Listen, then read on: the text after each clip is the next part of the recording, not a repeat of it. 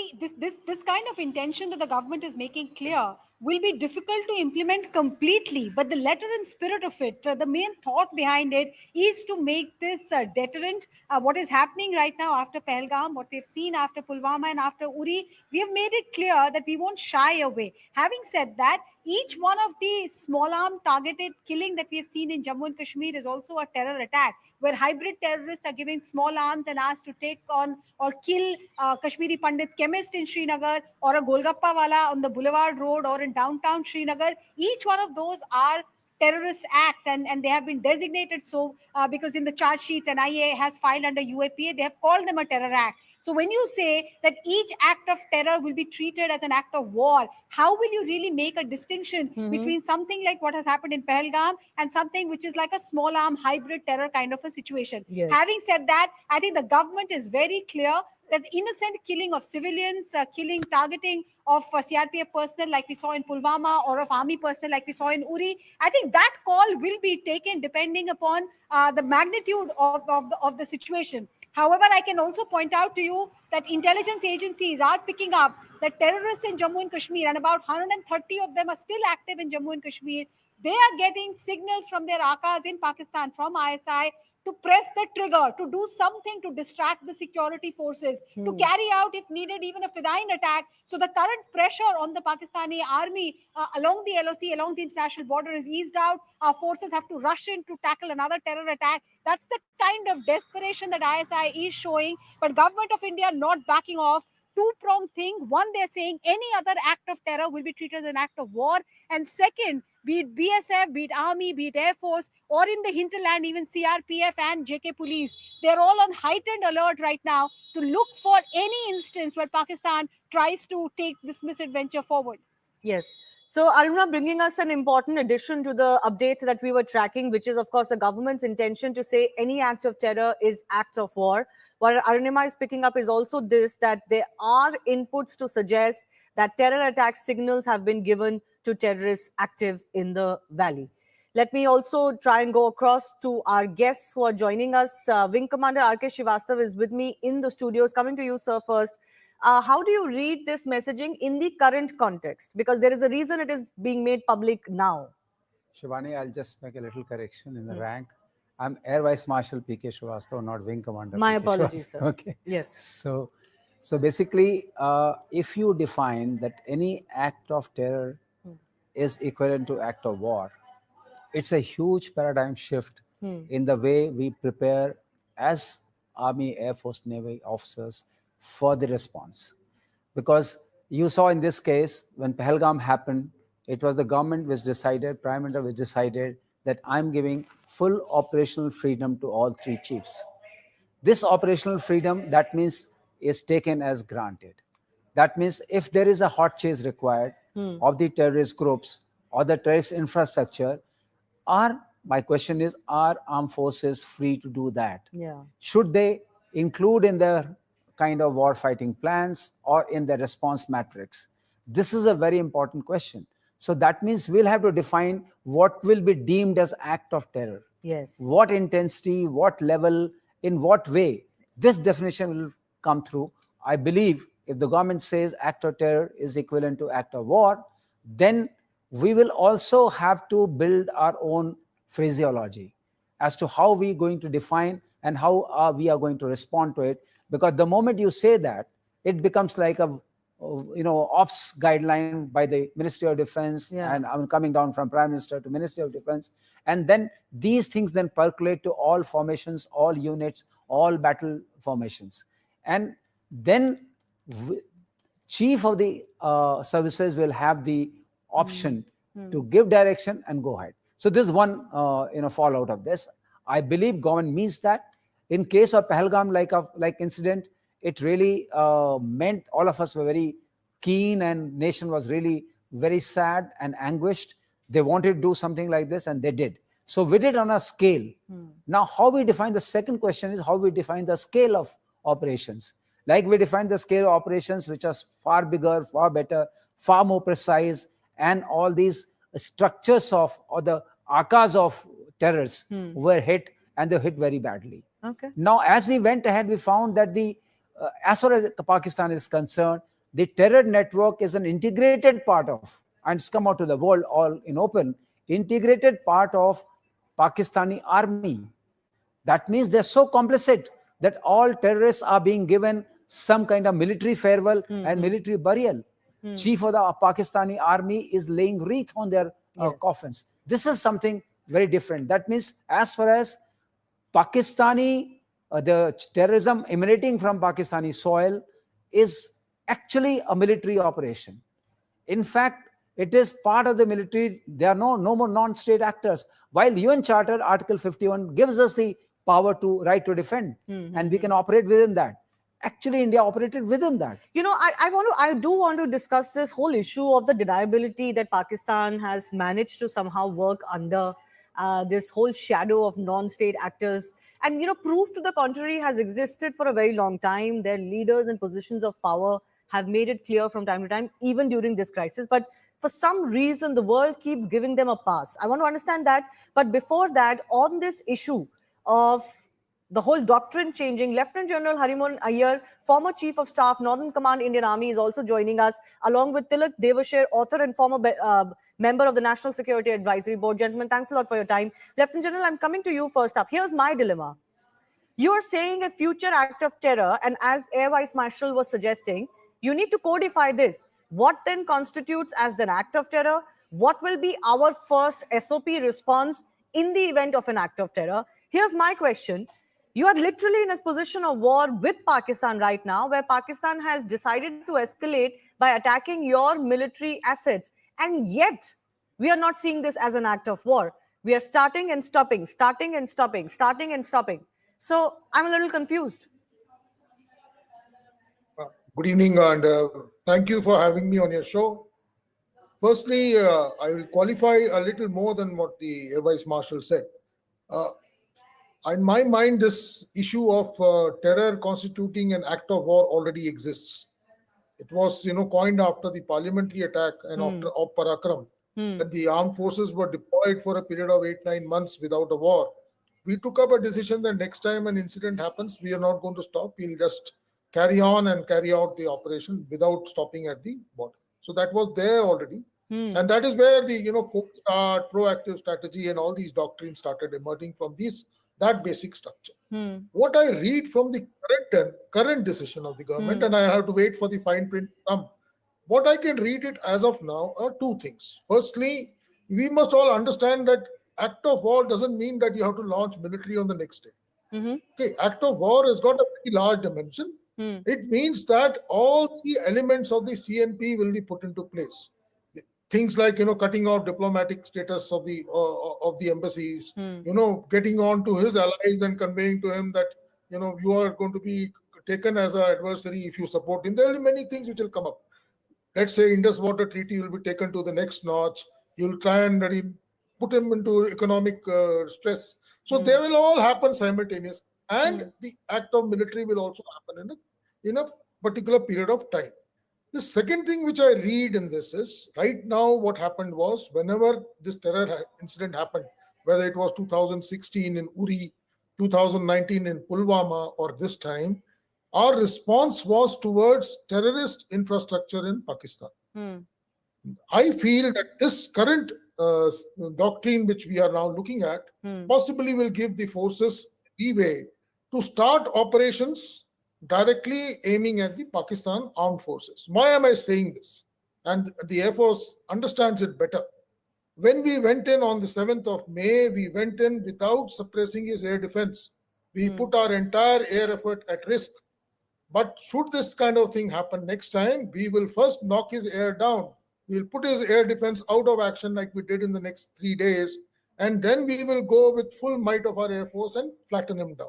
So that kind of a change in operation will possibly be there if we have already communicated that any act of terror will be taken as an act of war, because the objectives will change from terror infrastructure to enemies But sir, why, defense infrastructure, and we are free.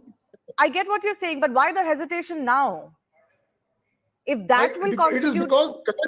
Yes. Yeah, I agree with you. It is the current government's policy, and I guess this is something which our Prime Minister follows. He says war is not an option. That has been something he's been saying very openly. And he feels that his response should be not against the country, but against the people who are, fomenting this kind of a thing. So he was trying to send a message across that he'll go against the terror infrastructure, tell the world that we are not against having war with the country, but we are trying to just remove terror from the sky. Okay. So I look at it that there will be some changes in the way we do operations in the future. And one more thing I'd like to stress: please remember, it is not just Pakistan. We have other avenues also open, and that is where the problem is. You have an active adversary in our north, and we just can't go blindly looking west without understanding what can happen from the north. Okay. And as a nation, we just cannot afford to have both our fronts open. So there has to be a degree of diplomacy. And I want to put it up very clearly.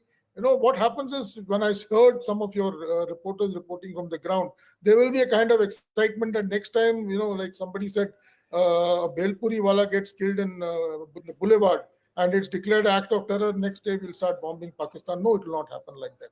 I don't see it happening like that. There will be escalated manner. The escalatory ladder will start happening in a uniform manner. It is not going to be, at the fourth level on the day one itself. Right. It will go through this series of actions. But what it clearly enunciates is, it tells the world, if the next time this thing happens, don't come to us to say that please de-escalate. Then we will only move out at our time of choosing, and we will only move out after we have finished what we have started to do. Okay. It is also a message to countries like USA and the United Nations that we have seen enough.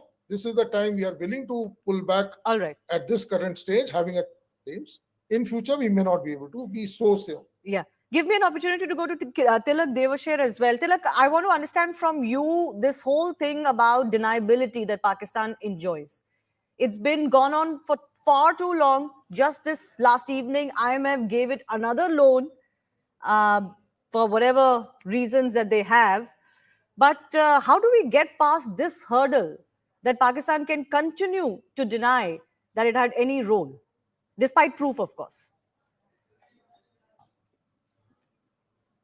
Sir, your mic, I think, is off. Sorry. Yes. I would like to speak on the terror and war aspect, but Sure. to answer your question first, Pakistan has practiced the art of lying since 1947. It has refined it to a science. So anything that they do, it's always deniable. It is always somebody else's fault. Somebody else has done it.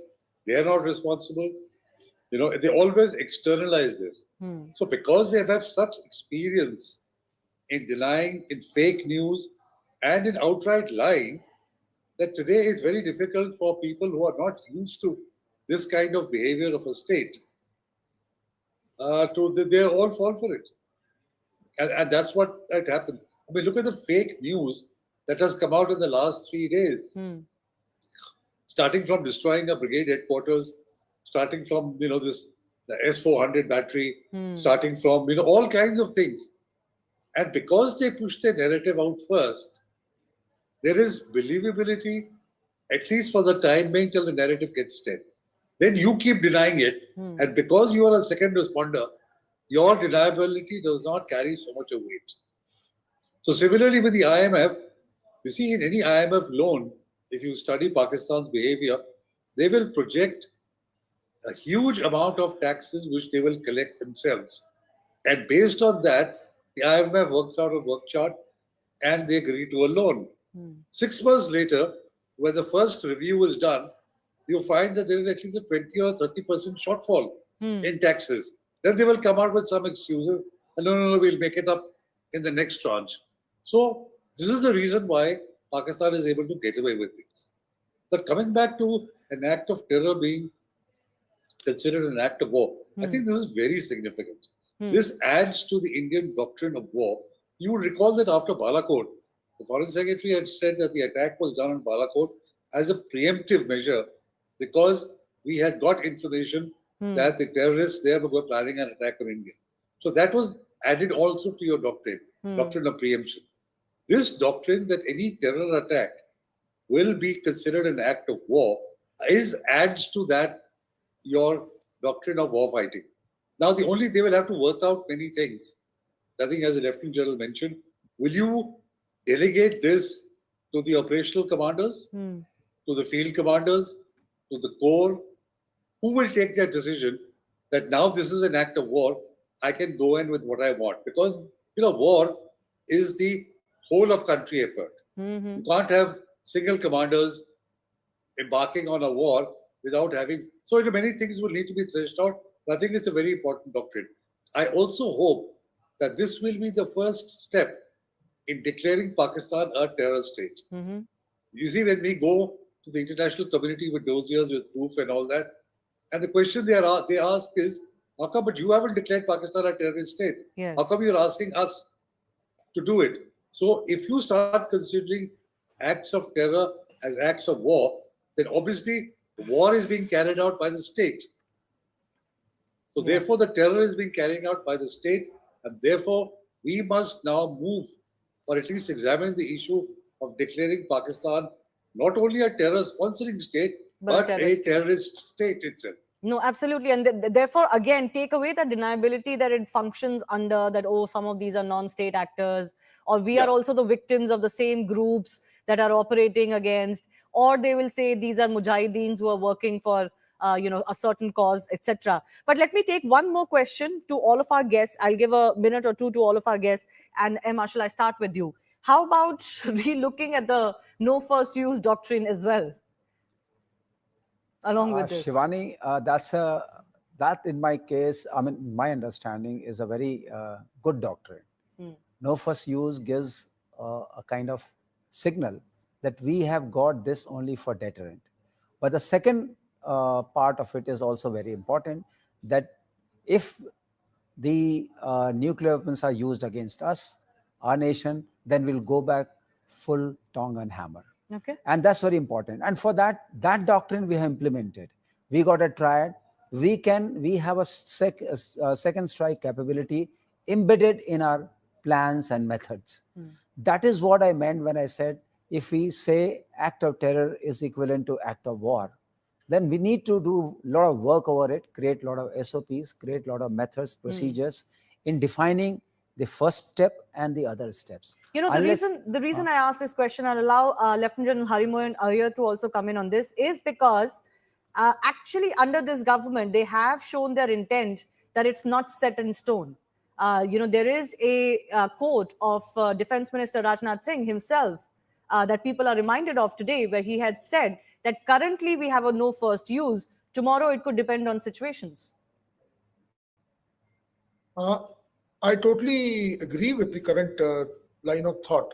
In fact, somewhere around the first week of May, when every Tom, Dick and Harry from across the border was coming on air and threatening us with full spectrum of operations, I had even put on a tweet saying that we have to possibly qualify our no first use. Yes. Because if somebody is already showing intent of using a nuclear weapon against you, then we have to possibly tell him that they come situation, we should be in a position to even review this whole issue of letting him hit first and then me retaliate. That notwithstanding, we are a very big country. We have resources to take on a first strike. That's the basic essence of having a no first use. Pakistan, unfortunately, does not have the strategic depth.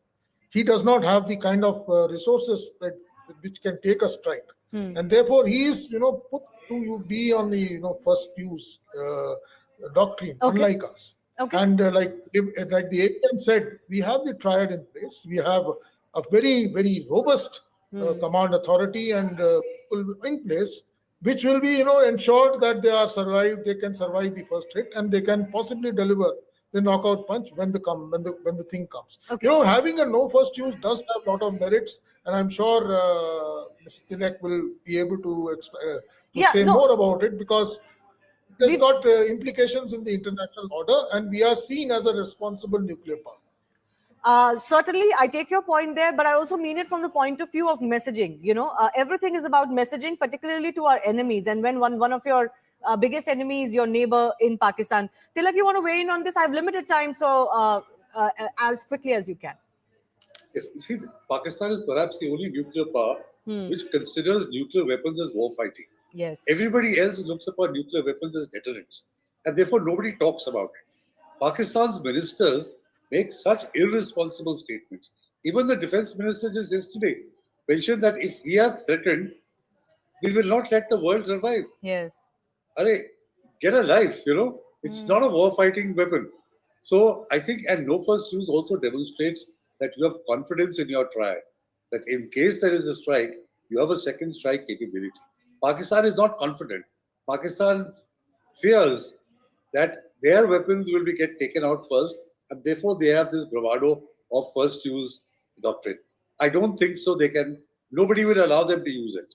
Neither will China nor will the United States. So this first use doctrine and this minister saying कि हमारे पास पाव के bomb hai, it's so ridiculous because they are not war fighting weapons. Yes. Okay. I have to slip into a very short break. Gentlemen, stay with me. I know some of you are staying, some of you might be leaving, but we have to slip into a very short break. News and updates will continue in just a bit.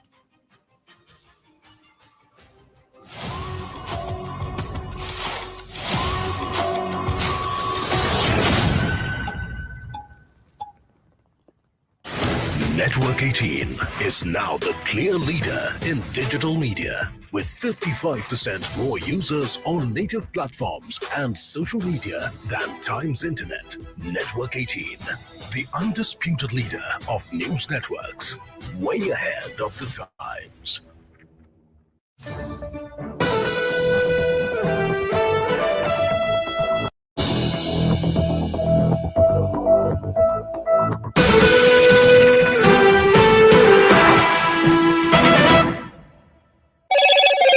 Hello, Moto. Motorola Edge 60 Pro, the edge of excellence. CNN News 18, the #1 English news channel for 3 years running, brings its credible brand of journalism to connected television.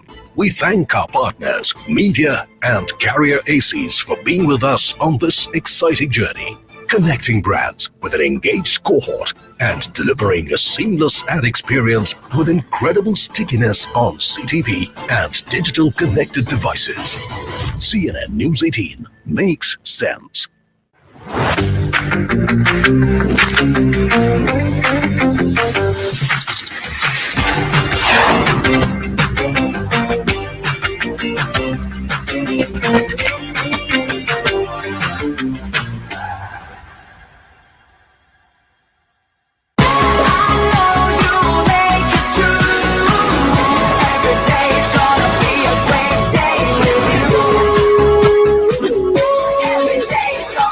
Motorola Edge 60 Pro.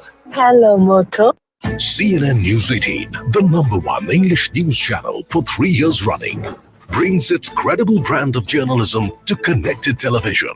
We thank our partners, media and carrier ACs, for being with us on this exciting journey, connecting brands with an engaged cohort and delivering a seamless ad experience with incredible stickiness on CTV and digital connected devices. CNN News 18 makes sense. क्या हो गया भाई? भैया आपसे सीखकर mutual funds में SIP शुरू की थी, लेकिन कभी कभी अपडेट्स देखकर मेरा मन भटकने लगता है। सुन, ये लिफ्ट जब ऊपर नहीं, क्या हो गया भाई? भैया आपसे सीखकर म्यूचुअल फंड्स में एसआईपी शुरू की थी, लेकिन कभी कभी अपडेट्स देखकर मेरा मन भटकने लगता है। सुन, ये लिफ्ट जब ऊपर नीचे जाती है तो तू निकल जाता है। नहीं भैया, यही तो सही मंजिल तक ले जाती है। तो बस म्यूचुअल फंड्स का भी यही है, डटे रहेगा तो तू भी अपने सपनों के पास पहुंच सकता है। हाँ, बिल्कुल आपकी तरह। सही है। म्यूचुअल फंड निवेश बाजार जोखिमों के अधीन है। योजना से जुड़े सभी दस्तावेजों को ध्यान से पढ़ें। Viewers, what are we seeing on our screens? We are seeing yet again the A-team, viewers, the A-team of the Indian defense establishment, the think tank is back again. Yesterday at 8:30 in the evening, these pictures were released of a meeting yesterday. I had said that something big is in the air, and we now know what happened. They're back again. This is Pakistan's worst nightmare. It takes a important update coming in. Thanks a lot for staying with us here on CNN News 18. I'm Shivani Gupta. We're accessing satellite images of Sargodha Air Base in Pakistan, the destruction that India has managed to cause in India's retaliatory strike. My colleague Akash Sharma is with me. Akash, just break down these images that we've accessed.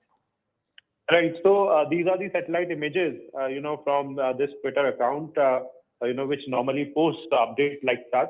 And these images are suggesting that runway of Sargodha Air Base is damaged and is damaged in the sort of retaliation that Indian Armed Forces, carried out after the attacks that were launched at different military establishment and infrastructures here in India. Now, Shivani, it is important because of the fact that Sargodha Air Base is the same air base from where Pakistan, in fact, launches JF-17 and F-16 fighters. And in fact, Mirage 5 also, if I'm not wrong, they have got a Mirage 5 squadron as well. One of their important air base where they have the fighter jets. And in retaliation, Indian Armed Forces have, it seems like Indian Armed Forces have destroyed the runway from where they cannot take off now.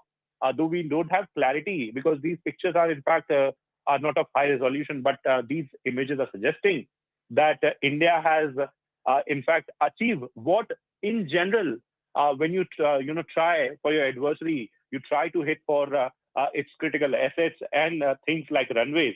And it seems like Indian Armed Forces retaliated and have got this sort of destruction there. Yes, you're right. The images are not very high quality, but I can see them from a closer point of view here, Akash, and I can tell you that the main focus is that box on both sides of the images. On the right side, where the box is, you can see a break in the runway. So that is what is the possible runway damage that these satellite images are showing, and that could be what India has managed. I continue to have Air Vice Marshal R.K. Srivastava with me and Lieutenant General Harimoran Iyer as well. So what do you make of these images that we've accessed? This is only one of the, I think, at least 4 bases that India has retaliated against last night. Shivani, Sargodha is a very, very important base for them. As rightly has been pointed out that F-16s are there. We believe JF-17s are also there. And there are helicopters also available. So it's a very important base for them. And if we have been able to strike and disable the runway, I also understand that they'll be able to make this runway going in next 24 hours. It may not be as difficult as we know. We have quick, kind of hardening cement available, and we can do that. But this is a great reach. They could not stop it. So it sends a message that destruction we can do. Second thing, I don't know what assets have been destroyed at this base. If we have been able to penetrate through the air defense network, have been able to destroy their ammunition bunks, or we have been able to destroy their missile storage capacities, where have we hit? All their technical equipment. Because once you hit that, getting that back into motion is very difficult, that I know as an air warrior. So idea is what we have hit at the base, but one strong message has gone, that you're not out of our reach. We can penetrate through the air defense grid of yours and hit your base. And this is a very important signal and message. So, sir, can I just ask you, I was trying to ask you this in the last segment as well, that what do you make of that air defense system that Pakistan has? It seems to have failed quite spectacularly. See, we never believed that they have a great air defense network. And it is proving that HQ-9 is recently acquired as something like S-300 Chinese version. And it was supposed to be better than this, what I'm seeing now in this conflict which is going on. So as what we call, General also pointed out that if we were to conduct a war, we should have gone for suppression of enemy air defenses. So that suppression we have not done in that way as we sweep it around, but still we find that we can penetrate through. So from our perspective, it's a good understanding of their system. If you recall, in 2022, one of our BrahMos missile was deemed to be accidentally fired into their territory, and they could never figure out from where it has come. So we have still not gone up in our ladder of missiles or our ammunition capabilities. We have still not taken out our all armors from the this thing. But we find that the air defense grid can't even handle the handle starting this. level of the weaponry. So I think Pakistan is definitely getting a message, and that message is strong enough for them to understand that at the moment, Indian Air Force, Indian Army, Indian Navy is only responding to terrorist attack. They were, trying to target terrorist, infrastructure, terrorist thing, and whatever escalation they have done, we have done a measured response. Our response matrix has been very much controlled and refrained from really going all out. Yes. But if, lo and behold, government says this act of terror is equivalent to act of war, then God forbid, we have enough ammunition and enough firepower and enough armed forces, strategy, tactics, whatever you like to call it, including space assets, including EW assets, including IW assets, and net centricity, that we really take care of them. That's not a choice for them. Absolutely. Lieutenant General, you want to weigh in on these images? One of the 4 bases, at least, that we know of, including the Nujan airbase that has been attacked, and that was one of the big ones as well.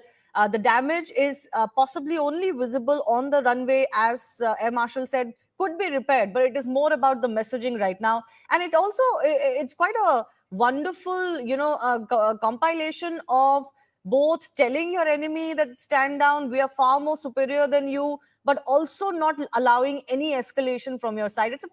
India is playing a very fine balance here. Shivani, if one looks at what's happened over the last 4 days, we have actually called out their entire air defense system. On the 7th, we managed, despite not going for CI missions, we managed to deliver 9 vastly separated targets in a synchronized manner within 20 minutes. And that also with accuracy and precision. So that was one. And then in the last 2 days, we have been able to send our Harrops, our drones, our missiles, and possibly even having air activity. We are not too clear as to how much of air activity has actually happened. But I'm sure there are some long-range missiles which have been launched from the Air Force also. So what has come out loud and clear is that he is truly wanting as far as his air defense is concerned, and he used to pride about this HQ-9 as is one of his big assets. Now, what I would like to highlight here is, while on ground, our superiority is around, if I was to put a figure, we may be 2:1 or little more than 2:1 superior to him. As far as the Air Force is concerned, if you remove this HQ-9 system and its capability, we become maybe 8 or 9 times superior to him. And once that kind of a complete total dominance is there, we will be able to wipe off his Air Force, much like the Israelis did to the Arabs in the 6-day war in 1967. And in that kind of a scenario, our ground forces will have, absolutely no obstacles to go and wipe out the complete army. So he has a major problem as he sees. And that is possibly one of the reasons he is agreeing to possibly de-escalate right now. I'm sure post de-escalation, there's going to be a large amount of introspection in his own backyard as to what went wrong and how he has to, put those things in order. Because as it stands, if tomorrow this particular situation goes further south and we are, going in for a ground offensive, as I look at this current situation, we can't have a better situation when his air defense is totally knocked out. Sending a missile to Sargodha is symbolic. Today we sent 1, tomorrow we can send 100. And those 100 missiles will possibly knock off all his assets over there. So whether it hit an asset or not is not the issue. The signal which has gone out is I can reach Sargodha, I can reach Rawalpindi, I can reach Lahore, I can reach Chaklala, I can reach Karachi. So once you have told him that your air defense system is not able to interfere with me, you have sent enough kind of a signal to him that yes, tomorrow when it comes to a decisive maneuver to be undertaken, you will be wiped out. And I'm sure that is sending a very, very, and I told yesterday also, he's a professional army. He may be a rogue army, but he's a professional army. He understands his limitations. And I'm sure if he's willing to take a step back without achieving anything much in this current scenario, is because he realizes that he's on the back foot. And if he pushes any further, he's going to only attract disaster onto himself. So he's possibly trying to gain time. We'll only know later this evening what is the message that Pakistan has received? Because it is evening time, where at least for the last 2 nights, the pattern has been set where a swarm of drones start coming across the international border and the LC. And they have obviously even tried firing some ballistic missiles last night. So we'll have to wait till this evening and late night to understand whether Pakistan is truly interested in de-escalating or not. Have to slip into a very short break. We'll get you more updates in just a bit.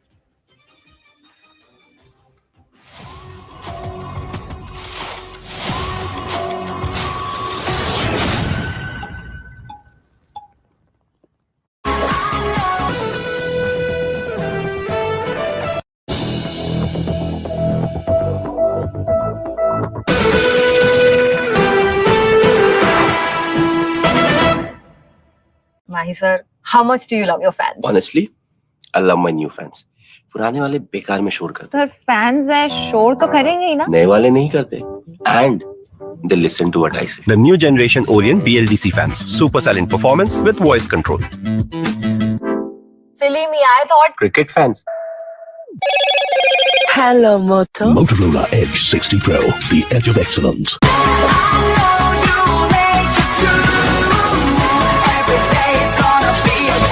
Open on TV. Motorola Edge 60 Pro. Hello, Moto. CNN News 18, the #1 English news channel for 3 years running, brings its credible brand of journalism to connected television. We thank our partners, media and carrier ACs, for being with us on this exciting journey, connecting brands with an engaged cohort and delivering a seamless ad experience with incredible stickiness on CTV and digital connected devices. CNN News 18 makes sense.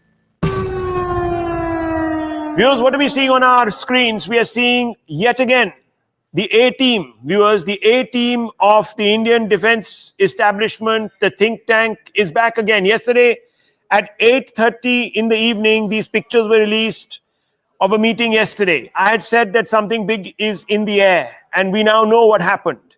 They're back again. This is Pakistan's worst nightmare. It takes a जोई town को आज लगातार पाकिस्तान की तरफ से निशाना बनाया गया और काफ़ी नुकसान जो है यहाँ पे जानमाल का हुआ है। आप देख सकते हैं कि जो यहाँ पे बिजली की जो हाई टेंशन वायर हैं वो जो है पोल नीचे आ गए हैं और यहाँ पे जो तारें हैं वो कट गई हैं और उसके साथ साथ मंदिरों को भी निशाना बनाया गया है। सामने आप शिव मंदिर देख सकते हैं। मैं अपने वीडियो को कहूँगा वो सामने शिव मंदिर दिखाएं, उसके पीछे की जो दीवार है वो आप देख सकते हैं सामने कि किस तरह से वहाँ पे मलबा आपको दिखाई देगा और यहाँ पे भी जो है शेल गिराए गए हैं। कम से कम 10 से 12 शेल इस इलाके में जहाँ मैं मौजूद हूँ और वहाँ गिराए गए हैं और लगातार जो है लोगों में एक खौफ बना हुआ है। इस इलाके में कितने शेल फटे और कितना आप समझते हैं कि जो रिहायशी इलाके ऐसा मकान है यहाँ पे? यहाँ कम से कम आसपास 1 किलोमीटर के एरिया में कम से कम 15 शेल यहाँ गिरे होंगे। एक तो ये हमारे सामने है जो ये गड्ढा पड़ा हुआ है, मंदिर के बिल्कुल पास है। फिर एक ये मंदिर के पीछे है जो वहाँ उनकी दीवारें भी डैमेज हुई हैं। सामने ये शॉप्स हैं जो इनके जो ये शटर हैं ये डैमेज हुए हैं। फिर इनके पीछे ऊपर वहाँ सामने गिरा एक, वो ऊपर सामने वहाँ पे गिरा है। आसपास यहाँ कम से कम कोई 15। जिस तरह से मंदिरों को, मस्जिदों को, गुरुद्वारों को निशाना बनाया जा रहा है पुंछ में, रजौरी में, कैसे आप देखते हैं इसको? कितना गुस्सा है आप लोगों में इस बात को लेकर? गुस्सा तो बहुत है। देखो पाकिस्तान अब अपने ये गलत तरीकों पे उतर आया। जो मंदिर हैं या जैसे पुल है, ये सामने पुल है हमारा, ये हाईवे का पुल है और छोटे छोटे बच्चे हैं, बहुत नुकसान हो रहा है। सर रात को यहाँ पे ड्रोन घूम रहा था, रात को काफ़ी देर वो यहाँ के पूरा यहाँ का जीपीएस सिस्टम पूरा ट्रैक करके उसके बाद यहाँ पे शेलिंग हुई। 5:30 बजे के से लेके 5 बजे से रेगुलर यहाँ पे 10-12 बम रेगुलर यहाँ पे गिरे हैं। और यहाँ पे एक सबको पता है हिंदू पॉपुलेशन है, हिंदू पॉपुलेशन को टारगेट किया गया है। हिंदू मंदिर है, मंदिर के आसपास सिर्फ 6 बम फटे।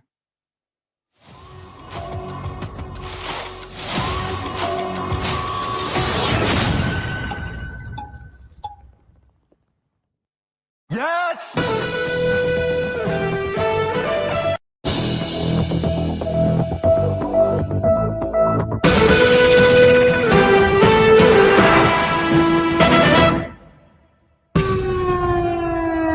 Viewers, what are we seeing on our screens? We are seeing yet again the A-team, viewers, the A-team of the Indian defense establishment, the think tank, is back again. Yesterday at 8:30 in the evening, these pictures were released of a meeting yesterday. I had said that something big is in the air, and we now know what happened. They're back again. This is Pakistan's worst nightmare. It takes a lot of political courage, conviction, viewers. That's the word. To go ahead, take the risks. This is a prime minister who's walking the talk. In Bihar, he said that I am going to inflict unimaginable punishment. When he went to Andhra Pradesh and when he met Chandrababu Naidu, Naidu turned around and said, I have seen pain in the prime minister's eyes. That was the first time he said that he's committed to the prime minister. He is pledging all support to the prime minister. Since then, viewers, the prime minister has executed this plan to perfection. He obviously has a large number of options that are presented to him, but it is left to his judgment to pick the option that works best. What step at the escalation ladder? Decisive decision making by the prime minister. You can see him in complete command and control there. I want to bring in Arun Dhata. Arun Dhata, this is an important day. On the left and on the right is a think tank. That man, Ajit Doval, hangs in the...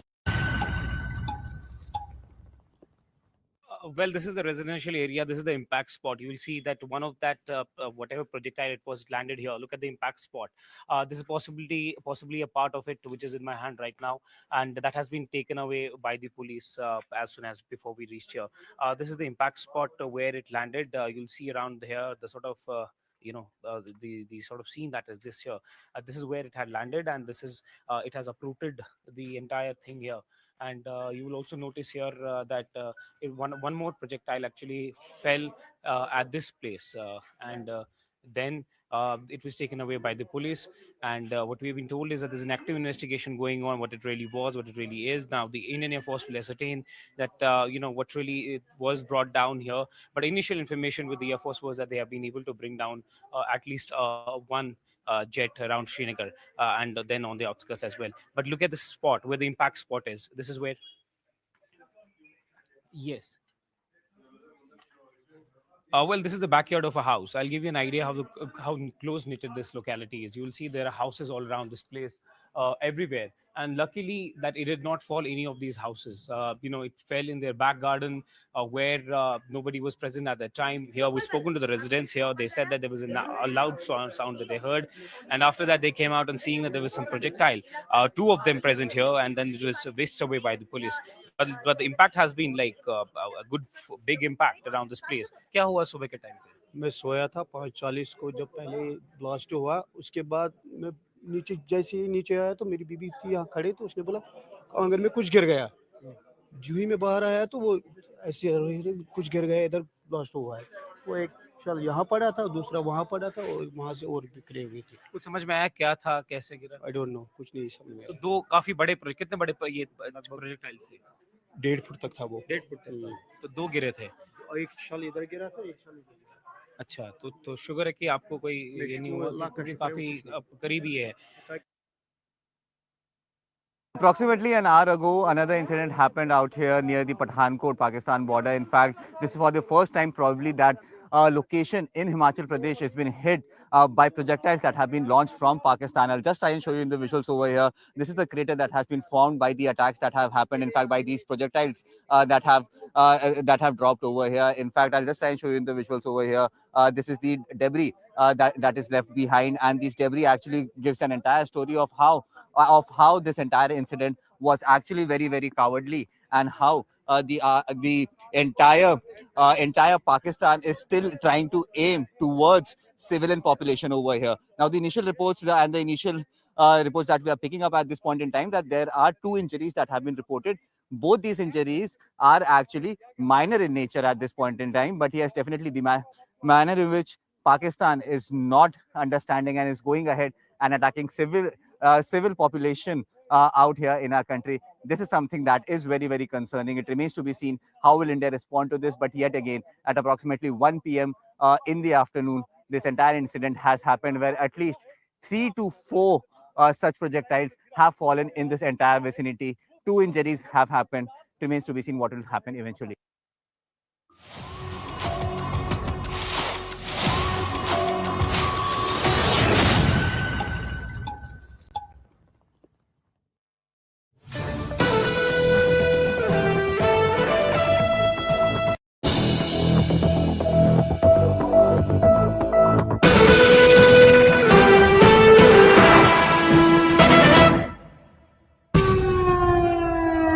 Viewers, what are we seeing on our screens? We are seeing yet again the A team, viewers, the A team of the Indian defense establishment, the think tank is back again. Yesterday at 8:30 in the evening, these pictures were released of a meeting yesterday. I had said that something big is in the air, and we now know what happened. They're back again. This is Pakistan's worst nightmare. It takes a lot of political courage, conviction, viewers.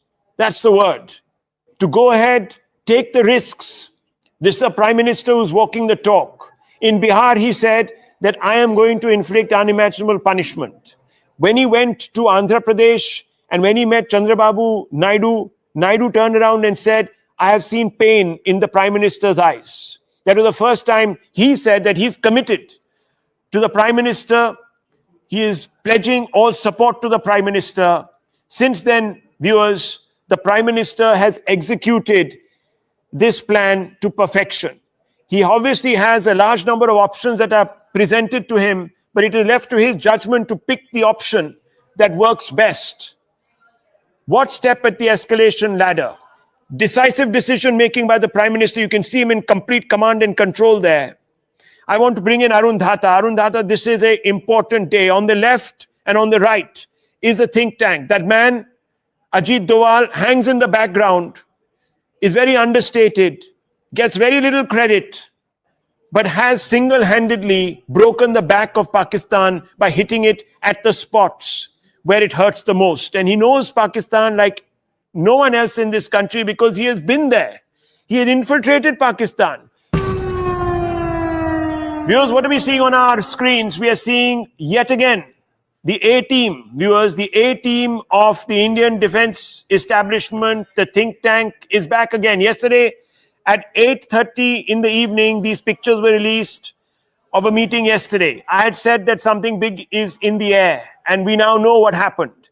They're back again. This is Pakistan's worst nightmare. It takes a lot of political courage, conviction, viewers. That's Good afternoon, everyone. Thanks a lot for staying with us. You're watching our rolling continuous coverage on Operation Sindur. Pakistan continues to retaliate, especially during the evenings and night against India on the western border. And India has been retaliating against those escalatory measures. I'm Shivani Gupta. Let's start this edition of the news with a check of the headlines. Prime Minister Narendra Modi chairs a high-level meeting at 7 LKM. PM met Defence Minister Rajnath Singh, NSA, CDS and 3 services chiefs. RAW and IB chief were also present in this key security meeting. Government sources say any proxy terror attack will now be considered an act of war. Turkish kamikaze drone recovered in a village in Nowshera. Pakistan has been targeting civilian areas with drones. Government sources indicate Turkey's hand will have impact on trade ties. Saudi Foreign Minister holds a telephonic conversation with Minister of External Affairs in India, S. Jaishankar, and Pakistan's Deputy Prime Minister and Foreign Minister Ishaq Dar. Missile-like structures found in Jodhpur. Authorities have been alerted and a further probe is underway. Earlier today, bomb-like objects were also found in Rajasthan's Jaisalmer. And 5 most wanted terrorists were eliminated in Operation Sindur strike on May 7. Among those who were neutralized are Hafiz Mohammad Jameel, the brother-in-law of Maulana Masood Azhar, who was also involved in the IC-814 hijacking case. Let's get you a quick check of some of the top visuals that we've been tracking from across the country. But first up, a quick check of what has transpired as far as across the border is concerned. So I'm going to play out visuals of how India launched retaliatory strikes at major Pakistani air bases. These include Rawalpindi Noor Khan Air Base, Murid Air Base in Chakwal, Rafiki Air Base in Shorecoat. And India has also hit the Sagroda Air Base. These are images also from Lahore, where a missile-like structure has fallen on the ground, and you can see Pakistani men around them. Sialkot, Narowal, all are areas that have been hit by very precise and very measured, non-escalatory, retaliatory strikes by India. And these are some of the visuals that we've picked up of the airbase. This one, of course, was possibly one of the biggest strikes. But remember, the one at Sialkot is extremely important as well. And just a short while ago, we also got visuals of how there is a possible runway damage at the Sagroda airbase that Pakistan has.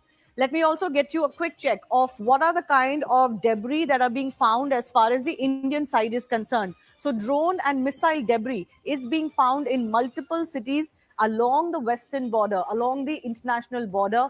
In Srinagar, Lasjan, there has been debris that has been found, which could be, we don't know for sure, remnants of possibly a downed Pakistani jet. But also in the same area, a projectile has also been found.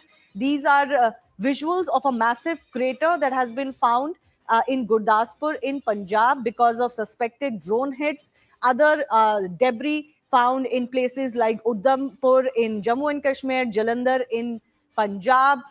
There are bomb-like objects that have been found, projectiles that have been found, and of course, lots of this evidence is being collected. On the far side of the screen is also one of those launch pads of Pakistan from where these drones were being fired towards India, and that has also been eliminated in a precise strike by India. A comparison of how Pakistan's attempts were thwarted by India and how India managed to launch counter-offensive strikes at the very heart of Pakistan, but also some of their key military installations to send them a message that you stop now or you face worse. So on the Indian side, of course, the entire LC and international border were once again hot all throughout the night. Remember, we also had updates that Fateh 2, a long-range ballistic missile, was fired towards Delhi, the national capital, by Pakistan, but it was intercepted somewhere over Haryana in Sirsa. But all along Jammu and Kashmir, Punjab, Rajasthan, up till Gujarat, the international border was extremely hot. On the other side, of course, not just targets like Lahore, Sheikhpura, Narowal, which are close to the international border, Islamabad, Noor Khan base, there is Murid Air Base, but also something like a Rafiki Air Base, Sukur Airport, and others that have been attacked as far as India is concerned. As tensions continue to escalate between the two countries, top sources are telling CNN News 18 that India has decided that any future act of terror will now be considered an act of war against the country. It will be responded accordingly. This comes after a nervous Pakistan even sought a meet with Indian officials. We are being told that DGMOs of both countries spoke to each other as tensions continue to mount. This was a little bit in the early afternoon today. This is the first talks between India and Pakistan since Operation Sindur.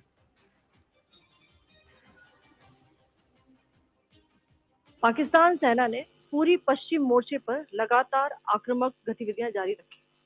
उसमें UCAV drone, long range weapons, loitering munitions और लड़ाकू विमानों का उपयोग कर भारतीय सैन्य ढांचे को निशाना बनाया। नियंत्रण रेखा पर भी ड्रोन घुसपैठ और भारी कैलिबर हथियारों से गोलाबारी की। अंतर्राष्ट्रीय सीमा और एलओसी पर श्रीनगर से नलिया तक 26 से अधिक स्थानों पर हवाई घुसपैठ के प्रयास किए गए। भारतीय सशस्त्र बलों ने अधिकांश खतरों को सफलतापूर्वक निष्क्रिय किया। फिर भी वायु सेना स्टेशनों पर उधमपुर, पठानकोट, आदमपुर और भुज बठिंडा स्टेशन, इन सब पर उपकरण व पर्सनल्स को हानि पहुंचाई। मैं ये भी बताना चाहती हूँ कि पाकिस्तान ने हाई स्पीड मिसाइल सुबह 1:40 पर इस्तेमाल करके पंजाब के एयरबेस स्टेशन को दागने की कोशिश की। Pak military has been observed to be moving their troops into forward areas, indicating offensive intent to further escalate the situation. Indian armed forces remain in a high state of operational readiness. All hostile actions have been effectively countered and responded appropriately.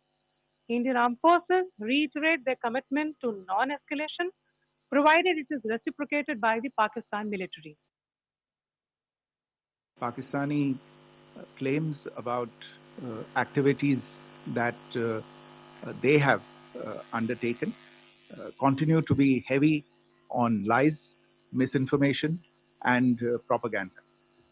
And on top of that, this is peddled by Pakistani state agencies. The claims that they have made about attacking and destroying various places, various military installations and facilities, as has been pointed out by my colleagues here this morning, are completely false. The claim about the Air Force station in Sirsa being destroyed, completely false, as you've seen. The claim about the Air Force station in Suratgarh being destroyed, completely false again, as you have seen. There's a claim that has been made that the S-400 base at Adampur was destroyed, completely false once again. Claims have been made about large sections of Indian critical infrastructure, power systems, cyber systems, etc., being attacked and destroyed, completely false. I would urge all of you and all those who watch this not to be misled by this tissue of lies that is being peddled by the Pakistani state for obvious purposes.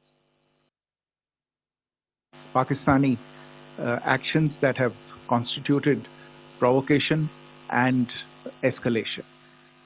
In response, and I repeat, in response, India has defended and reacted in a responsible and measured fashion to these provocations and these escalations by the Pakistani side. Earlier this morning, we saw a repeat of this escalatory and provocative pattern. Pakistan continues with its execrable and wanton campaign of targeting civilians and civilian infrastructure, especially in the states of Jammu and Kashmir and Punjab. There is also on its part a consistent attempt to sow discord between communities in India.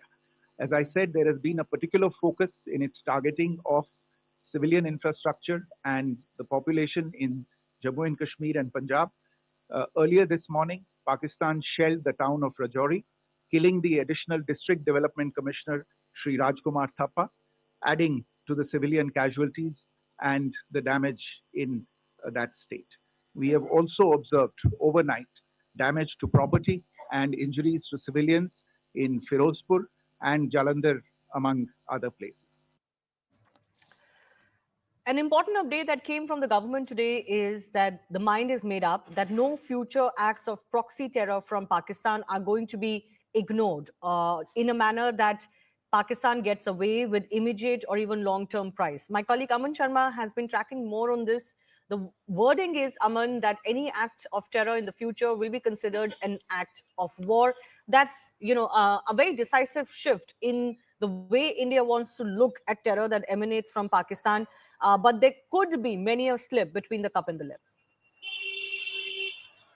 Well, it's a major policy change, I would say. I think India has decided that, enough is enough. In the past, we have seen governments dealing with, acts of terror in different ways. We saw the UPA government, even after the Mumbai 26/11 strikes, not act militarily against Pakistan. We saw this dozier diplomacy being carried out, letters rogatory being sent, which didn't get anywhere, despite there being clear Pakistan state links to various terror attacks. And the Pathankot airstrike, I remember we even entertained in 2016 a Pakistani team here for a joint probe. Nothing came out of it. We have seen the Narendra Modi government go after terrorist infrastructure after Uri, after Pulwama, and especially after Pahalgam under Operation Sindur, when we have targeted 9 targets in Pakistan, all terror headquarters of Jaish, LET, and the Hizbul Mujahideen. But I think now the big policy change is that any future act of terror against Indian civilians will be seen as an act of terror, and India will act accordingly. This means that, if a Pakistan-sponsored terror continues, India will act against Pakistan militarily because it will be seen as an act of war. And many in the government are equating it to what George W. Bush had said after the 9/11 strikes, when he had said, if I quote, that, this is a war against all those who seek to export terror, and a war against those governments that support or shelter them. He called it a global war on terror. This is the same line that India is now taking, that governments who shelter terrorists, who sponsor terrorism against India, we will act them as an act of terror. And this is a major, I think, major policy change, because so far India has not taken this line. Even after Operation Sindur, we have only acted against the military infrastructure of Pakistan when Pakistan escalated matters and attacked our air force bases, be it in Pathankot, Udhampur, and Adapur, tried to attack them. So I think India has only been attacking the military bases after we were attacked. But now India is saying that if you sponsor any act of terror against us on our soil, we will treat it as an act of war. Yes, and we were discussing this earlier, Aman. You mentioned, of course, the US's resolve post September 11, but we know that they actually fought a pretty protracted war in Afghanistan. There were some successes over that. It took many years to even get Osama bin Laden neutralized for them, but they stuck to that only to beat a retreat from Afghanistan when it became just too risky and too expensive to continue to stay. Not all of their ends were met.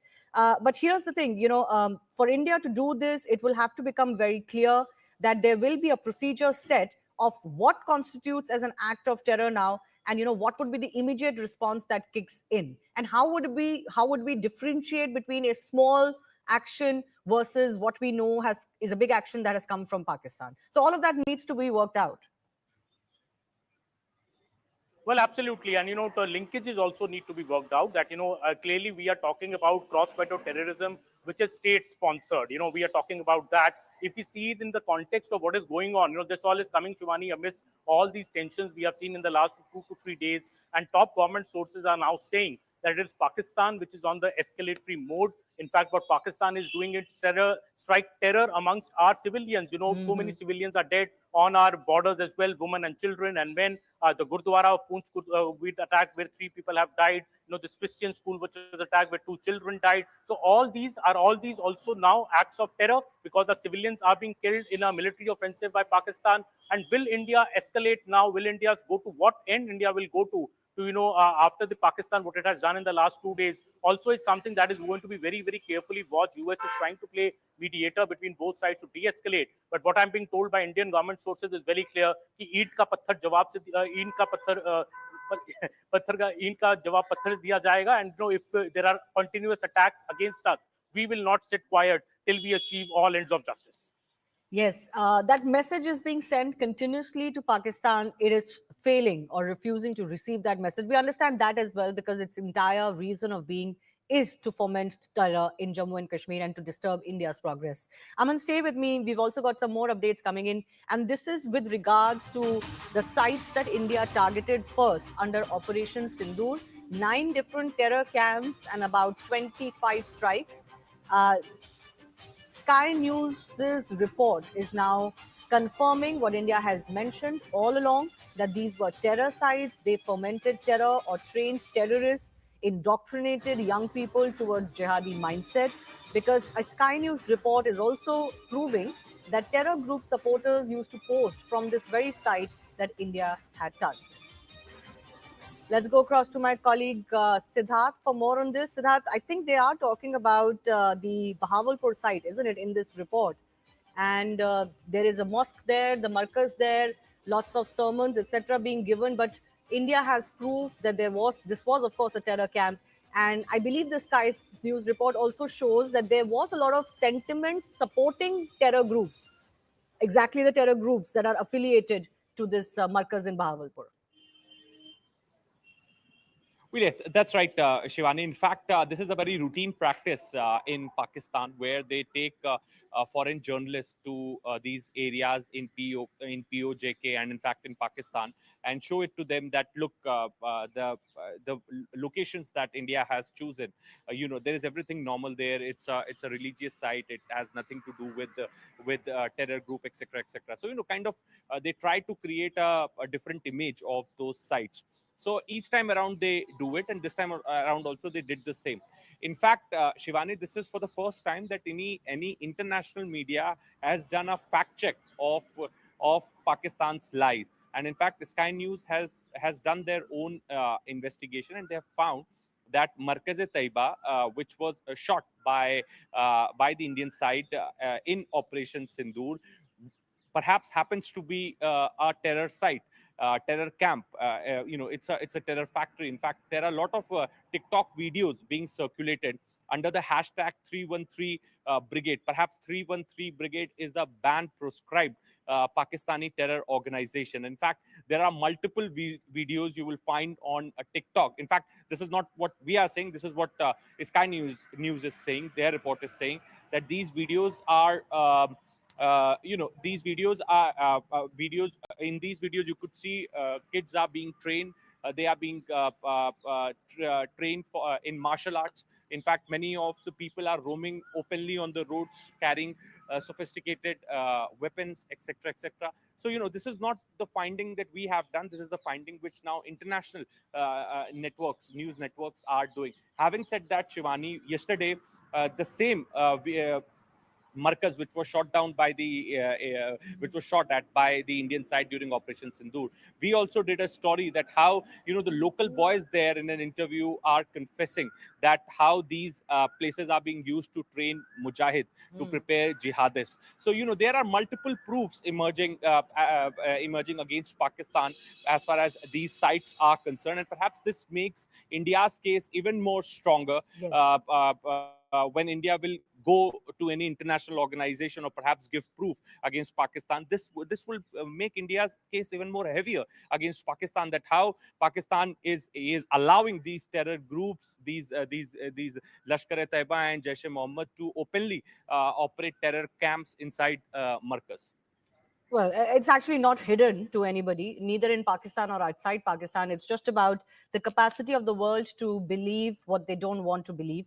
But what will make India's case stronger is also the fact that India has, for the very first time, released a list of the 5 most wanted terrorists who have been eliminated in India's strike on May 7. This is just the first report or list that the government has released after verifying the facts on ground. It's been 3 days since the strike. It has taken that much time because, of course, you want to verify everything. Among those who were neutralized are Mudassar Khadian Khas, Hafid Muhammad Jamil, Muhammad Yusuf Azhar, Khalid, and Muhammad Hassan Khan. All 5 terrorists were tasked with important roles in Pakistan-based terror groups Jaish-e-Mohammed and Lashkar-e-Taiba. Mudassar Khadian Khas, for example, was in charge of Markaz Taiba, which is in Muridke, one of the important sites that was blasted. Hafiz Muhammad Jamil was the eldest brother-in-law of Maulana Masood Azhar. He was involved in IC 814 hijacking case, radical indoctrination of youth, fundraising of Jaish-e-Mohammed, etc. Muhammad Yusuf Azhar, also eliminated in this, brother-in-law of Masood Azhar, involved in multiple terror attacks in Jammu and Kashmir. Photos of top Pakistan military officers attending the funeral of some of these terrorists have also gone viral, exposing the nexus that exists very openly in Pakistan between the Pakistan Army and ISI and these terrorists. Let me go across to my colleague Aman as well. Aman, 5 names have been verified and released. As we were discussing earlier, there could be more verifications that the Indian agencies do in times to come and release more. There is the list, there is the name of Rauf, who's been associated with Daniel Pearl's killing, which is not on this list yet. But of course, that story has spread like wildfire. Some confirmation possibly could come on that as well soon.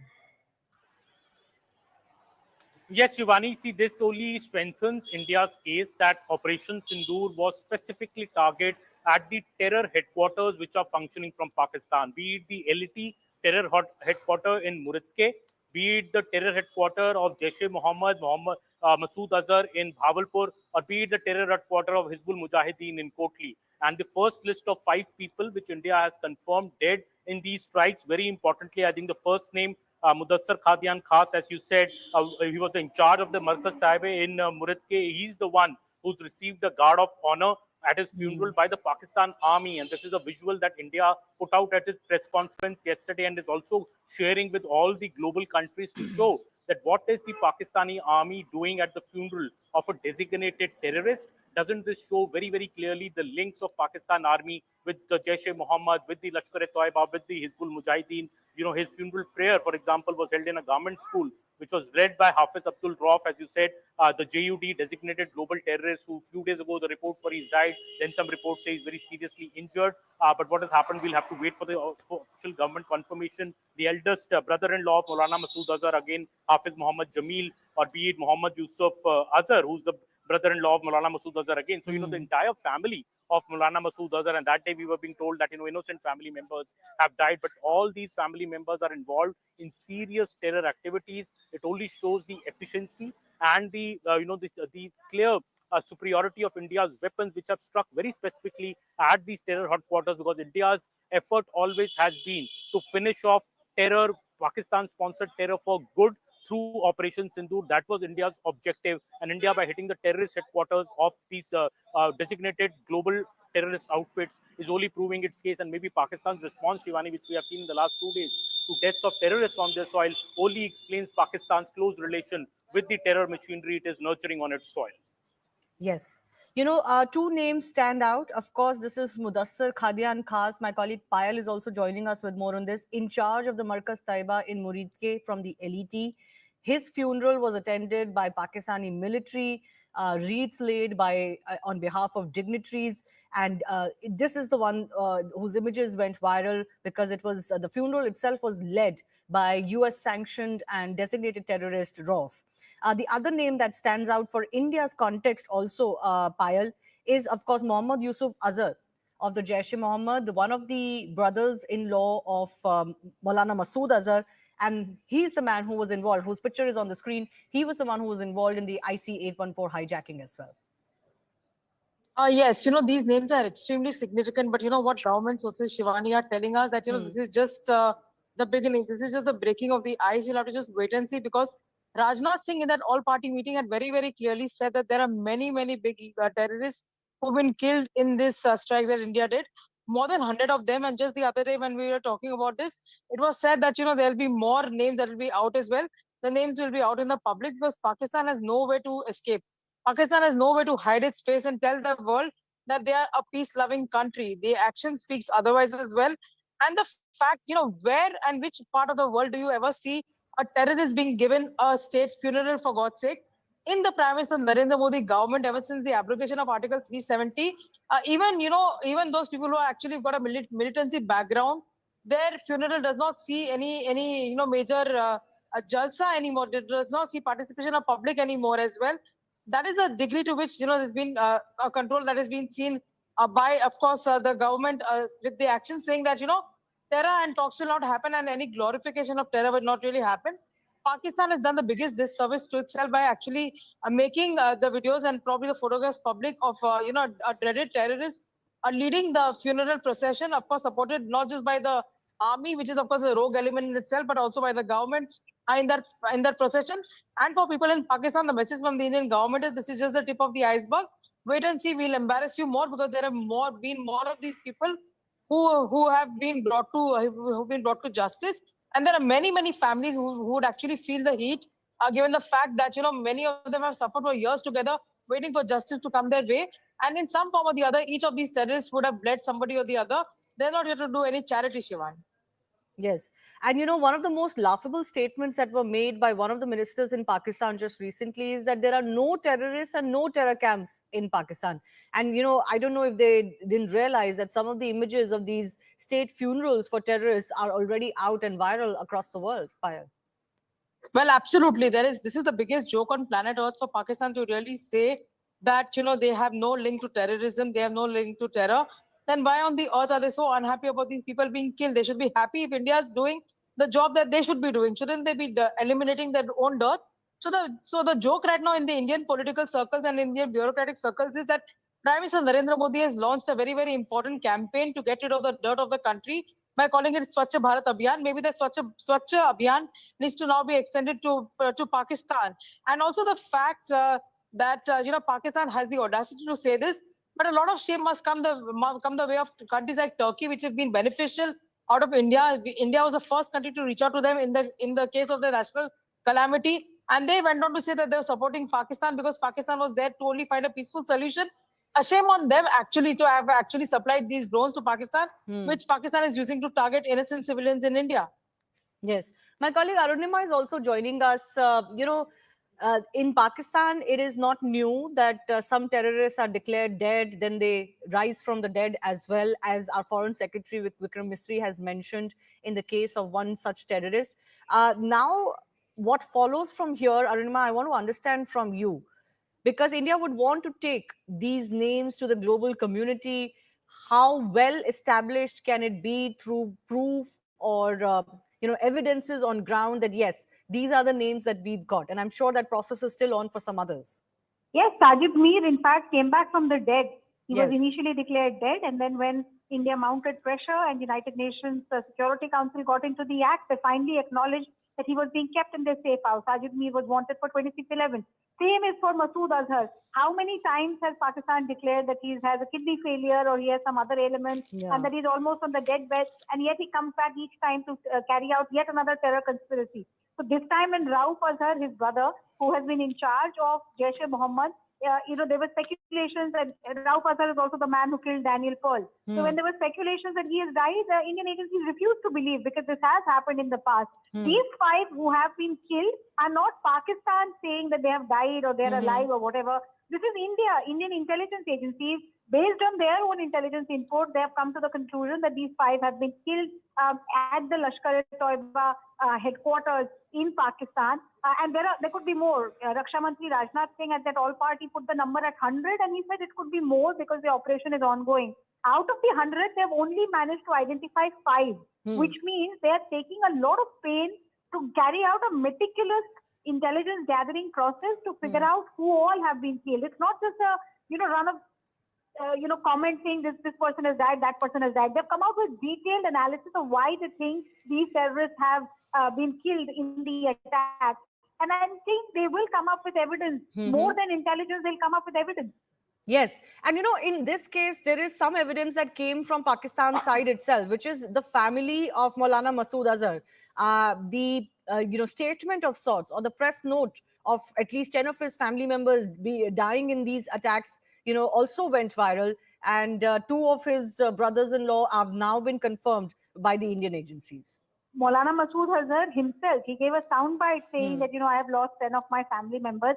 And we all know, having covered, the counter-terror grid for so long, Azhar's entire family is only, full of terrorists. It's a breeding ground that he runs in Bahawalpur. Every member of his family has a role in some terror conspiracy or the other. His brother Rauf, whose name is not there in that list of 5, initially it was suspected that he too is killed. So that also tells you that Indian agencies are taking time to do their homework. It's only when they're 100% sure are they coming out and naming someone. So coupled with the open intelligence that is available based on the media soundbites and pictures, etc., coming in from Pakistan, and human and technical intelligence, Indian government has zeroed in on these 5 names. Right. Thanks a lot, Aman, Payal, and Arunima for joining us. My colleague Ishan Vani is also joining us with more. Ishan, you've been, of course, keeping a close watch on the developments taking place in Srinagar and other parts of the valley. Give me a sense of what's happening there now. Well, people are hoping that that it will end by today, and there will be no drones which will be hovering around their heads. Yesterday, it was a night which people will not forget because there were drones, there were sirens, there was blackout, and there was also intense chasing of these drones by the missiles fired by the Indian Air Force from different locations. Pakistan tried to attack the vital installations in Kashmir, particularly the Koel Air Base, which is also called as the Avantipora Air Station, and then also in Srinagar, where they also carried out an attack on Srinagar Airport. Srinagar Airport, we should remember, is a defense airport, and there is also a defense airstrip from where all the aircrafts also go out of that particular location. They also tried to attack the garrison in Baramulla, and to basically target India's vulnerable and most important positions was the target and the aim. The target was to destroy them, the target was to attack them, but India ensured that they're able to protect their vital assets. And but the people living on the line of control, particularly in Uri, Kupwara, faced the brunt. A lot of shells landed in the civilian residential area. On the line of control, around 40 plus structures have suffered damage. One lady lost her life. and then multiple have been injured and are being treated, and several of them have also been, after first aid and after a day of stay at the hospital, have been discharged. But people on the line of control are fearful, and one should also remember this is for the first time in several years that Srinagar airport has been attacked like this, or any military installation has been attacked like this. There's a suicide attack at the Avantipora air base long back, which was repulsed at the gate in the 90s, but never ever since then there has been any such attack being attempted at the vital installations of the Indian Army. And that's why this kind of attack was something which was unanticipated by a common man, but something which was anticipated by the defense forces, that they kept their guard up. They ensured that none of these drones, projectiles are able to hit. One such projectile was found in the lawn of a person. It's a small lawn, and luckily it did not hit any residential house, a closely knitted locality, though it could have escalated and ensured damage or loss of life. But lucky enough for the people living there that they did not suffer any casualties or injuries. There is, of course, fear among people that it can escalate. But people are, well aware that they have to follow SOPs, guidelines. And Kashmir is now hoping that, the sort of activity that they witnessed last night and in the morning hours. Remember, there were multiple sounds. An attack was being planned by the enemy on Srinagar airport, on Avantipora air base multiple times. It's a crucial places when to talk about defense in Kashmir Valley. So the aim was to take them down, but that didn't happen. However, the assessment is being made by the officials and the government that if any drone was able to hit anywhere else in the civilian area. But we have been given to understand that all of them have been repulsed throughout the night yesterday, in the morning again, but something where people believe and hope that it won't escalate, particularly for those people who have left their homes in Uri, Kupwara, and other parts as well, and have left their homes there and went to shelters, went away from their homes and relocated. And some of them have chosen to stay at shelters provided by the government, but they want to live their life and not suffer because of the ceasefire violation by the Pakistan. Structures have been damaged, though it will be a very a night where people will actually look at the skies and see that if there is any air activity taking place. But one can hope that India is able to ensure the safety and security of the citizens, even in Kashmir, if there is any heavy bombardment or heavy shelling that takes place. Absolutely. Ishan, thanks a lot for bringing us that comprehensive report. Lots to watch out for as far as today evening and night is concerned. Whether Pakistan will attempt what it has been attempting for the last 2 days. Slipping in to a very short break. On the other side, we'll get you more news and updates.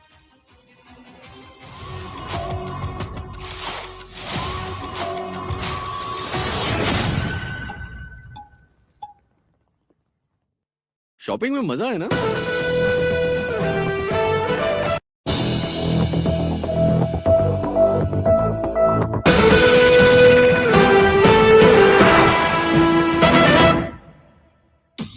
Stay ahead with News 18. News from your city in your language. Real-time updates, in-depth analysis, and breaking news. Anytime, anywhere. Only on the News 18 app. Scan and download the News 18 app now.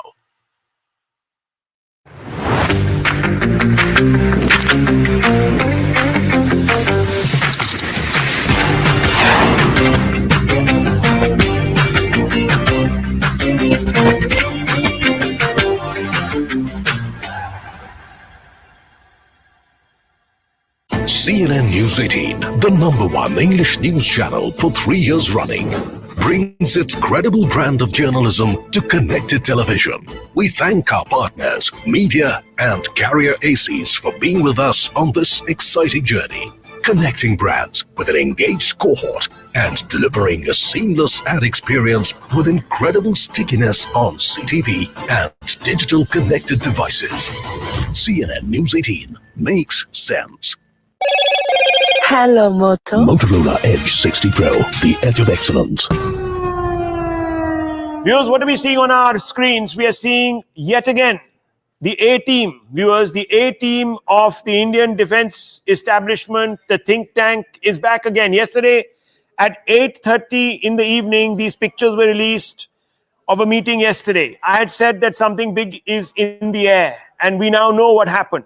They're back again. This is Pakistan's worst nightmare. It takes a lot of political.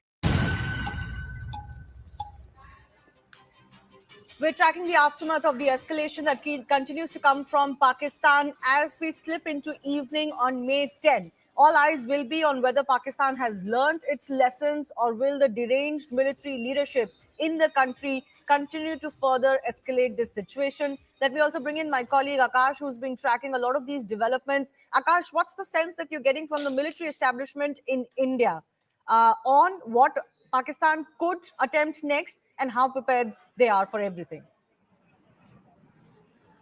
Till afternoon, in fact, they were suggesting that a number of things are happening, and by this evening they'll get to know as to how things will unfold from now onwards. But they are very clear, Shivani, that if ceasefire violation will happen, it would be retaliated. If drones would come, it would be retaliated, and everything. Akash, just hold on with me. We're getting a very big update as far as a possible de-escalation between the two countries is concerned. Donald Trump, US President, has now announced that India and Pakistan have agreed to a ceasefire. What exactly are the contours of this? What are the conditions to this? We don't know. I'm just getting the statement from Donald Trump, the US president, for now, that India and Pakistan have agreed to a ceasefire. This is not an announcement, mind you, that has come from the Indian or the Pakistani side, although there were some notes made by the Pakistani leadership this afternoon that they were willing to de-escalate if India does not attack them any further. That, in fact, was the precise message that India wanted to send to Pakistan, that you better stop now or worse will follow. Has US now finally managed to mediate some sort of a de-escalation? That's the tweet coming in from Donald Trump. After a long night of talks mediated by the United States, I'm pleased to announce that India and Pakistan have agreed to a full and immediate ceasefire. My colleague Anand is also joining us with that tweet. Look at this one straight up. After a long night of talks mediated by the United States, these are the pictures. I am pleased to announce that India and Pakistan have agreed to a full and immediate ceasefire. Congratulations to both countries on using common sense and great intelligence. Thank you for your attention to this matter. Now, this is significant because it's Donald Trump who's announced this exactly at 5:33 p.m. IST. That's when he has made this announcement. He's just posted this placard on his Twitter handle. So, President of the United States making the announcement. Earlier in the day, Shivani and Siddhant will be joining us any moment now. And viewers, please remember, earlier in the day, we had the Secretary of State, Marco Rubio, having a direct conversation with General Asim Munir. It was not even with Shehbaz Sharif, but with the Pak Army Chief, Asim Munir. So, America very clear who needs to be spoken with. And after that conversation, Secretary Marco Rubio had a conversation with External Affairs Minister E.A.M. Jaishankar and that is S. Jaishankar.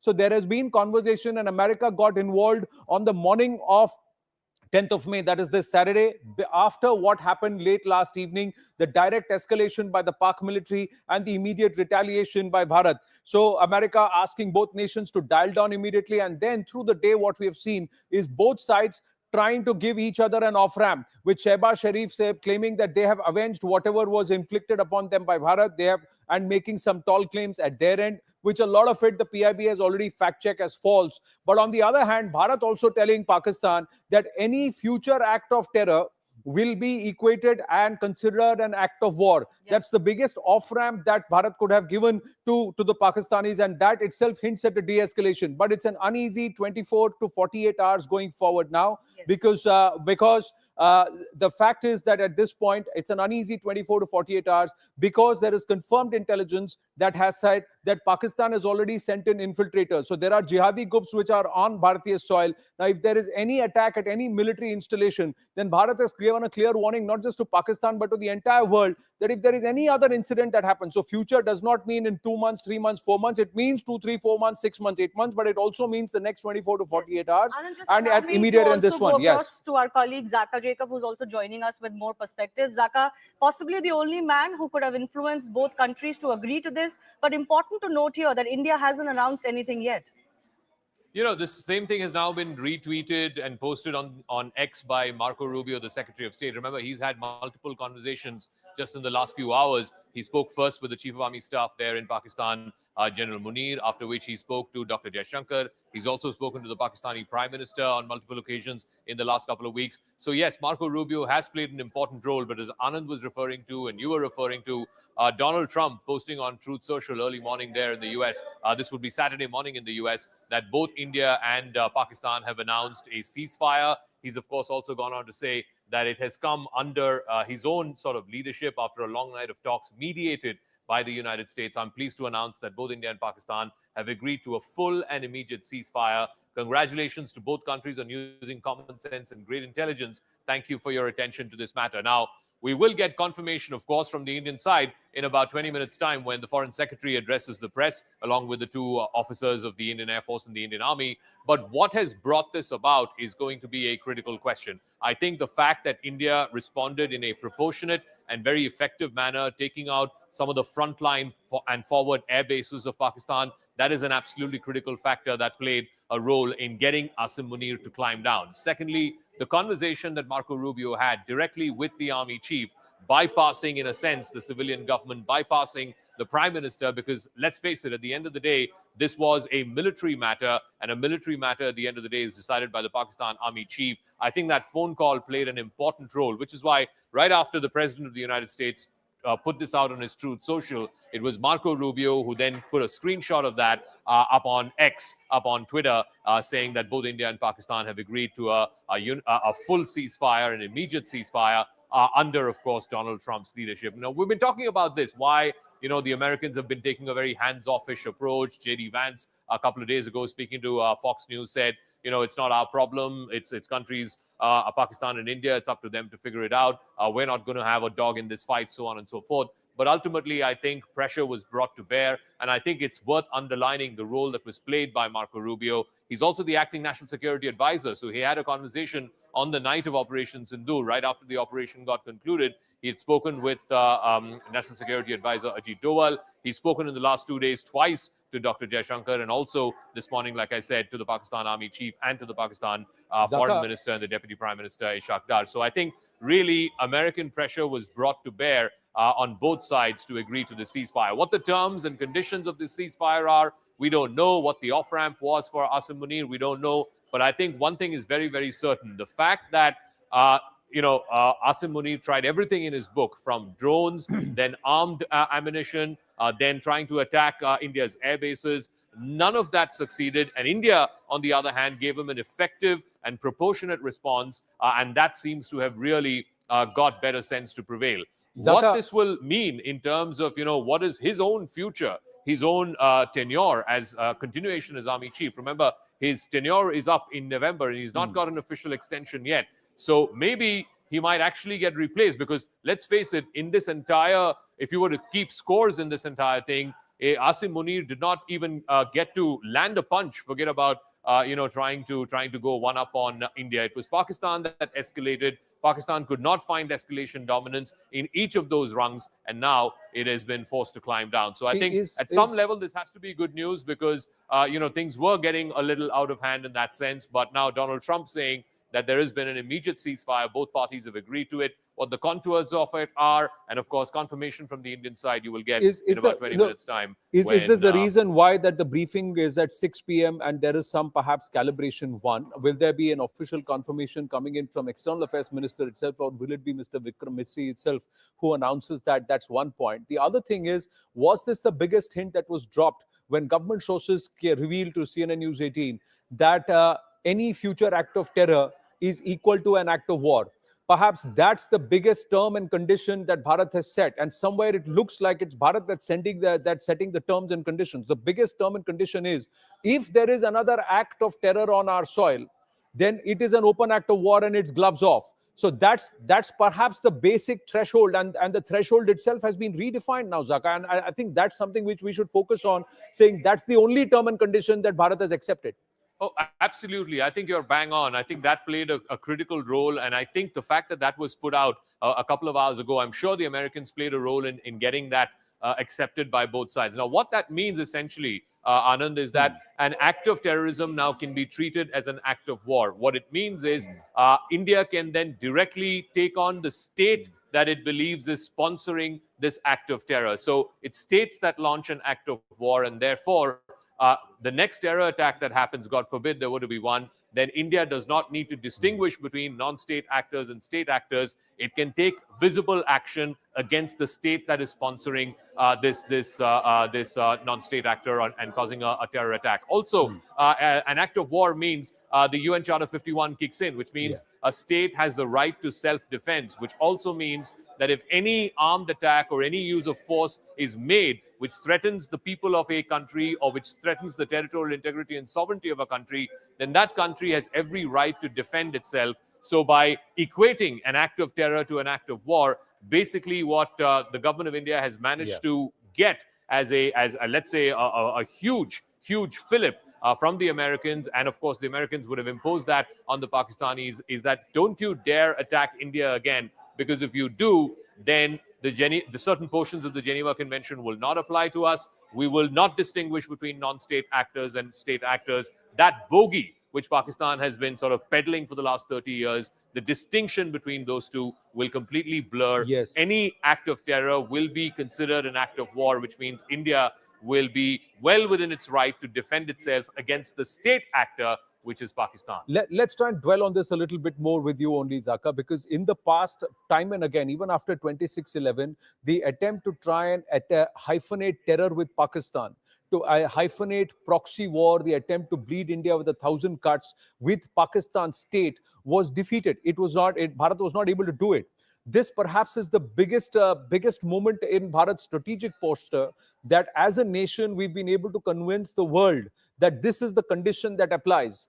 An act of terror is equal to act of war. And if Bharat has incredible evidence to show that it's emanated from Pakistan, it's against the entire Pakistan state. Somewhere do you believe that this is perhaps the first time that Bharat is actually setting the terms and conditions? So the terms and conditions apply are very strict ones, and it's not multiple lines, that it's just one line.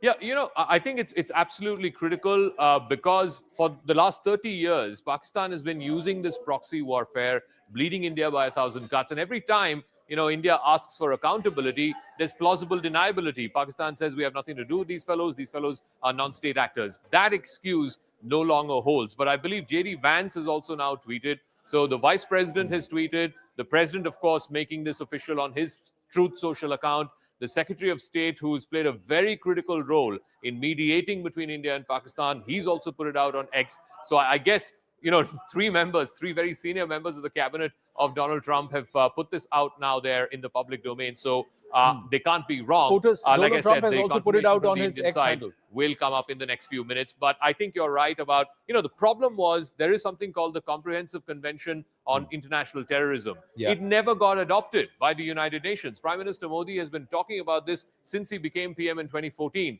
We have to have a standard and acceptable international definition for what constitutes terrorism. That, we've been banging our heads on a wall, really, trying to get the international community to see reason, trying to get the international community to adopt that Comprehensive Convention on International Terrorism. What is a universal acceptable definition of terrorism? That has not come to be. So now India has pushed the envelope, used this Operation Sindur and the aftermath of that, the escalation that Pakistan has done and the counter and the proportionate response that India has given to really redefine how India will now respond to acts of terrorism. It will be treated as an act of war. An act of terrorism by the Lashkar-e-Taiba or the Jaish-e-Mohammed or the TRF will now be equal to an act of war by the state that sponsors them, which is the state of Pakistan. So an act of terror will be an act of war by the state of Pakistan, which means, how would you want to break down what J.D. Vance is saying? Over the past 48 hours, VP Vance, Secretary Marco Rubio's post on X, VP Vance and I have engaged with senior Indian and Pakistani officials, including Prime Ministers Narendra Modi, Shehbaz Sharif, External Affairs Minister Subramaniam Jaishankar, Chief of Army Staff Asim Munir, and National Security Advisors Ajit Doval and Asim Malik. I am pleased to announce the governments of India and Pakistan have agreed to an immediate ceasefire and to start talks on a broad set of issues at a neutral site. We commend Prime Ministers Modi and Sharif on their wisdom, prudence, and statesmanship in choosing the path of peace. So this is what's been put. So over the last 48 hours, if conversations were going on, then how did the IMF bailout happen, and how did the ballistic approach by the Pakistanis happen? And should Pakistan even be trusted in this matter, or has Bharat, by setting that bar, saying any act of terror, future act of terror is equal to an act of war, raise the bar to a particular level that it's a very thin line that Bharat is holding on to. There is no more patience. There is no more trying to look the other way and withstand these trying attempt to bleed India with 1,000 cuts. Zaka. No, so Major what Manik it Jolly also also with us. means, I'll go and to him after you. Yeah. given what Secretary Rubio has just tweeted, that over the last 48 hours, Vice President J.D. Vance and myself have engaged with senior Indian and Pakistani officials, and he's naming a whole host of them, from Prime Minister Narendra Modi to Pakistan Prime Minister Shehbaz Sharif, the Foreign Minister Dr. Jaishankar, the Chief of Army Staff General Munir, National Security Advisors Ajit Doval and Asim Malik of Pakistan. Basically, the Americans are now underwriting this ceasefire. The condition that India has placed there is that any future act of terror will be considered an act of war. The Americans are now underwriting that. So if tomorrow the Lashkar or the Jaish or the TRF carries out or dares to carry out another terror attack against India, then the Americans will also be asking the Pakistanis to be held accountable to their word. This is like, the Americans are the underwriters of this insurance policy. Basically, what India has managed to extract through this crisis of the last 3-4 days is this insurance policy, which is underwritten by the Americans, the superpowers of the world, that if tomorrow the Pakistani non-state actors, and no matter how much plausible deniability the Pakistani state has and Pakistani state actors have, the fact is, if tomorrow there is a terror attack and if India has reasonable doubts or evidence to show that it is emanated from Pakistan, then it will be considered as enemy action. It will be considered as an act of war by the state of Pakistan. And this is being now underwritten by the Americans. So tomorrow, like I said, tomorrow if there's going to be a terror attack, India can turn around to the Americans and say, you gave us this guarantee. Now you hold Pakistan accountable to its word. Yeah, but the other thing is that the jihadi tanzeems are not going to be happy about this, Zaka. The jihadi tanzeems are paying for blood. There are jihadis who are also already there. These terror outfits and their proxies are already there on Indian soil. What happens with them? If there is a military installation that is attacked overnight, over the next 24 hours, does that then allow Bharat to go on the offensive? Will there still be a certain level of restraint that Bharat is going to show? What does the contours of this imply? And then what happens to someone like a Shehbaz Sharif or an Asim Munir? With what face are they going to go back to their people and say, what have we done? Or do you believe he's going to get the boot now? Asim Munir is on his way out. Look, Shehbaz Sharif will continue. In fact, he will be secretly happy because this now gives him a leg up on the army. As far as Asim Munir is concerned, I think his days are pretty much numbered. I think I don't, from this position onwards, I don't see him getting an extension to his tenure, certainly. I think whoever is the senior most general will replace him in the near future. Because at the end of the day, like I said, he has nothing to go back to his people with. He has no face to show his people. He has no military victory of any sort to go back to his people with. If you look at the previous tenure of General Bajwa, when Pulwama happened and India did Balakot, at least General Bajwa had the sort of bogey or the excuse of turning around and telling his people that, look, we had an Indian pilot in captivity, we released him, and now, we've got a win to show for his domestic constituency. And he managed to get an extension. In November 2019, he managed to get an extension for another 3 years as army chief. I don't think that's going to happen with Asim Munir. Asim Munir has basically come across as incompetent. He's bitten off more than he can chew. Too much of rhetoric, too much of grandstanding with that speech that he made to the Pakistan overseas community a few weeks ago. A week later, Pahalgam happened, and people are making a direct link between that speech and what happened in Pahalgam. And the fact that despite escalating every single day over the last 3 days, he's not been able to show even a single win back home to his domestic constituency means that he's pretty much toast. I don't see him sort of lasting in his job for too long. Certainly, I don't see him lasting beyond November, which is when his tenure gets over. As far as Shehbaz Sharif is concerned, I think, as ineffective as he is, as weak as he is, I think he will actually consider this as a political win because it gives him a leg up over the army. Right. We are counting down to that press conference and that media briefing, and perhaps there will be detailed answering of questions. And sab sham ko sab batayenge is what was said in the morning. Will they say that? Zaka, thank you for your inputs. Feel free to jump into the studio with us. Major Manik Jolly is with us, and let's go across to Siddhant and Ishan Wani joining us live. But Siddhant, quick word: what are sources within the MEA saying? Why has this been brought about, and then what conditions? Is this the only condition? Is Bharat setting the terms and America underwriting those terms here, as Zaka was mentioning? Well, look, this announcement has come from President Trump. In fact, Vice President Vance was involved, and Marco Rubio. In fact, we know that he spoke to both foreign ministers. He spoke to Shehbaz Sharif. Saudi Deputy Foreign Minister was both here in New Delhi and Islamabad.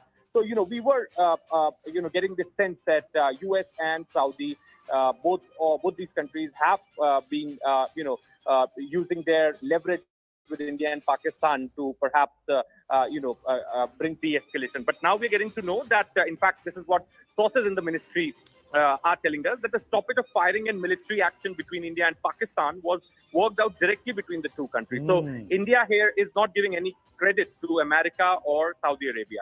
In fact, India has to say that the Pak DGMO initiated the call, perhaps something which we broke first in this afternoon, that there has been a call initiated, and after which only this has been decided. This afternoon, discussion took place and understanding reached. There is no decision to hold talks or any other issue at any other place. So Marco Rubio has written in his post that both sides have agreed for a talk. Perhaps Indian side has made it very clear that they are not going to, go for any kind of talks with Pakistan. Now, this is what sources are telling us. What they are going to say on record, perhaps would something be really interesting to see. In next 15 minutes, we'll have Foreign Secretary Vikram Misri taking questions from media, and we will definitely ask what does he have to say. Perhaps how did this understanding achieve? So in that case, that means from Bharat's position or from MEA sources or government sources, the fact is that ceasefire is because the Pak DGMO picked up the phone and had a conversation. So there is one part. The other thing, that as JD Vance has tried to claim that they will sit down and talk at a neutral place, that talk is not happening. So Bharat's position that talk and terror cannot go hand in hand continues. Well, yes, absolutely, and in fact, Anand, this one, because India never believes in taking the issue of Pakistan or perhaps sitting with any other country to resolve the issue, or perhaps whatever issue India has with Pakistan. India believes in handling it bilaterally, and perhaps maintaining the same line. This is what sources are saying, that there's going to be no talks, and this understanding has been achieved only when DGMO Pakistan decided to establish contact with India. In fact, Anand, one thing is very important to highlight, if you allow me. When usually such calls are made, even if you go through the war histories, Anand, such calls are made when there are large number of casualties on your side.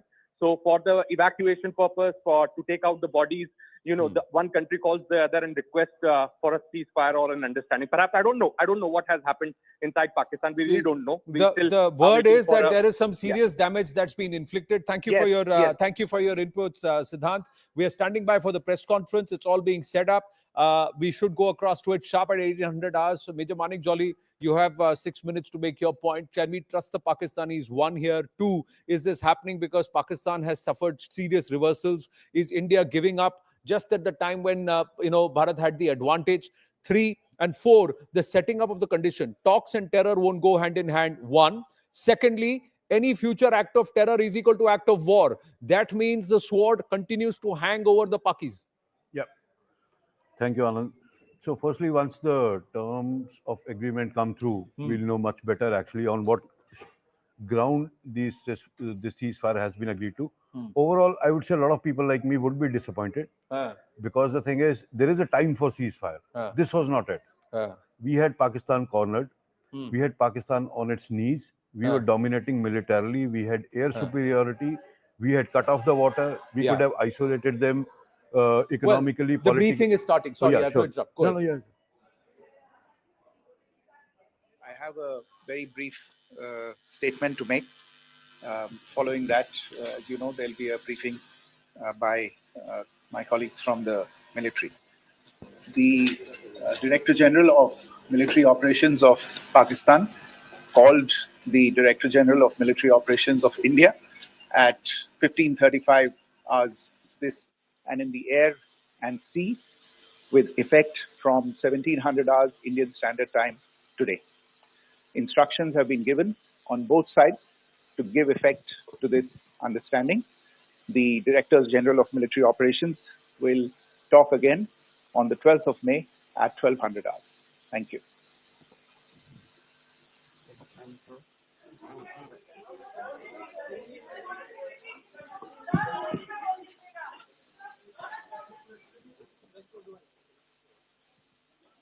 Well, so there is going to be a briefing. So FS Vikram Misri has just come out and said that the DGMO of Pakistan called his counterpart at about noon. We'll try and play that out again. And he's called for a ceasefire. He's asked for a ceasefire, and Bharat has agreed. That's all he said. He said there is a briefing followed by my military colleagues, but they have not stepped up yet. But what he has said is, I have just one line to say. I don't have much to say, much to offer. We'll plan and play that out again. Pak DGMO called the Indian side for ceasefire, and Bharat has agreed. So that's what has been said as of now. Yes, Major Manik Jolly, your thoughts here. So, as I was saying, I think we've got the soundbite again. Let's play that out. Sorry to interrupt you.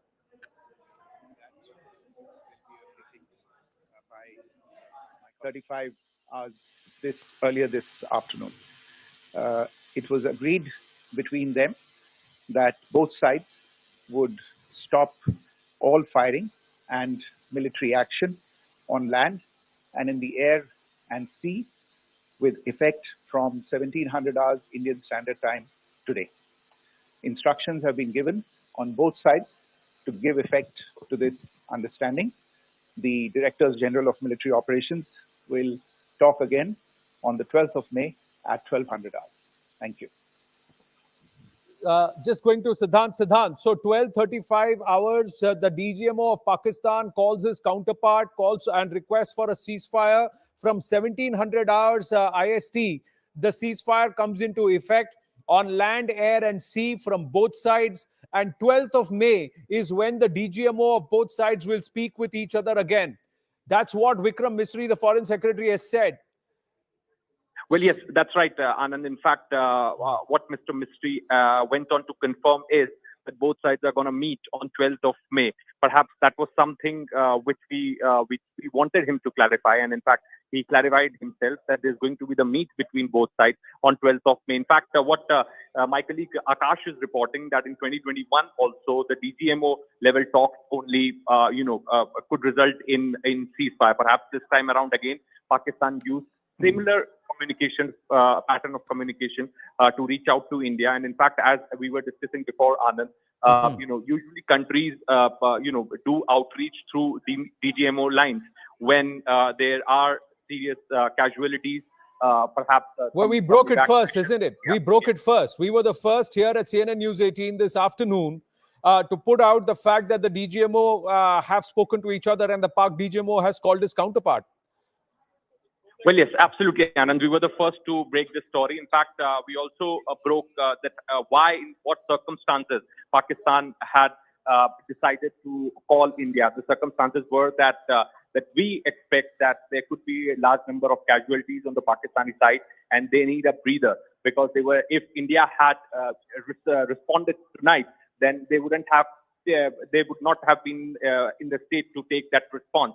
So they decided to establish contact.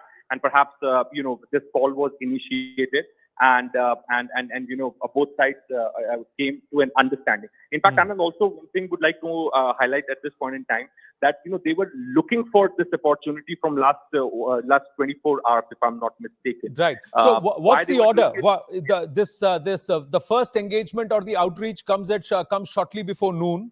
The conversation happens at around 3:30 p.m. IST, and ceasefire is agreed upon from 1700 hours IST. Is that the case?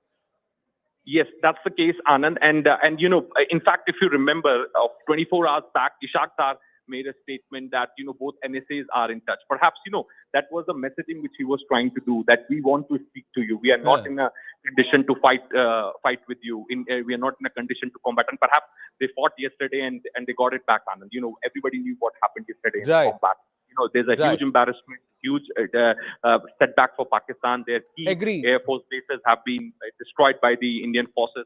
So, they were really they are still not prepared for it. And this is the reason that they have finally surrendered. This is kind of a surrender movement for them, Anand. And let's put this, very clearly. The Pakistanis, with all humility and viewers, I'm not somebody who's warmongering or wants to loves the prospect of prospect of two nations at loggerheads or in conflict. But the fact here is that Bharat was on the offensive. Bharat had the upper hand. Bharat was waging a war on terror. The Pakistanis suffered serious reversals. They have put their hand up. They have put their hand up and they have surrendered. And this cold surrender that has happened is something that many would be feeling, just like I'm feeling. Should we have let up now? Should we have given them the off ramp at this point in time? Or should we have pressed further to hurt them more? Akash is joining us with more. Akash, so just before noon, the DGMO, Park DGMO picks up the phone and almost surrenders, says, I want to talk to you. At 3:30 p.m., 15:30 hours, the conversation between the two DGMOs happened, and Bharat does the Pakistan military a huge favor by agreeing to ceasefire from 1700 hours. Right, and Anand, this is something. In fact, we reported earlier, thanks to Yes. Manoj Gupta, who in fact brought us this input. Yes. That how DGMOs have connected, and not just connected, but have in fact, DGMO, in fact, Pakistan has offered that he wants to meet and in fact discuss the issue. And now we are learning. In fact, Foreign Secretary is saying that from 5 p.m. today, ceasefire is in place. And you remember, you must be remembering, in fact, that in 2021 also a DGMO level understanding was there for the ceasefire, and since then till 23rd April, in fact, ceasefire was in place. So it's the DGMO level only, that is respected on both the sides, and both the militaries respect the DGMO, Director General Military Operations.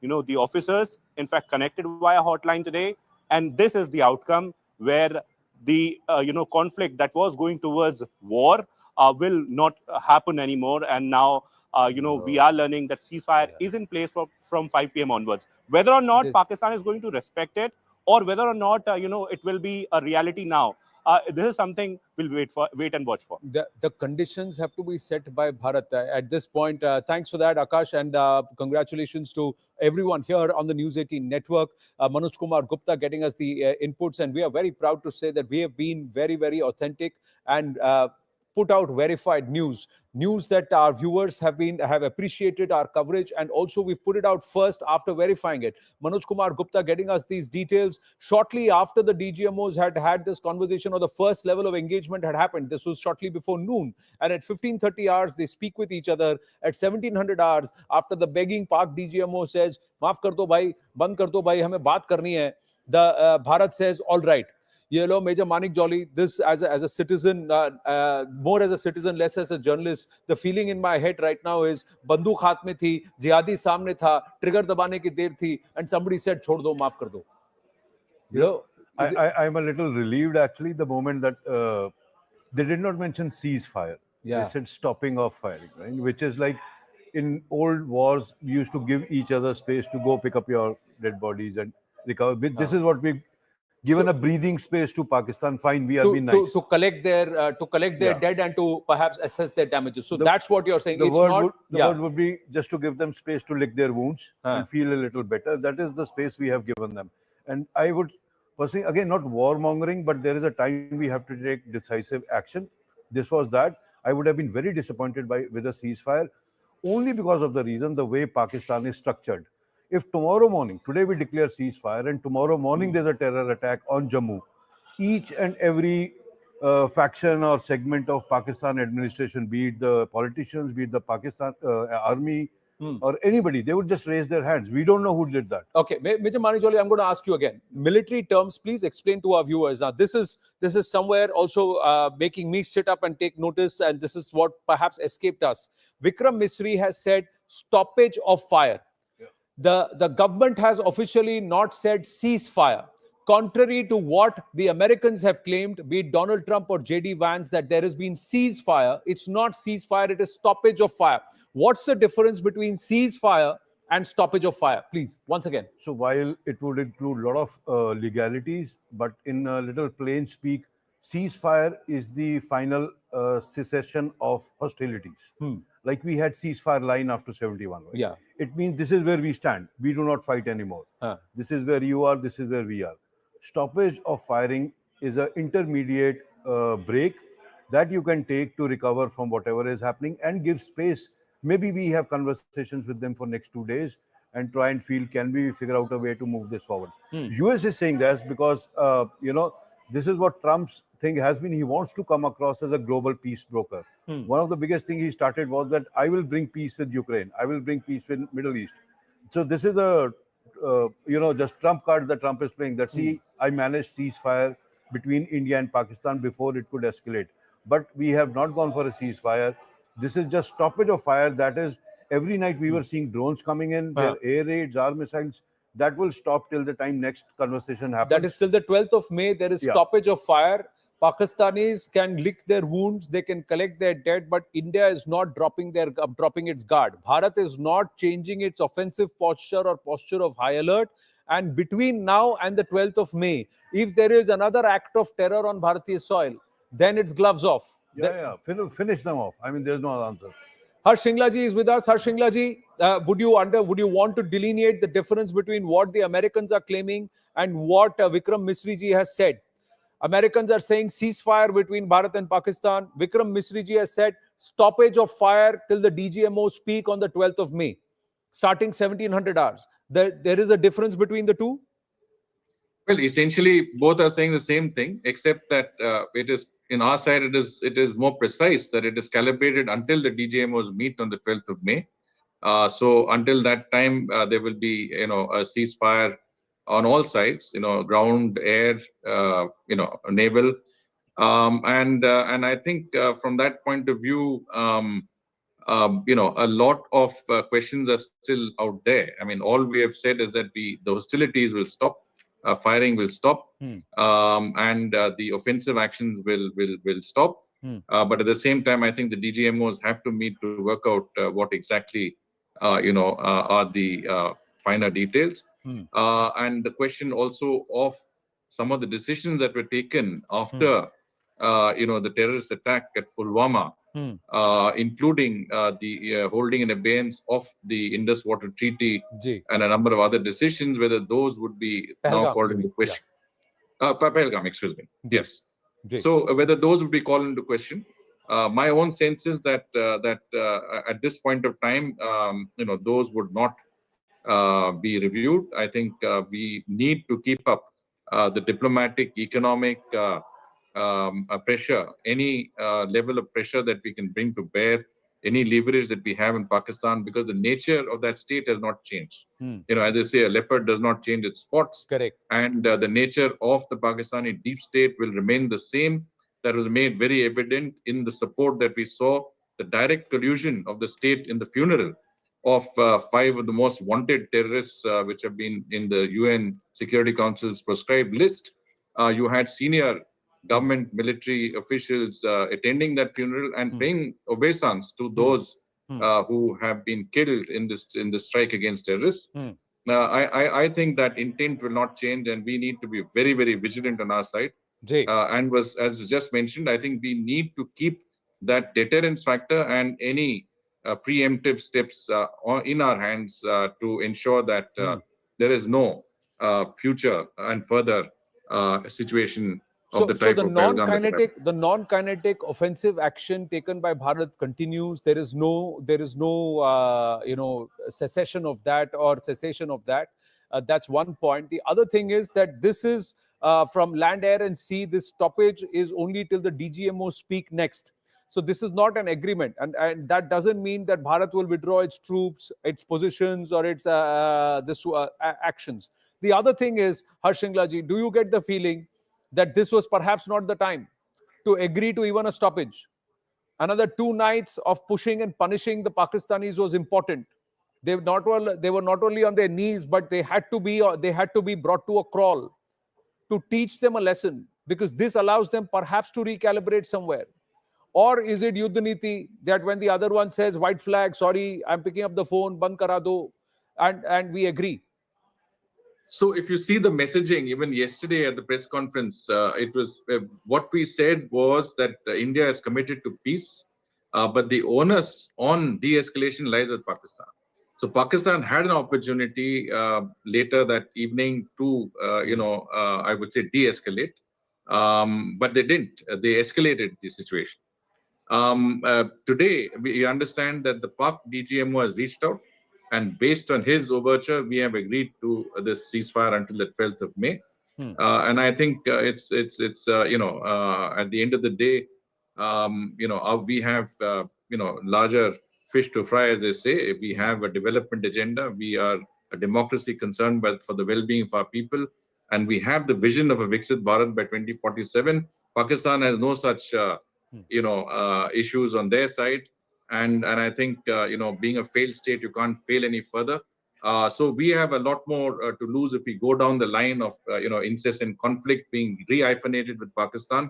I think we should look at our larger picture and ensure that we continue on our economic journey, but not under no circumstances should we compromise on what is our security interests, and we should take every step possible this time, not only to be vigilant, but to keep Pakistan under pressure and to make it clear to them that there cannot be any further instances. Otherwise, all gloves will be off.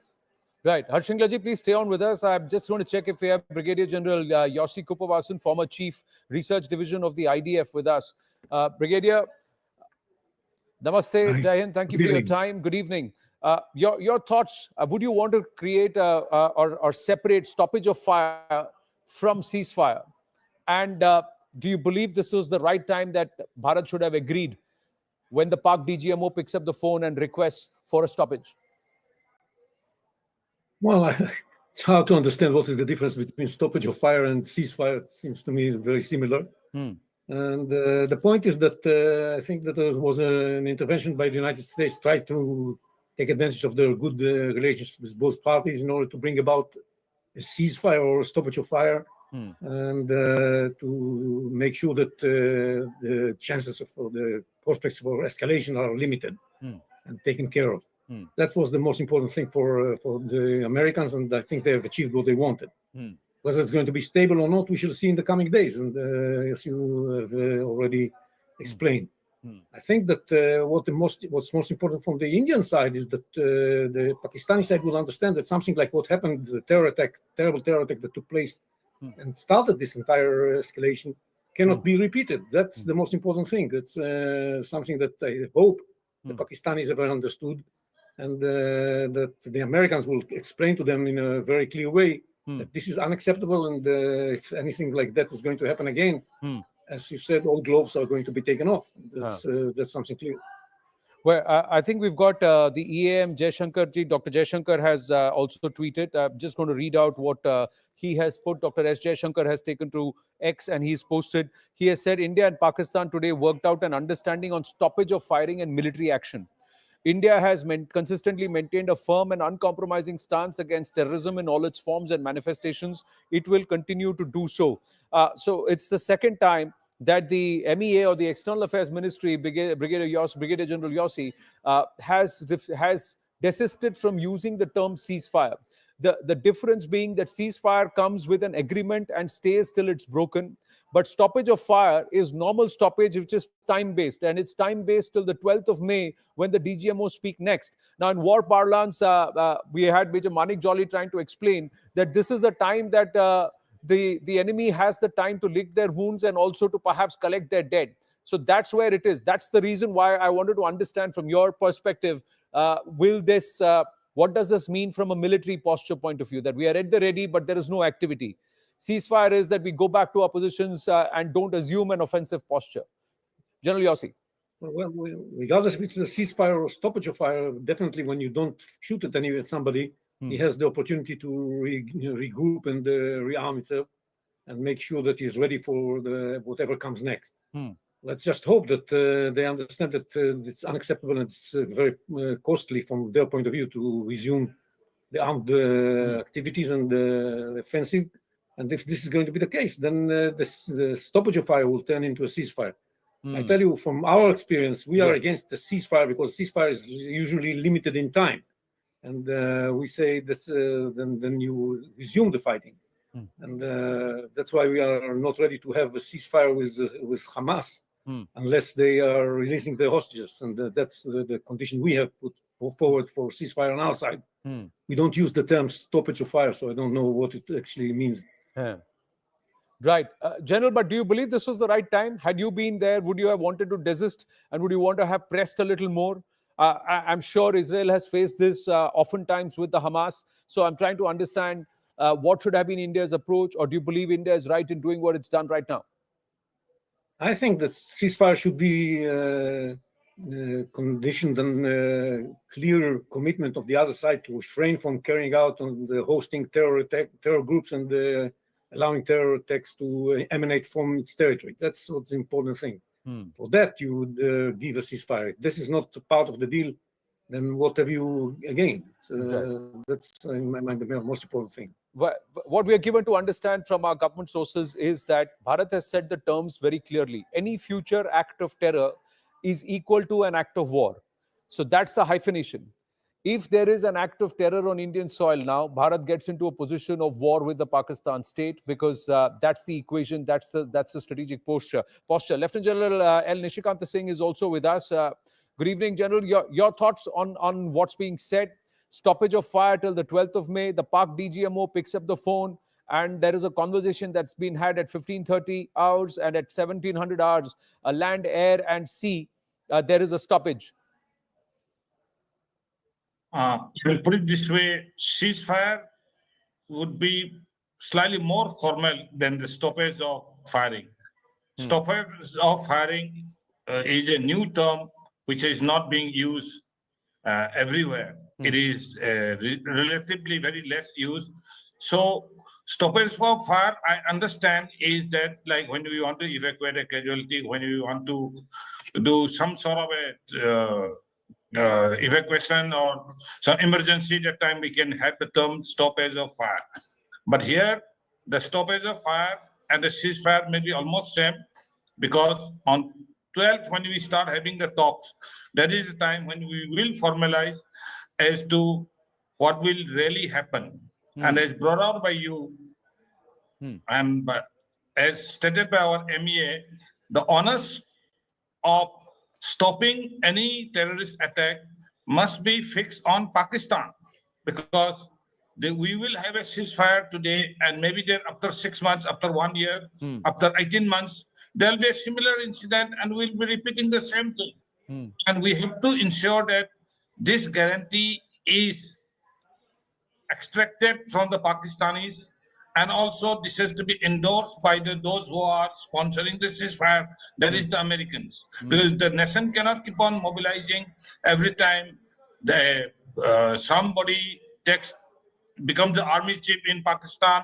He wants to have more power, and as a result of which he sends a group of terrorists, attacks us, and then goes back. There is a hostility followed by a ceasefire. Then he becomes later on the head of the state. As we have seen what happened with General Musharraf.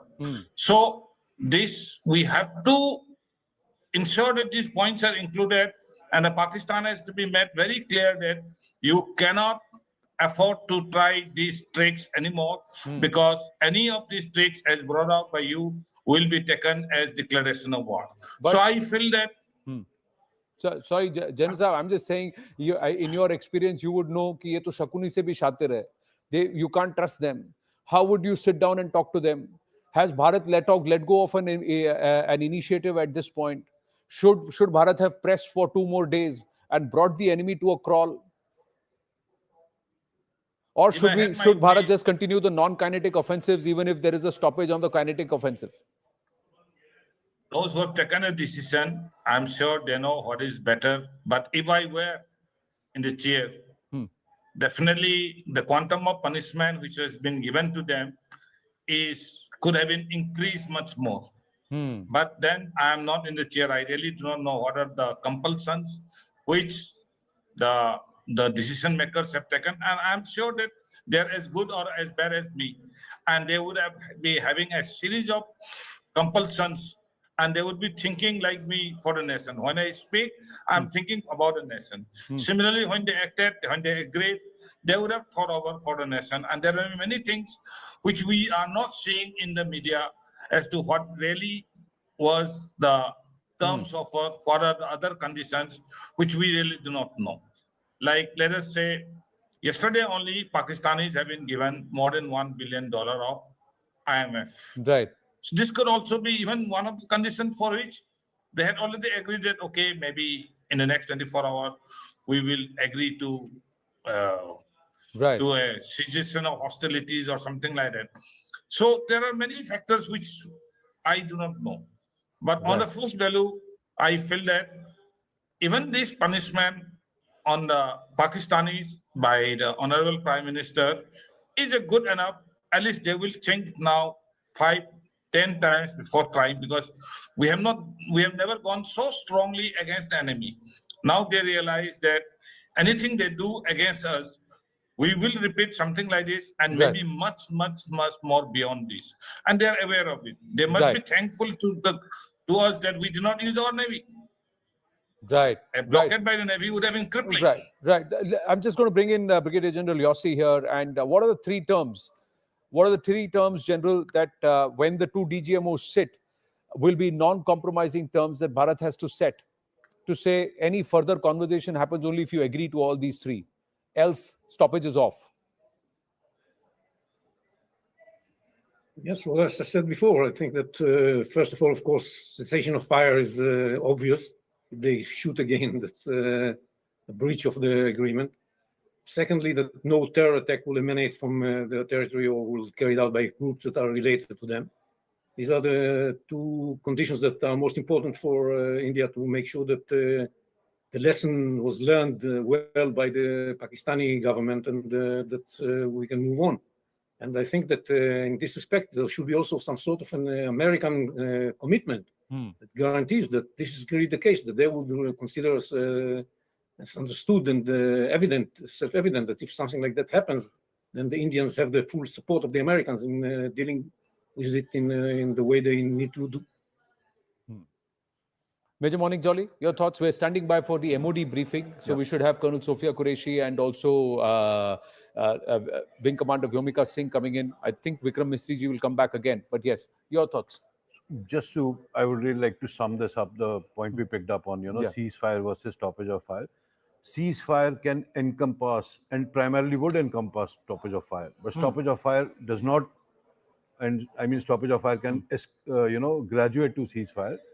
Ceasefire would always come with a massive agreement, which would have a lot of conditions. So when you break a ceasefire, all those conditions go off.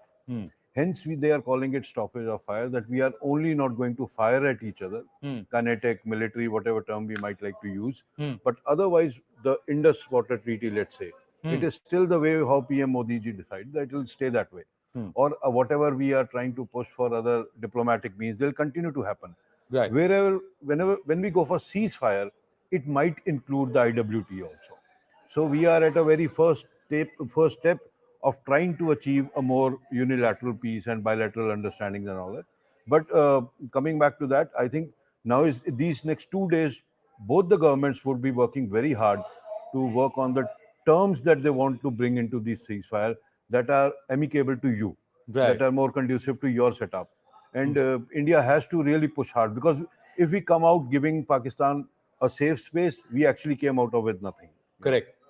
So no corners cut and no space given, even when the conversations happened. Somewhere the Pakistanis perhaps will also realize, but there will be a lot of water that will pass under the bridge between now and the 12th over the next 48 hours. So that's also, this is a very critical time when Bharat continues to hold its posture and is very clear what it's going to say when it sits across the table with the Pak DGMO. Meanwhile, more news coming through. Pakistan's been punished through military and non-military means. Operation Sindur marked a significant demonstration of Bharat's military and strategic prowess through a blend of military and non-military means. This multi-dimensional operation successfully neutralized terrorist threats, deterred Pakistani aggression, and reinforced Bharat's zero-tolerance policy towards terrorism, all while maintaining strategic restraint and international support. We try and go across to Aman for more on this. Aman, the biggest aspect is, after taking the upper hand, after setting the standards, after redrawing the entire strategic norms and posture itself, and also the engagement,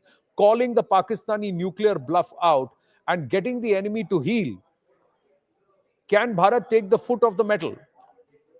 Well, Anand, what the top government sources are now saying that yes, a ceasefire has been achieved with the Pakistan, but there are big successes that India has also shown through Operation Sindur. Number one, India has shown that, we have showed to the world that India will not wait for anybody's permission to defend its people, to get justice for them. Terror will be punished everywhere, anywhere. And, this declaration India has done today, that next time there's a terror act against India, we will treat it like an act of war. Also, Operation Sindur, its massive success, busting the terror headquarters of Jaish, of LET, of Hizbul Mujahideen, hitting as deep as Bahawalpur in Pakistan, 100 kilometers from the border, completely exposing Pakistan's air defenses, a 25-minute strike which Pakistan simply couldn't stop. Indian Rafale jets showing their superiority over the Pakistani Air Force power, the tri-service synergy that we saw in this particular strike, 9 terror camps destroyed and big terrorists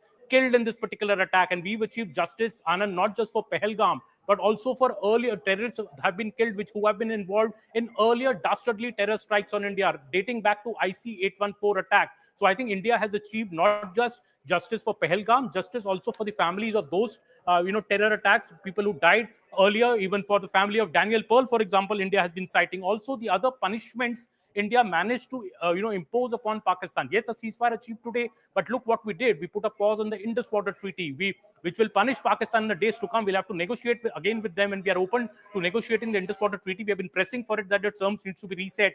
But now the kind of punishment and the kind of power we've shown, that Pakistan is virtually dependent on India's decisions when it comes to, water and getting water for their irrigation. It could have been completely catastrophic for Pakistan if the way things had gone, the way things were going. So I think Pakistan has been given this message that don't mess with India, don't send your terrorists here to strike at us. Next time we will treat it as an act of war. But right now it's a ceasefire. Aman, if it's taken 30 years or 40 years to avenge what's happened with IC-814 for Bharat, then the Pakistanis will take that. They don't mind this avenging after 30 years.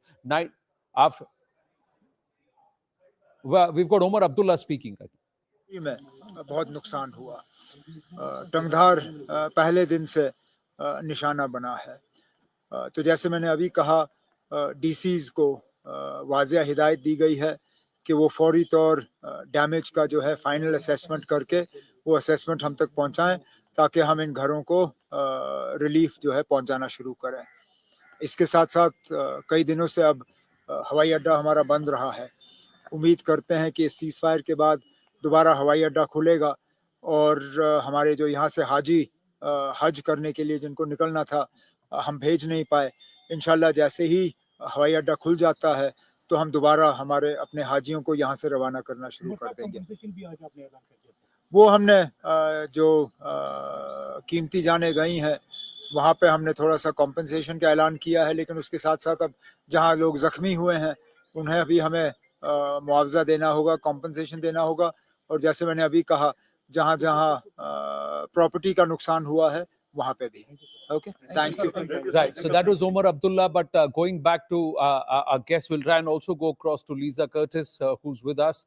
Lisa Curtis, Senior Fellow and Director of the Indo-Pacific Security Program at CNAS. Lisa and Brigadier General Yossi with us, Major Manik Jolly also with us. Lisa, your thoughts on this entire agreement for stoppage of fire till the 12th of May. Do you think this was the right time from an India point of view? Well, absolutely. This ceasefire could not have come any sooner. I mean, this is a very good development for South Asia, for India. Look, this had been the most serious conflict between the two countries. You could compare it to the 1999 Kargil conflict, where, of course, there was prolonged military action, but that was even contained to a certain area up in the Kargil Heights. This was happening not only across the LOC, but across the international border. It had evolved from just a tit for tat back and forth to really an all-out conflict between the two.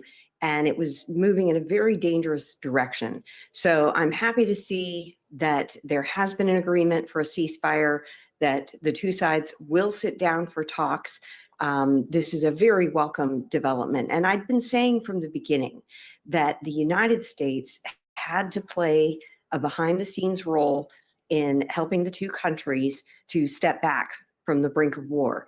And it looks like the U.S. may have been involved in this. It also looks like Saudi Arabia may have played a role.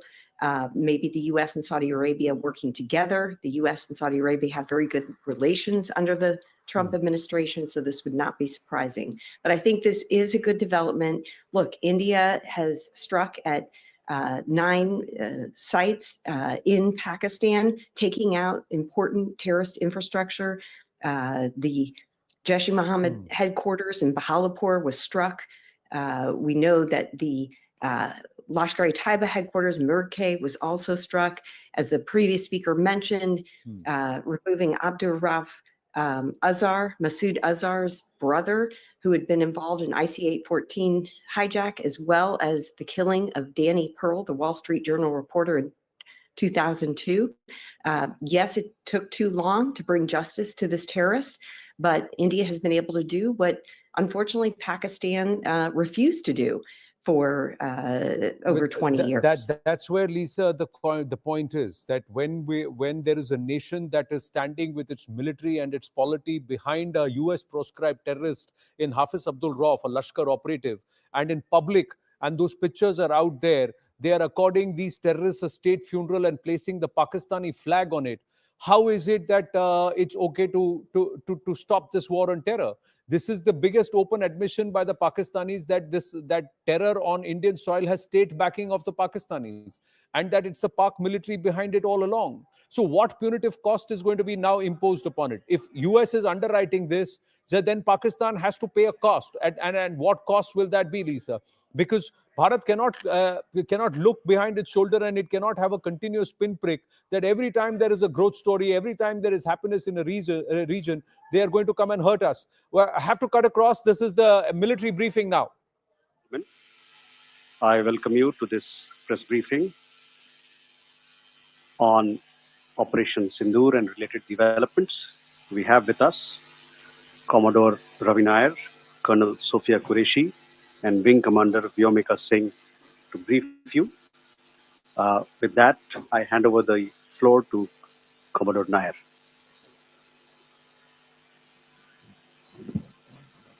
Good evening, ladies and gentlemen. As the Foreign Secretary had said, you're aware there's an understanding that has been reached to stop all military activities at sea, on the air and on the land. And the Indian Navy, Indian Army, and the Indian Air Force have been instructed to adhere to this understanding. Since the tragic events at Pahalgam, you're aware that our responses have been measured and very responsible. Details of these have been shared with you over the past few days through our various press briefings. What has also happened is that there is a significant amount of misinformation that is being undertaken from the other side. And as a professional military organization, we thought it is also our duty to dispel those misinformation aspects, as also state the facts of the case as they stand. Towards that, I will now hand over to my colleague, Colonel Qureshi. नमस्कार। अब मैं आपको पाकिस्तान की miss information campaign के बारे में अवगत कराऊंगी। पहला, पाकिस्तान ने यह क्लेम किया कि उसने अपने JF-17 से हमारे S-400 व ब्रह्मोस मिसाइल बेस को नुकसान पहुंचाया, जो कि बिल्कुल गलत है। दूसरा, उसका ये भी मिस इन्फॉर्मेशन कैंपेन था कि हमारी एयरफील्ड, जो कि सिरसा, जम्मू, पठानकोट, बठिंडा, नलिया और भुज में है, ये उसका मिस इन्फॉर्मेशन भी बहुत गलत है। तीसरा, पाकिस्तान के मिस इन्फॉर्मेशन कैंपेन के मुताबिक हमारे एम्युनिशन डंप जो चंडीगढ़ और बियास में है, उसका डैमेज हुआ, यह भी बिल्कुल गलत है। हमने आपको मॉर्निंग ब्रीफिंग में बताया था विद फैक्ट्स एंड फिगर के साथ कि ये सारी चीजें बिल्कुल सही सलामत हैं। अब मैं आपको बताना चाहती हूँ कि पाकिस्तान के एक प्रेस कॉन्फ्रेंस में ये बात की गई थी कि उनके सीनियर मिलिट्री ऑफिसर्स, जो कि पूरी तरह से ये भ्रामक है और तथ्यों से दूर है, कि पाकिस्तान की ओर से ये झूठा आरोप भी लगाया जा रहा है कि भारतीय सेना ने मस्जिदों को नुकसान पहुंचाया। मैं इससे बिल्कुल स्पष्ट करना चाहती हूं कि India is a secular nation और हमारी सेना भारत के कॉन्स्टिट्यूशनल वैल्यूज की एक बहुत प्यारी झलक है। इंडियन आर्म फोर्सेस ने पाकिस्तान को बहुत भारी नुकसान पहुंचाया, उनके मिलिट्री इंफ्रास्ट्रक्चर्स को, चाहे वो लैंड एसेट्स हो या फिर उनके एयर एसेट्स। यही नहीं, इंडियन आर्म फोर्सेस ने पाकिस्तान की एयरफील्ड स्कर्दू, जकोबाबाद, सरगोदा और बुलारी को बहुत नुकसान पहुंचाया। इसके अलावा पाकिस्तान के air defence system, radar system, उनको भी एयर स्पेस में अनडिनेबल किया। यह भी बताना चाहती हूँ कि लाइन ऑफ कंट्रोल के पास पाकिस्तान के command and control, logistic installation और उनके मिलिट्री इंफ्रास्ट्रक्चर, मिलिट्री पर्सनल का इतना भारी नुकसान हुआ कि पाकिस्तान की ऑफेंसिव व डिफेंसिव कैपेबिलिटी को नष्ट कर दिया गया। अंत में मैं फिर से ये बात दोहराना चाहूंगी, इंडियन आर्म फोर्सेस पूरी तरह से तैयार है, सतर्क है और भारत की संप्रभुता और अखंडता की रक्षा के लिए पूरी तरह से कमिटेड है। धन्यवाद। जय Hind.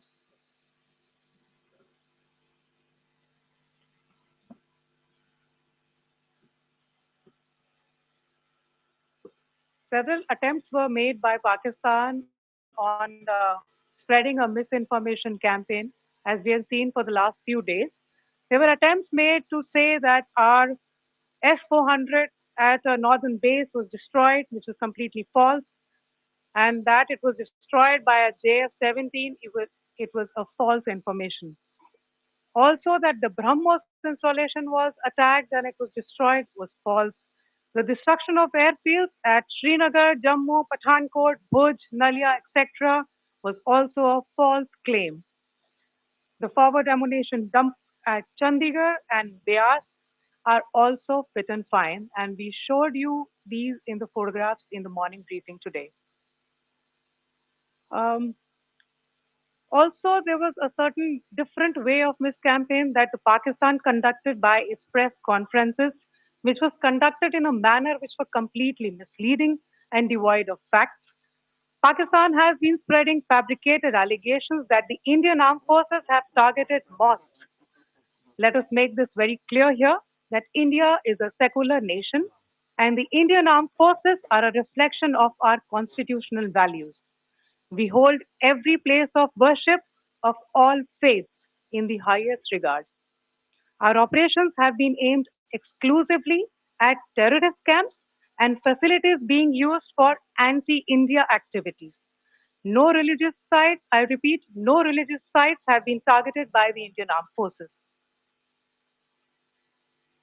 Over the past few days, as we have seen, Pakistan all has suffered very heavy and unsustainable losses after it has given us an unprovoked attack on our installations. It has suffered losses in both land and air. There has been an extensive damage to the crucial Pakistani air bases like Skardu, Sargoda, Jacobabad, and Bholari. In addition, a loss of AD weapon system and radars made the defense of Pakistani airspace untenable. Across the line of control, extensive and precise damage to military infrastructure and command control centers and logistic installations. In addition to that, 2 military personnel had led to complete breakdown of its defensive and offensive capability and also Pakistani morale.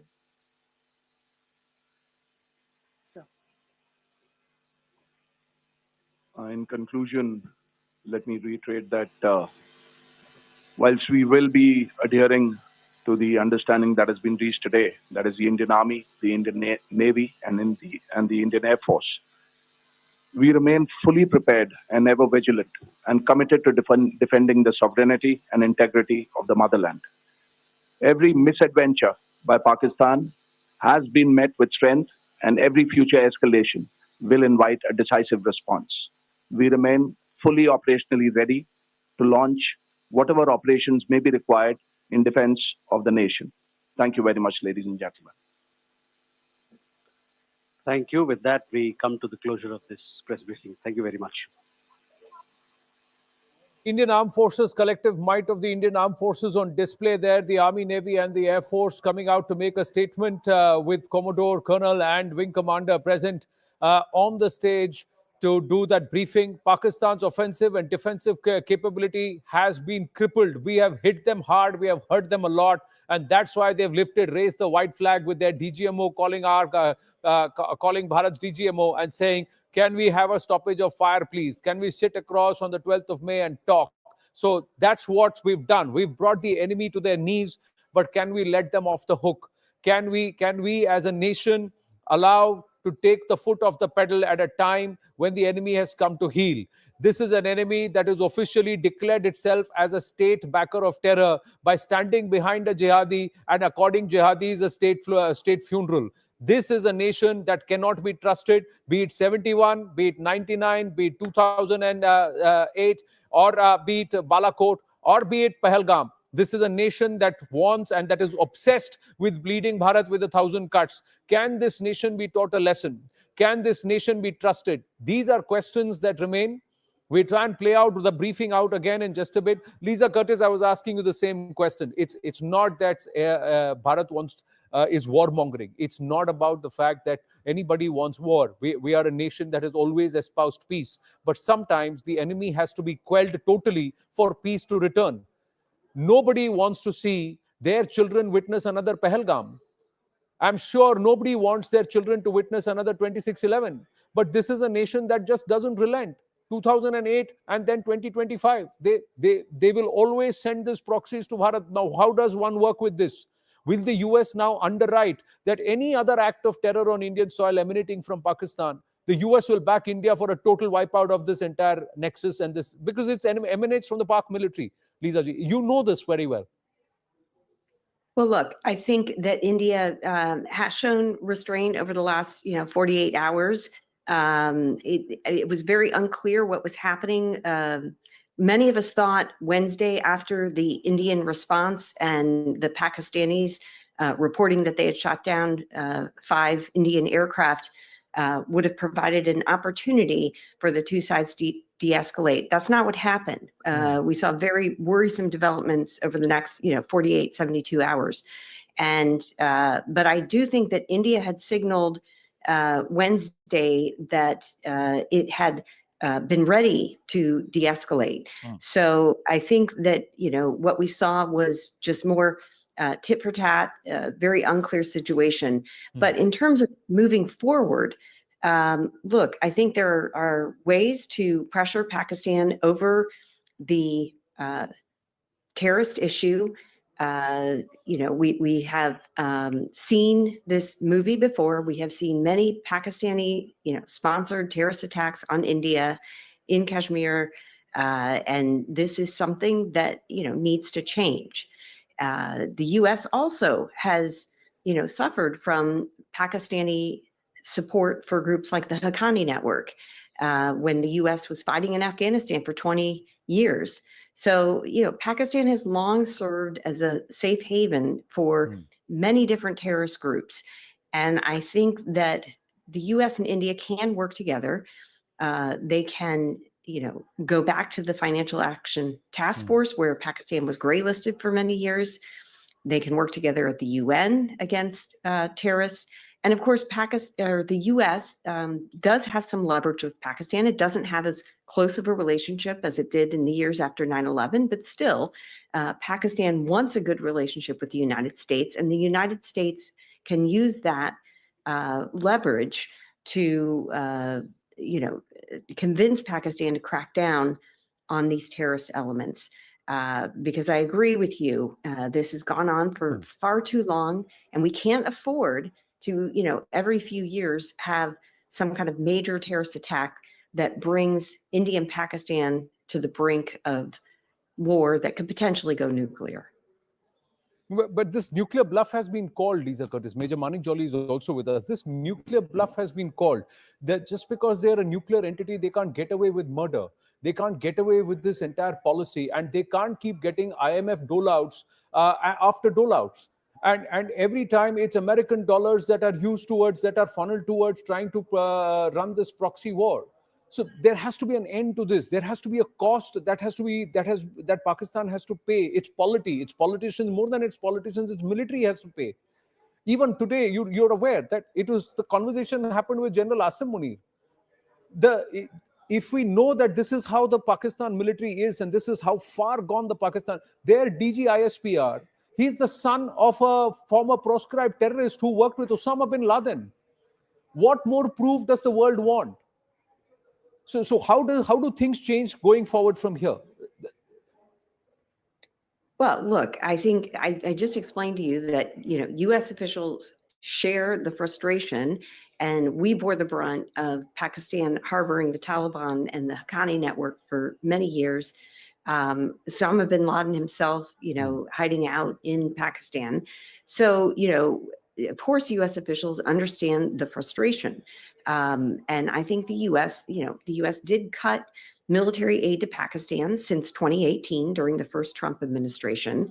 And so you don't see large-scale assistance going to Pakistan right now.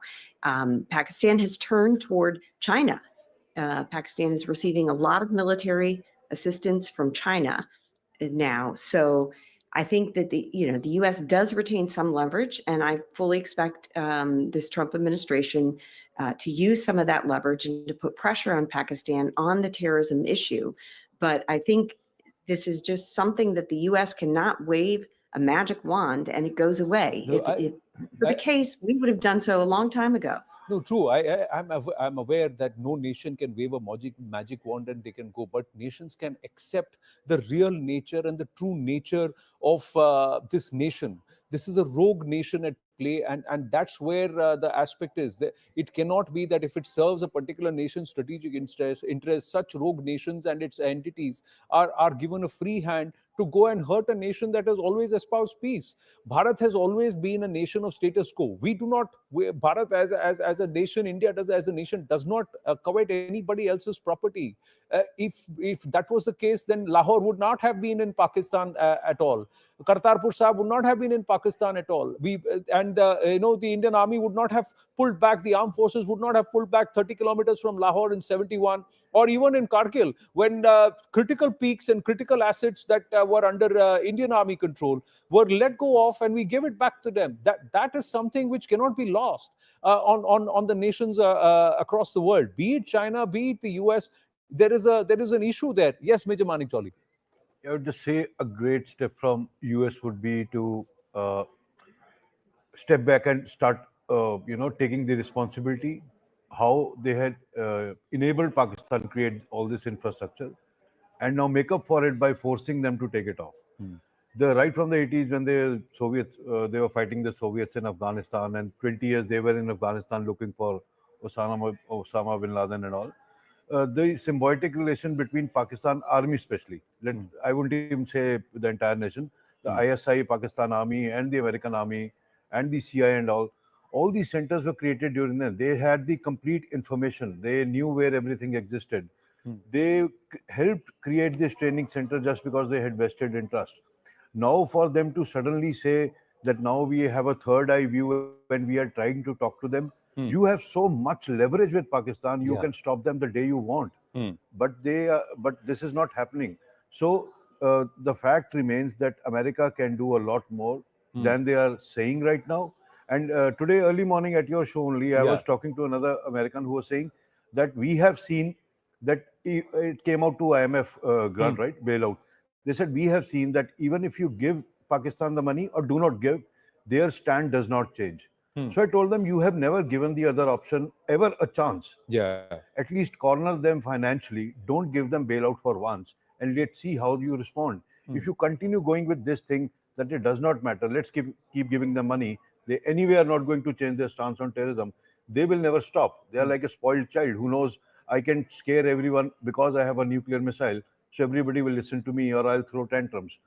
It cannot go on. So I think US has a much bigger role to play right now, rather than just treating both the countries in a single basket and calling it's a South Asian affair. We would like to see peace in South Asia. That is not. We are very different from them. We are a peace-loving, independent, strong, self-reliant country. They are a terror-loving, handicapped, and loan-taking bailout nation. We have to be detached by them. We cannot be kept on the same platter. No, this hyphenation of Pakistan has to be with a terror state, not with Bharat. These are Curtis, your thoughts on the fact that America could have done far more, and Major Manik Jolly believes, and even now they can tighten the screws if they want. Try not giving them an IMF bailout for a change. Try putting them back on the FATF grey list and keep it there. That doesn't mean that the government changes, Biden administration comes and they're off the FATF grey list. What have they done? They have just dehyphenated the Lashkar with the TRF, created another entity.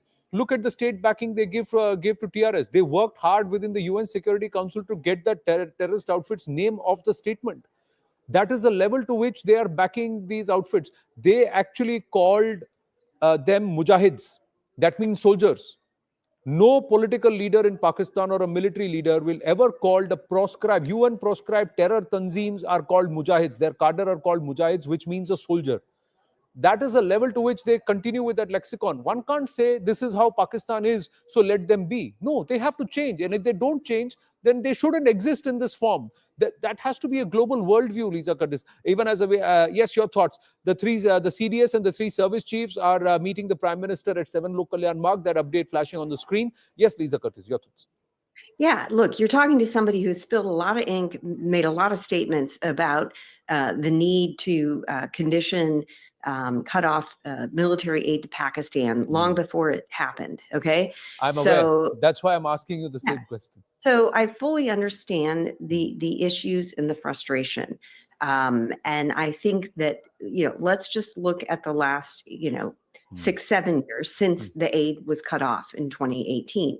I think that there is a lot less influence from the United States on Pakistan. The relationship is not as close as it used to be. I think it's still possible for the U.S. to focus on the terrorism issue in Pakistan, and that's certainly going to happen. But I think it's something that the international community can do more. The U.S. is not the only country that's engaged with Pakistan. Saudi Arabia, the UAE. We talked about China, not that India can convince China to change, but India has relationships with other countries as well that are supporting Pakistan, support them in the IMF, provide them assistance. So I think rather than just looking to the United States, maybe looking for a coalition of countries that can prevail on Pakistan on this terrorism issue. I think that would be a more productive way to go. And I think that while the U.S., I think Secretary of State Rubio deserves credit for the role it appears that he has played in getting to this ceasefire and the agreement for the two sides to sit down to talks. But let's face it, the U.S. has a full plate. There are many different crises and things happening around the world. And, I think the U.S. is going to be distracted with other things happening. So I think it would be useful to get other countries involved in this process of putting pressure on Pakistan for its continued support to terrorists. There's another thought process. Why doesn't the world leave Pakistan to India to deal with? Let it be that this is in your backyard. You deal with the rubbish and whatever they do in your backyard. South Asia is your domain. We are trusting you to ensure that there is peace. And if there are those who are trying to foment trouble, deal with them. Is this possible? Bharat has shown it's able to do it. And one of the other messages that's come this time, Major Manik Jolly, is Bharat doesn't need anybody else's permission. Yeah. Bharat will do what it needs to do to protect its sovereignty. And this is perhaps the last time that we're backing off. If at all now. Yeah. If at all. Yeah. It shall not clearly be a back down. Yeah. But when I say backing off, we're even holding fire. Yeah. Let's say that. So I'd say the stakes and these stakes were created because of West wanted to. The amount of in how invested they are in Pakistan has caused all the trouble. I mean, geopolitics right from the Cold War days, and when so let's not go back that much into the history. The point is that as on date, if America wants, I'll stick to the point. If America wants, it can. Trump got Abraham Accords done. It was one of the most complicated thing in that time. Even if they want, they can actually put Pakistan on ground and tell them, you will not get any more money, you will not get sanctions, your people will not get, you will get sanctions, your people will not get visas. We will. Why don't they blacklist so many terrorist organizations? Because it is. So this is a simple thing. I just want to clarify everyone. Many people ask, why don't some organizations get blacklisted? What is the big deal? The big deal is that the leaders of all these organizations never sit in Pakistan. They're sitting all over the world, handling major finance, in alliance with a lot of major funders who are caught up everywhere and connected to everyone. That is why it is so difficult to blacklist organization, only because of the funding routes. The moment you blacklist, all the bank accounts and individuals have to be blocked, seized, red notice, everything and all. So why is US not doing that if it really wants to put Pakistan in its place? So I would say they are invested, and it will take some time for them to step out. Joe Biden was given second highest civil honor just because he got a huge grant for Pakistan. So Right. this is pretty recent, like 8-10 years ago. Right. Now, this is another aspect that the MEA is continuously underlining, that this is a bilateral understanding. The MEA is continuously saying that contrary to what Donald Trump has claimed or JD Vance has claimed, that America mediated the ceasefire and America has spoken and that's why it's happening, the MEA is very, very clearly saying this is bilateral. This is between the two DGMOs of Bharat and Pakistan. And perhaps one understands this very, very clearly, that if Donald Trump wants to jump the gun and take the credit for bringing peace in South Asia, Bharat does not want anybody to think that there is an internationalization of the Bharat-Pakistan issue, that there is a third party involved and there is a mediator. Bharat is very, very clearly saying that what is there between Bharat and Pakistan is bilateral. So Indus Water Treaty still remains in abeyance. Bharat has never sought assistance. Bharat did not go to any nation to say, help us out. Bharat did not go to anybody and say, we need you to mediate. In 1999, it was a Nawaz Sharif who fell at Bill Clinton's feet. Today, again, it is a Shehbaz Sharif and the other politicians of Pakistan, and perhaps the military too this time around, who have fallen at the feet of the Americans. This time, the Pak DGMO has picked up the phone and spoken. Nations will call. Saudi Arabia has come. They have all gotten and spoken to each nation. But Bharat has said very, very clearly, and I'll try and go across to Siddhant or Zaka on this, that very, very clearly that there are direct DGMO talks that have been established. The Pak DGMO picked up the phone and requested a conversation with his Indian counterpart or Bharatiya counterpart. The two DGMOs spoke at around 15:30 hours. And upon the request of the Pak DGMO, Bharat agreed that from 1700 hours on the 10th of May, there will be a stoppage of fire. Again and again, Bharat has underlined stoppage of fire. Bharat has not used the term ceasefire. Many would want to say both mean the same, but from Bharat's point of view, it's not the same. Ceasefire is an agreement on certain conditions. That agreement has not yet happened. Stoppage of fire is perhaps the first step towards a possible ceasefire, and that's why Bharat continues to say it's stoppage of fire. We have not taken back, or we're not moving back from our aggressive positions. We are just not pressing the trigger. Where the gun is still pointed at the enemy, that is stoppage of fire. Ceasefire would be that the guns are placed back. That's not yet happened. That's Bharat's position right now. That's the MEA's position. That was what Vikram Misri said. That is exactly what EAM Jaishankar has said. And again, MEA sources are saying this is bilateral. This is bilateral. If Pakistan wants anything, Pakistan has to talk to Bharat. No point talking to the Americans, no point talking to the Chinese, to the Saudis, to anybody. You talk to us, we talk to you, you listen to us, and we'll help you out. That's the equation that's being set between Bharat and Pakistan. The MEA underlining this again and again and again. And I think somewhere we as people, we as a nation need to understand that this is not a ceasefire yet. It is not ceasefire. It is stoppage. It is purely stoppage, and that's being underlined by the MEA, and it is bilateral. No credit being given by Bharat to Americans. Donald Trump has assumed the credit. JD Vance has assumed the credit. Bharat does not want to give credit to any nation. This is two DGMOs talking to each other. It is bilateral. So somewhere for us to credit Donald Trump, to put out Donald Trump there, is not something that the MEA is agreeable to. The MEA believes that this is bilateral. This is the two DGMOs between Bharat and Pakistan, and it's not the US at all. So India never sought assistance. Lieutenant General D.P. Pandey with us. Major Manik Jolly stays on with us. Ambassador Rajiv Dogra is also with us. Tilak Devashar is with us. Let's go across to them straight up. Namaste, Jai Hind, gentlemen. Thank you for your time. Ambassador Rajiv Dogra, your thoughts on Bharat's very clear aspect that despite Donald Trump claiming credit, J.D. Vance claiming credit, the MEA is saying this is between Bharat and Pakistan. The Pak DGMO called the phone, picked up the phone and said, stoppage, please. So we are saying stoppage till the 12th of May, till they speak. This is not ceasefire yet. Your thoughts? Well, Anand, many thoughts. But firstly, I agree with your instinctive reaction that let's be cautious. Let's not jump in joy. There's no occasion yet. Secondly, another thought which came to me, that the stoppage of fire started at 5 o'clock. Foreign Secretary waited till around 6 before coming and informing the country that this is what has happened. And he was very clear that it was between two DGMOs and that. Yes, sir.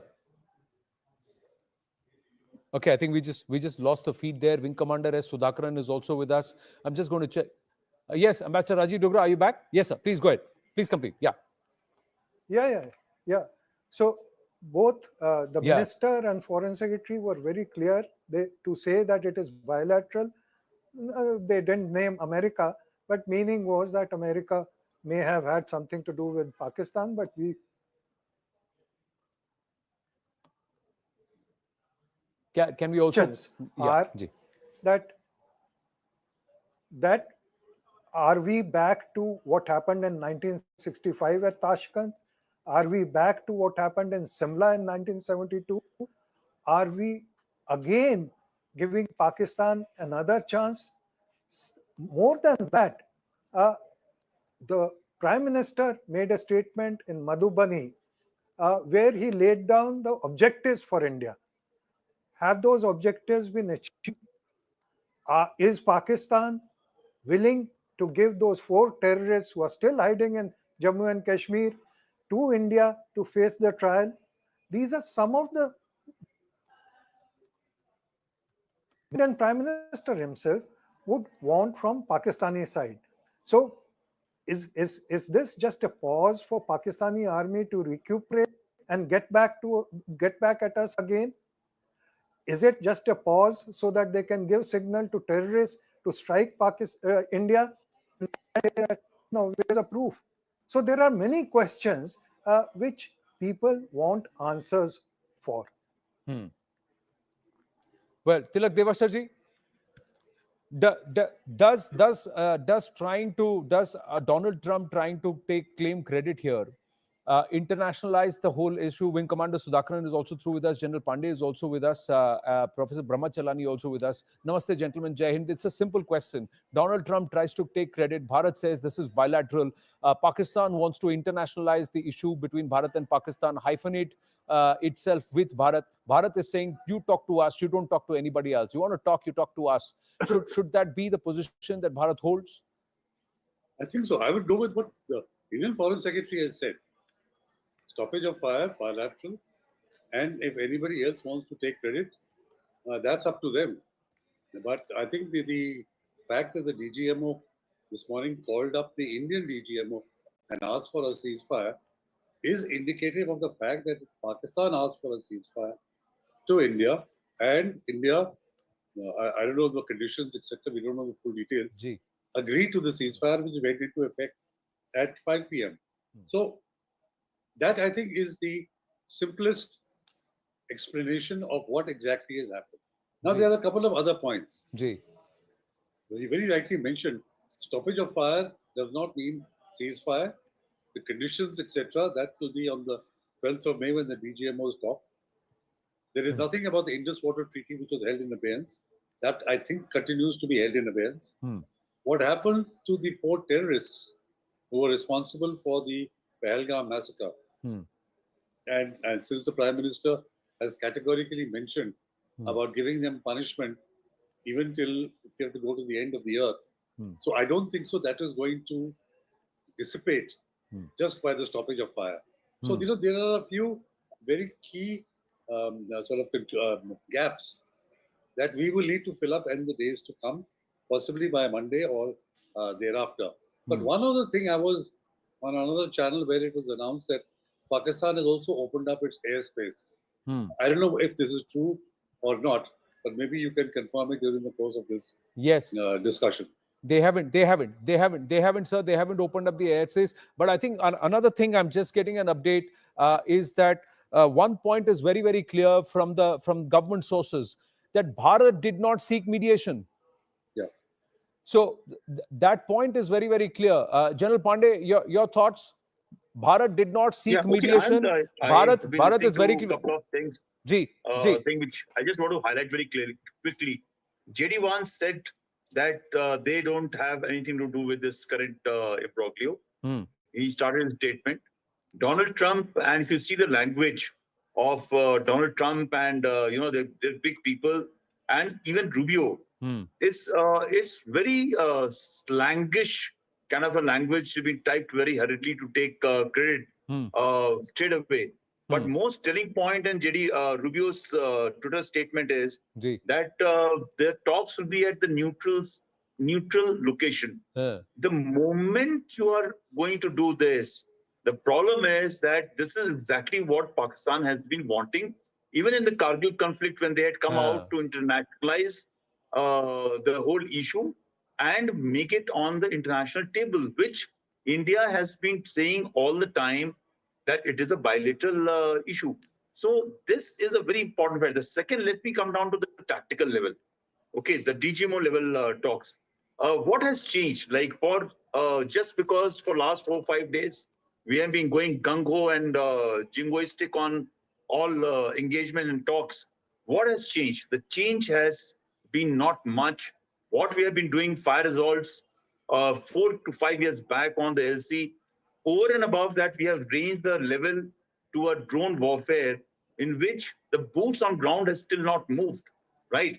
And that is why it is very important to see the signal and messaging that the talks have happened or engagement and dial down has been happening at the level of DGMO. So I think it's a very, very smart move by the MEA or whosoever is handling at the level of the government that they have not allowed this to go beyond in terms of a local facet, right? While the punishment has been severe in other spectrums, but the fact is that they have kept it at the level of military to military as of now, and trying to say that we are not going to escalate till the time the Pakis escalate.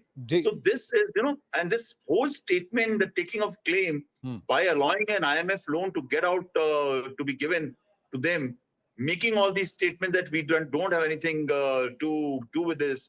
The third is, please understand that Trump came to power by making 2 major statements that Israel and Hamas thing is going to stop. Has not happened. They came to power by saying that Russia is going to stop going into Ukraine. Hasn't happened.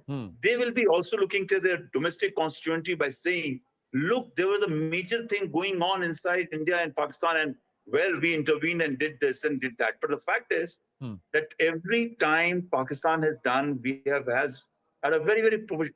Who's guiding them? I don't know. Frankly, we are sitting out. But somebody is very, very smart that they have controlled the levers of escalation in their hand. And I think most brutal punishment which has happened and maybe have turned the entire event is the actions that were taken in the morning by us, hitting their very, very important sites. I believe there is some nuclear site has been hit. It may be fake news or something, but the fact is that I am given to understand from wherever my sources are that something very, very credible has been hit in this thing, which has literally shaken Pakistan to the core, right? So when you look at all these entire thing, it is possibly a smart move by Pakistan as well to come down and stand by. Will it going to stop terrorist strike? No. Is going to start terrorist strikes? No. I don't think terrorist strikes can stop by Pakistan without their change in strategic orientation. The ultimate aim and end has to be that this artificial country has to implode. It may require some effort in the long term, and that is not only a military way. It will require not only whole of government effort, but these Western people who keep on forfeiting the military industrial complex have allowed this to happen, give the IMF loan and everything. I think then only possibly we can achieve some sort of a credible end state when this country implodes. There is no, I may be very, very extreme hearted, but then military has going to be one tool at a given point. This event which has happened on 22nd April, and yesterday we had a great debate again on your channel on this subject. Please understand that within a month, no military can get ready to achieve what you want to achieve, to get inside and destroy a country. You can be punitive. You can carry out a juggernaut of doing some punishment. But when two professional armies meet, then numbers may be very, very skewed in the sense. And I can tell you that's not so skewed as has been presumed. It requires number of other efforts to be in line. And they are technological advancement, support of the world which is invested in it. We have not yet committed so much into the tribal area in Balochistan and other areas to ensure that the tipping point comes for it to break. Unfortunately, we are not ready, we are not prepared, we are ill prepared for what our desires are. So rather than getting into a system of economic destruction, I think it's a very, very wise decision to allow what has happened, right? At my point, yet the guns are locked and loaded. Right. It is just a fair. The final documents are going to be decided yet, because I'm quite sure the Indians are going to ask, not about the 4 terrorists. They're going to ask who ordered the Pahalgam prince to come out. Who's the person? It cannot be a non-state actor. It has to lead into some ISI desk.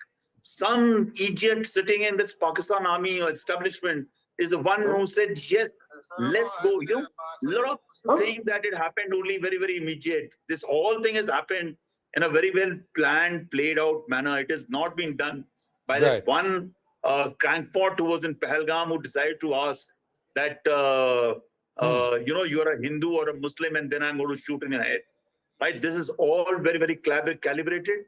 The timing of that Asim Munir, that radical of a guy, I'm actually today very angry with this thing happening. But the fact of the matter is that it had to happen. We knew it. We have been talking of it. Possibly I was the only guy in this whole channel saying that we can't go to war as of now.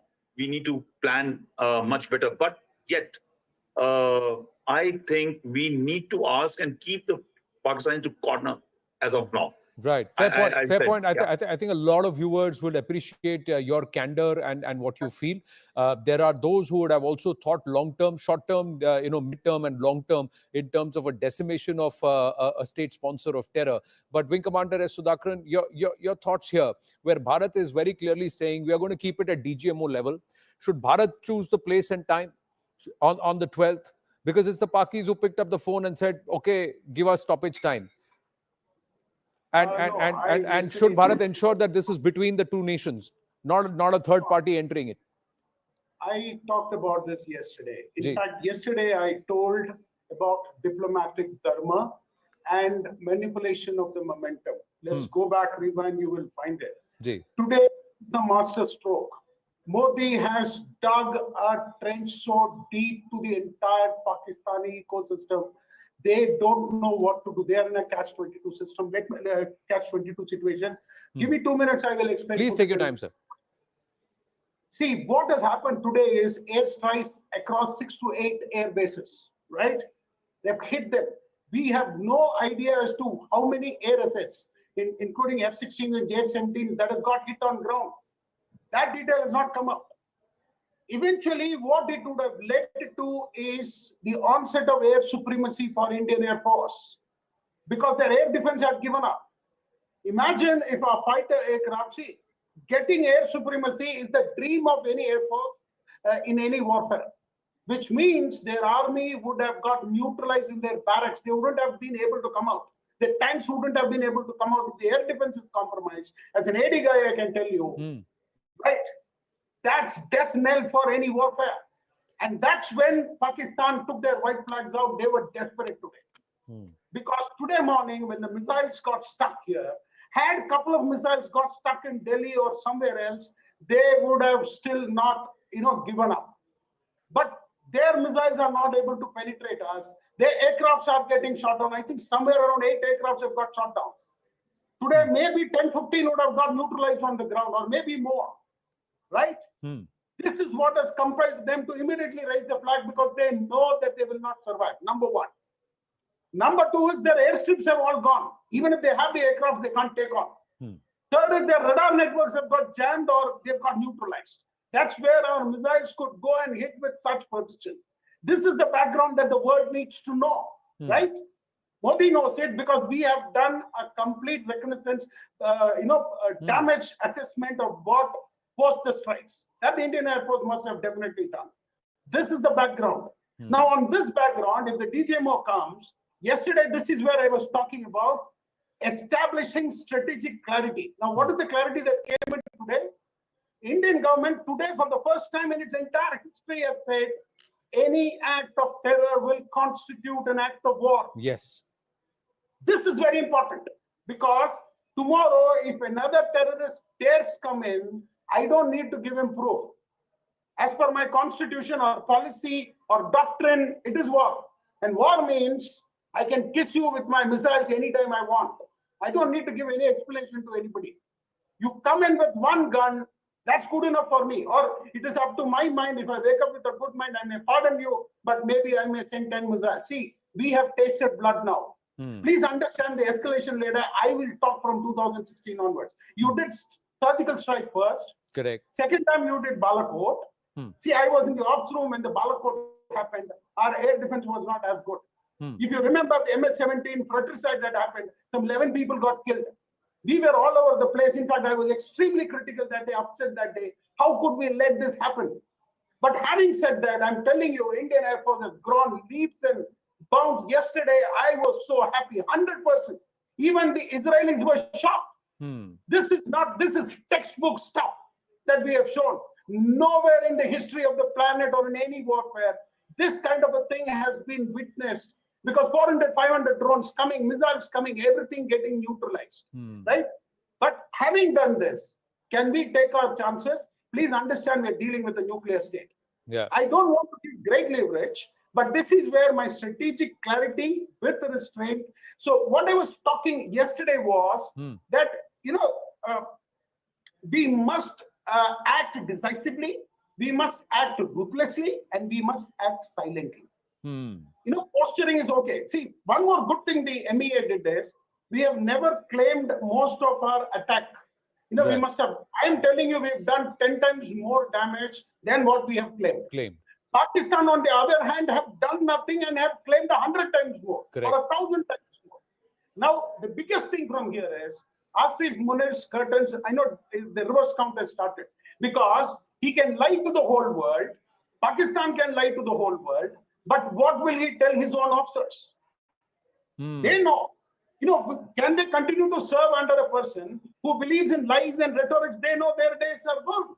So which means Asif Munir in next 15 days or 1 month or 2 months, or maybe his extension that they have given will not come to. And this also means that the next army general that is going to come in Pakistan will not have the same respect, same command and same power. And Imran Khan may well get out of the jail, which also means there could be elections, fresh elections in Pakistan, which is what the people want. This puppet government will go. So this all augurs well, which means in this pause button, when Modi goes to the discussion table, this is what I've been talking about. He needs three things: dismantling of the terror network, number one, and taking responsibility for the terror strike right from 2016 onwards, if not before. Handing over of the proscribed terrorists like Maulana Masood Azhar. They can't keep the bogey of telling them they don't live here. We know where they live. Right? So now it is very difficult for Pakistan to accept these demands. Correct. This is where the Indus Water Treaty comes in. Tap on, tap off. he will, kill them thirsty. Where will Pakistan go? They need to come to the table, speak to Modi. Not see, Trump in his enthusiasm has said whatever it is. It is not American pressure, right? India has been, even with the weak Congress governments, we have never accepted a third party to come in, and Modi will definitely not agree to it. Right. So it's not about Modi. Definitely, it's the Pakistani playbook. The Pakistani playbook is to internationalize so that allows them to hyphenate themselves with Bharat. Bharat's attempt is to hyphenate Pakistan with a terror state. So Terroristan is the aspect. Now, you called him Hafiz Munir. The inside story is that he loves his tipple. So he's actually nicknamed Chachu Whiskey internally within the army. So he's Mullah Whiskey if you're to go by what we are saying. So that's the reason why. So he's not as pious as he makes himself out to be. And he cannot do without his whiskey. That's the story within the Pak army. And I'm hearing it from the horse's mouth. That's what I'm trying to tell you. So that's why this person is, his coinage is now Mullah Whiskey. But that aside, but what the Pak general does, what happens to him is their issue. What we do about it is what's critical. There's an attempt to internationalize. There is someone who's wanting to take credit. And Bharat is very clearly saying, you talk to us, we decide what we do. And if we think it's an act of war, it's a terror act, and it's an act of war. Professor Brahmachalani, where do we go from here? On the 12th of May, who should set the terms and conditions? Because we know exactly what the Pakis, how the Pakis will play this. First, let's be clear, Anand, on what has happened. India has a long tradition of snatching defeat from the jaws of victory. 1948, Tashkent Agreement, Haji Pir being returned. Similar, the gains of war being squandered at the negotiating table. Operation Sindur, mark my words, will go in history as part of this tradition. Let's not mince words on this. Operation Sindur was supposed to be taken to its logical conclusion. Operation Sindur has been ended inconclusively. And why are we quibbling over things like, for example, a halt to hostilities? We are objecting to the word ceasefire. If halt to hostilities is not ceasefire, what else is ceasefire? A ceasefire, by definition, is a temporary halt to hostilities.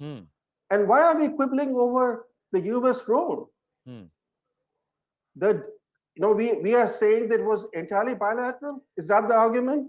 Foreign Secretary Misri said at his briefing that Pakistan's GMO called his Indian counterpart at 15:35 hours.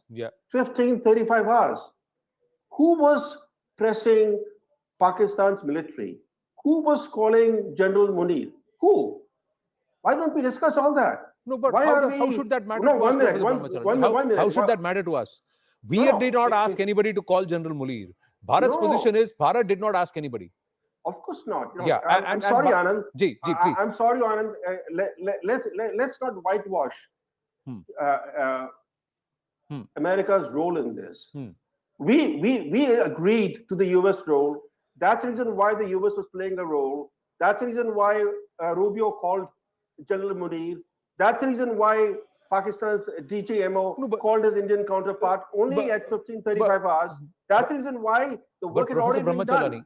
But Professor Brahmachalani, that's an assumption you are making, and you're welcome to make that. Did Sorry, Bharat? assumption, I'm giving you the timeline. What I'm saying is nobody asked JD Vance or Marco Rubio to pick up the phone and call the Pakistanis. India has not asked. Marco Rubio said, I picked up the phone and I called them.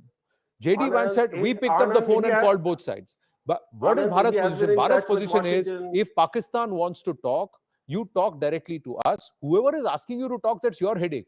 But we as a nation will talk to you directly and you talk to us directly. We don't want a third party. That's Bharat's position. I don't agree with that.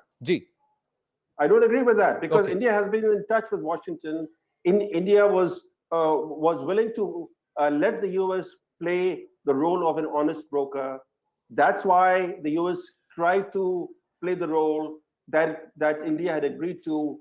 That's the reason why by the time the Pakistani DGMO called, No, the groundwork had been laid. Okay. Respectfully, sir. In the past, I request Ambassador Rajiv Dogra. You agree with Professor Brahmachalani here? Do you think Bharat is the one who's told America to play broker here? I didn't say that India asked the US. No, the US offered its services. Anand, Ji. Now, Anand, you are acting like USA between Professor Chalani and me. So I'm not going to act as anybody. I'm just here saying that there is a nation which is trying to claim credit, and Bharat strategically is saying, no, we are not giving credit to anybody this time around because we want you to talk to us. Yes, sir, please, your point. Yeah. No, Anand, I don't want to contradict Professor Chalani. I have respect for his views. He is making an assumption on the basis of his experience and on the basis of what is in public domain.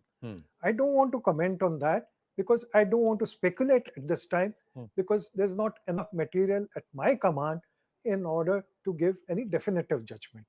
But I will again point to what the Foreign Secretary and later EAM have stressed. Yeah. And the main burden of their coming and address, Foreign Secretary addressing the press and EAM coming to the social media was that please don't be hasty in giving credit to someone else.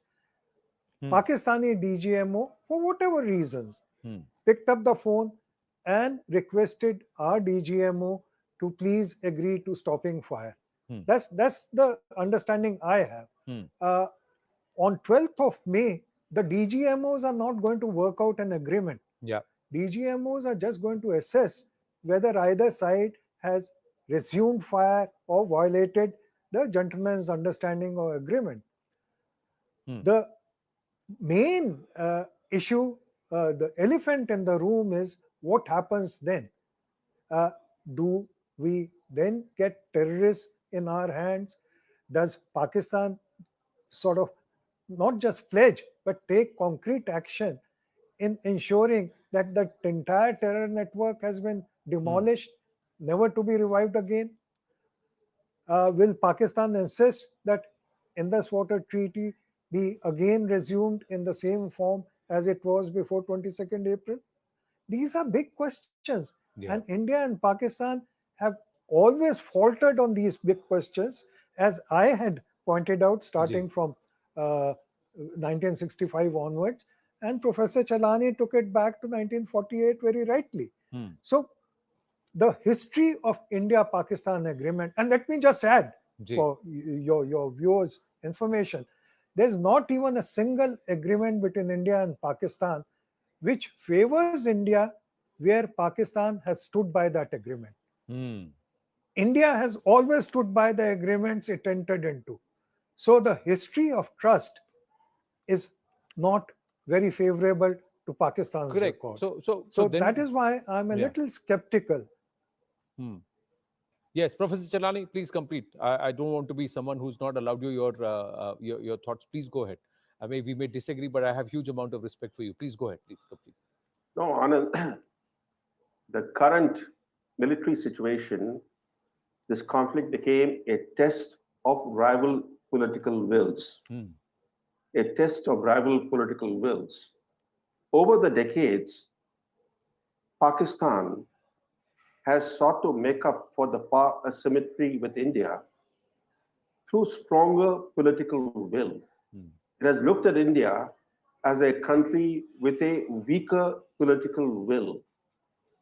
That's the reason why Operation Sindur became very important, because India, after almost 4 decades, decided that its patience had worn out and it needed to do something. So it became an important test of rival political wills. How will history look at Operation Sindur? What clear objectives did we achieve from this operation, even though militarily we have the upper hand?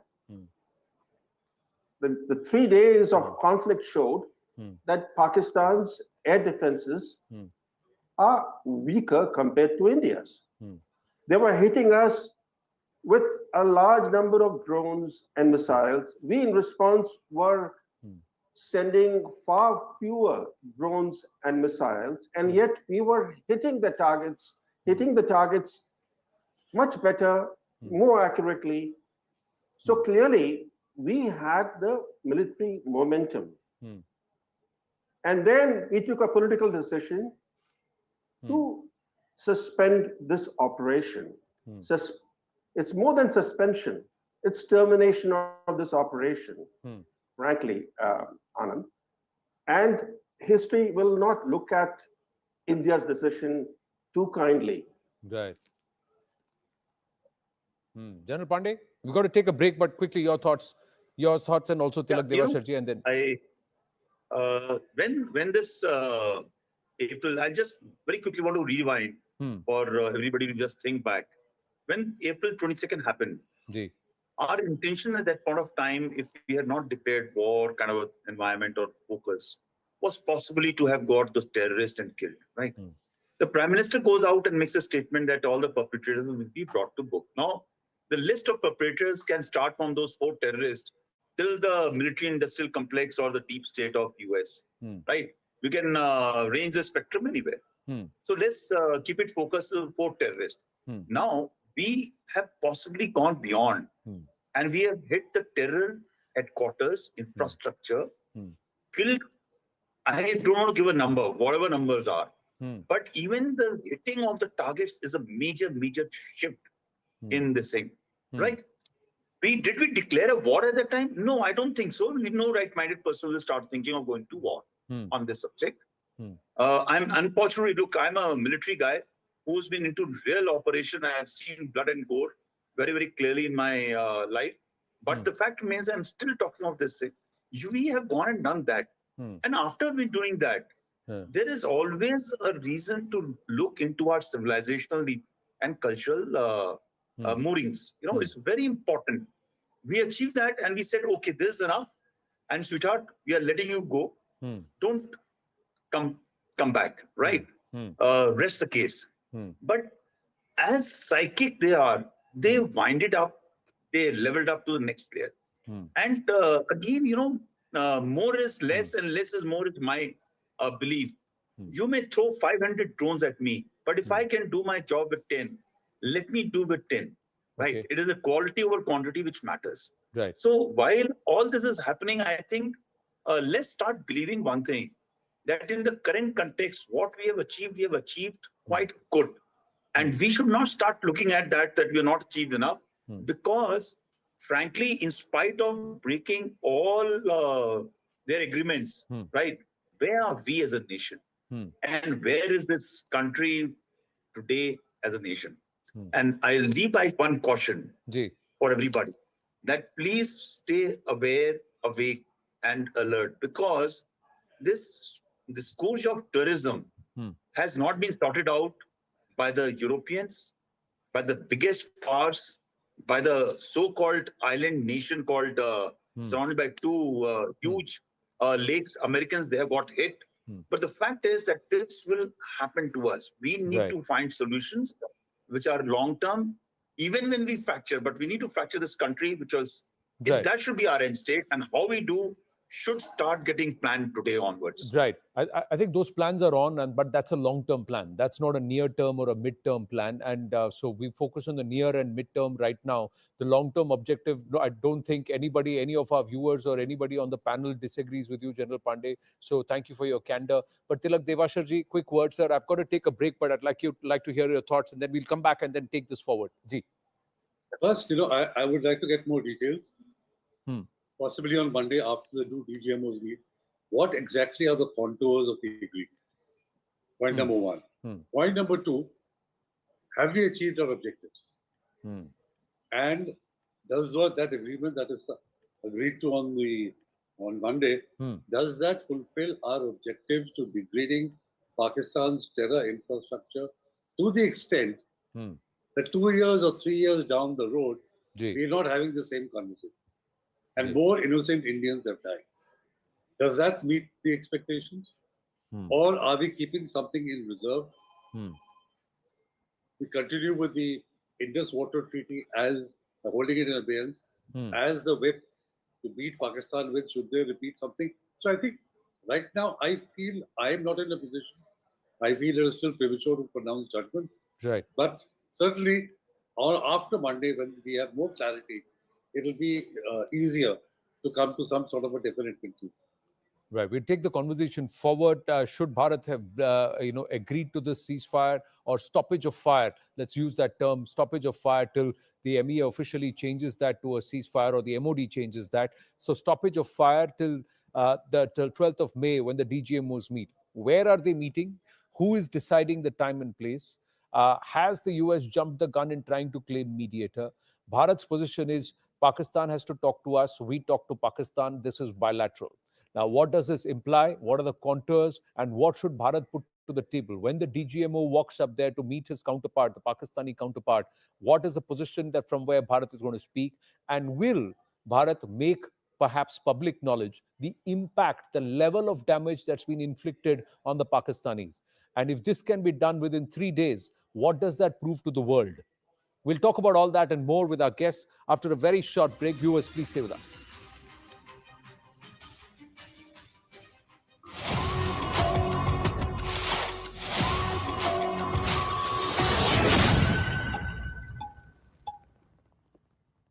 Yes, boy!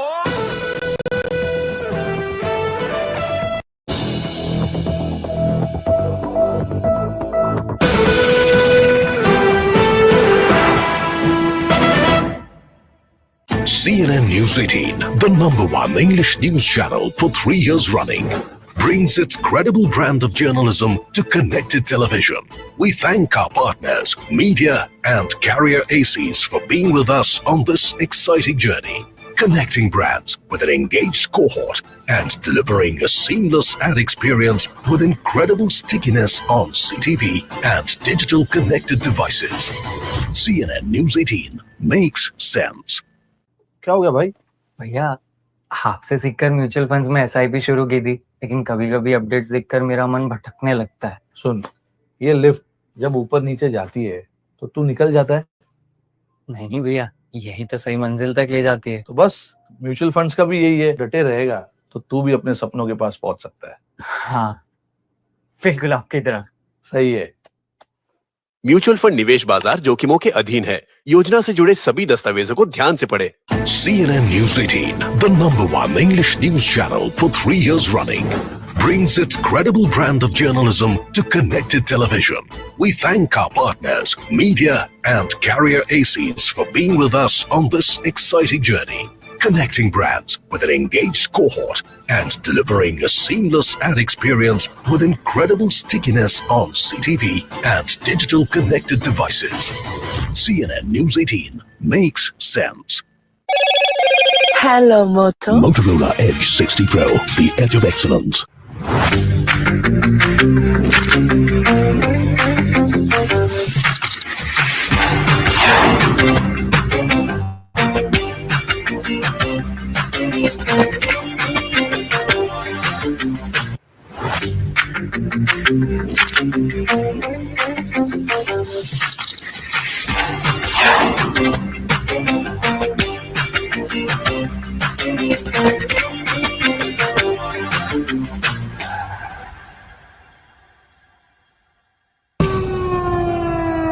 Viewers, what are we seeing on our screens? We are seeing yet again the A-team, viewers, the A-team of the Indian defense establishment, the think tank, is back again. Yesterday at 8:30 in the evening, these pictures were released of a meeting yesterday. I had said that something big is in the air, and we now know what happened. They're back again. This is Pakistan's worst nightmare. It takes a lot of political courage, conviction, viewers. That's the word. To go ahead, take the risks. This is a prime minister who's walking the talk. In Bihar, he said that I am going to inflict unimaginable punishment. When he went to Andhra Pradesh and when he met Chandrababu Naidu, Naidu turned around and said, I have seen pain in the prime minister's eyes. That was the first time he said. Thank you for staying with us. It's a stoppage of fire that's been agreed upon till the 12th of May between Bharat and Pakistan after the DGMO of Pakistan picked up the phone and requested a conversation with his Bharatiya counterpart. And Bharat has said that the guns are still trained up. The position still remains offensive, but hands off the trigger. All non-kinetic offensive moves continue, including keeping the Indus Water Treaty in abeyance. Now, here's what's happened. This is the level of damage that's been inflicted. Earlier in the briefing, it was just one word that came from the military that said, one sentence, Bharat has inflicted heavy damage to the enemy on the other side. Heavy damage. Now, here is some proof. Following Indian airstrikes, Pakistan has declared the Rahim Yar Khan Air Base. It has the only runway. The only runway is non-operational for at least another week. It's issued a NOTAM for an estimated 7 days till the 17th of May 2025. Now, 8 air bases were targeted. Now, there are reports, and somewhere the hint was that at least 5 air bases have seen punitive punishment and have suffered huge damages. Wing Commander S. Sudhakaran was with us, is still with us. Tilak Devasharji with us, General Pandey with us, and Ambassador. And let's go across to Wing Commander Sudhakaran. Wing Commander Sudhakaran, we had confirmed pictures of the Sargodha Air Base where things had landed on the runway. Now, Rahim Yar Khan NOTAM has already come out, which shows that till the 17th, they are not operational. There was also some measures, some pictures that came on with what's happened in Pindi and also in Sialkot. So there is huge amount of damage that's been inflicted. And you were mentioning that our forces have literally crippled their air defense and air offense. Wing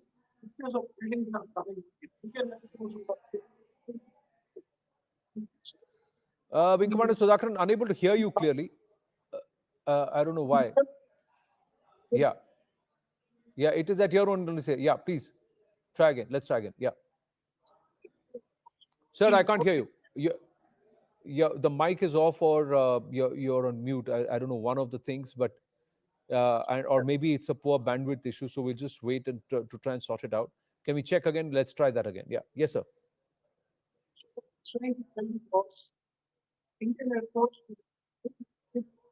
Wing Commander, please allow us to fix this for you. We're not able to hear you, sir. So just give us about 2 minutes and we'll try and recheck the connection with you and try and get you back. Tilak Devasharji, your assessment. So Rahim Yar Khan, they're saying NOTAM till the 17th. There is considerable damage. Should Bharat come out and go public with the amount of damage inflicted? Should the world know that Pakistan has now picked up the phone and is talking because they're licking their wounds? They want to collect their dead, and it's the damage inflicted. Even on the jihadi front, on the 7th, we heard them bad. 150 se zyada to mare hain. And some of their top commanders, operational commanders, are dead, be it Lashkar, Hizbul, or Jaish. Hizbul, many say, has been totally wiped out. And now to their military assets also, we've heard them. Ji. I think so. I think if we have confirmed information, you don't want to be embarrassed if you go and the information is not correct. And you can make, through satellite imagery, the damage that you have done to Rahim Yar Khan. There were some reports about the Noor Khan base and other air bases and the number of terrorists and in Varidke and in Bahawalpur. I think certainly we should make out a dossier and present it to the world. Why shouldn't the world, why should we be shy? After all, we were provoked by Pakistan. They killed 26 of our innocent people. And why should we feel shy on the damage that we have inflicted? So that's my view. Well, Chanakya says, no matter how much you deal with it nicely, the only objective of a snake is to bite you with its poison. So let's hope that the intelligent minds who are busy at the back end have read Chanakya and also heard the Rashtaniti that Bhishma imparted to Yudhishthira, Swaraj Dharma. Because at any point in time, the enemy has to be quelled for good if peace has to happen. If the end game is ahimsa, if the end game is peace, then those who are committed to hinsa have to be then first annihilated. So that's what Dharma speaks, and the establishment also, of Dharma speaks, our scriptures say. So one other point. Ji. I would be very skeptical about any agreement with Pakistan for stoppage of fire or even for a ceasefire. I'd be extremely skeptical because Pakistan has a reputation of breaking agreements international agreements, forget bilateral. They have a reputation of doing so. So we should not lower our guard even for a moment when we negotiate the ceasefire or when it converts the stoppage of fire into a ceasefire agreement. I would be very, very watchful, very careful, and not take them on their face word. So after the MEA, Tilakji, now Akash is just telling us that defense sources have confirmed it's a bilateral understanding to stop fire and military action. Equating it with ceasefire would not be the correct conclusion. Communication would be set up and DGMOs would talk further. So this is exactly why there is a clear hyphenation or a delinking of the term ceasefire and using the term stoppage of fire. So from the MEA to the MOD, they seem to have absolute clarity that this is not ceasefire. Yeah, absolutely. So even though there are many experts who believe ceasefire and stoppage of fire is the same, what Major Jolly, Manik Jolly was saying, and others were also saying, Lieutenant General Nachiketa was saying, Nishikanta Singh was saying, that this is a newer term. This term says, as of now, I have my guns pointed at you, but I am not pulling on the trigger, be it land, sea, on air. And this is only for a temporary time because you have asked for it and we have agreed for it. Ceasefire will come when there are agreements, conditions are set, there are terms set, and whoever then violates the agreement becomes violative of the ceasefire. So we have not got to the stage of ceasefire because both of us are not yet talking. It's just a phone call saying, थोड़ी देर के लिए युद्ध बंद कर दीजिए, तो हमने बंद किया है. I think that's a very important distinction. And all of us in the media and all the people who are speaking on television must bear this distinction in mind. The stoppage of fire is very different from ceasefire. As you rightly said, ceasefire has conditions. And what those conditions are, we'll come to know now. Right. Wing Commander, I'm just going to check your thoughts on this, sir. You're nodding your head, so let's hope we can hear. What I was trying to tell you was... Yeah, we can hear you now, well. Yes, please. Yeah, what I was trying to tell you was that the pictures that you showed, that is one side of the story. If the Indian Air Force would have done its job, it would have targeted the blast bench with the aircrafts in it. And with the kind of satellite imagery that we have, we know exactly where these aircrafts were parked, when, what time. It would have been very difficult for those aircrafts to have escaped the wrath of the Indian Air Force if they have been able to reach the air base itself. So I'll be more interested in looking at what kind of platforms got neutralized. See, a runway going down, it can come up in 15 days. But a radar going down or an aircraft itself going down, then there is no point in having that runway in the first place. And in my assessment, the Indian Air Force would have inflicted very, very deep wound because the numbers wouldn't have been known. Pakistan would have definitely known the number. That's why the panic button has been pressed today. Number one, this needs to be understood. Number two, this is when Pakistan has given that slightest hint to our establishment that we are willing to negotiate. So far, they were not willing to negotiate. They were in rhetorics. They were trying to tell you, we are as good as you are. Today, for the first time, they've realized that if we continue to do this rhetorics and lies, this will further take down them to a state where there will be no point of no return, because once the Rafales go on the Pakistani air bases and the Pakistani army establishments, it's going to be very difficult. The people are going to get neutralized inside their barracks. That's not acceptable to Pakistan, number one.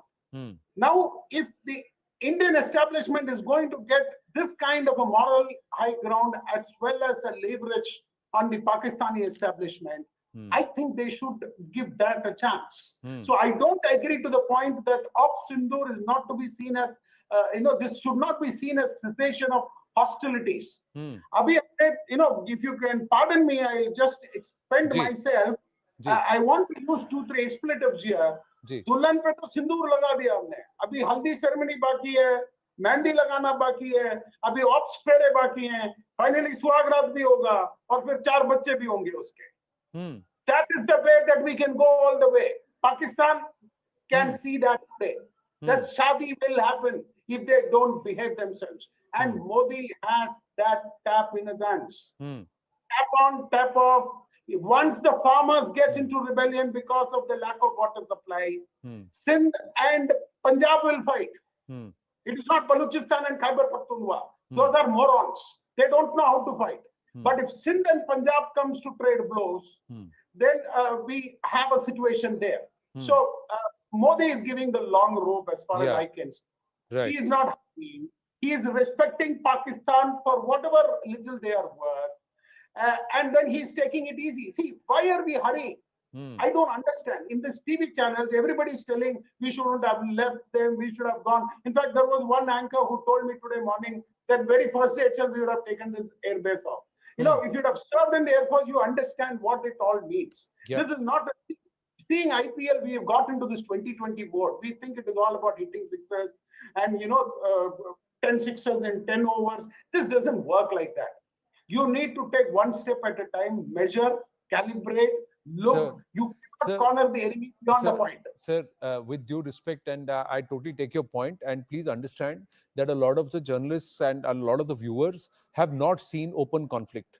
This is a generation that has not been in a state of war or preparedness. Even during Kargil, the conflict was limited to only the heights.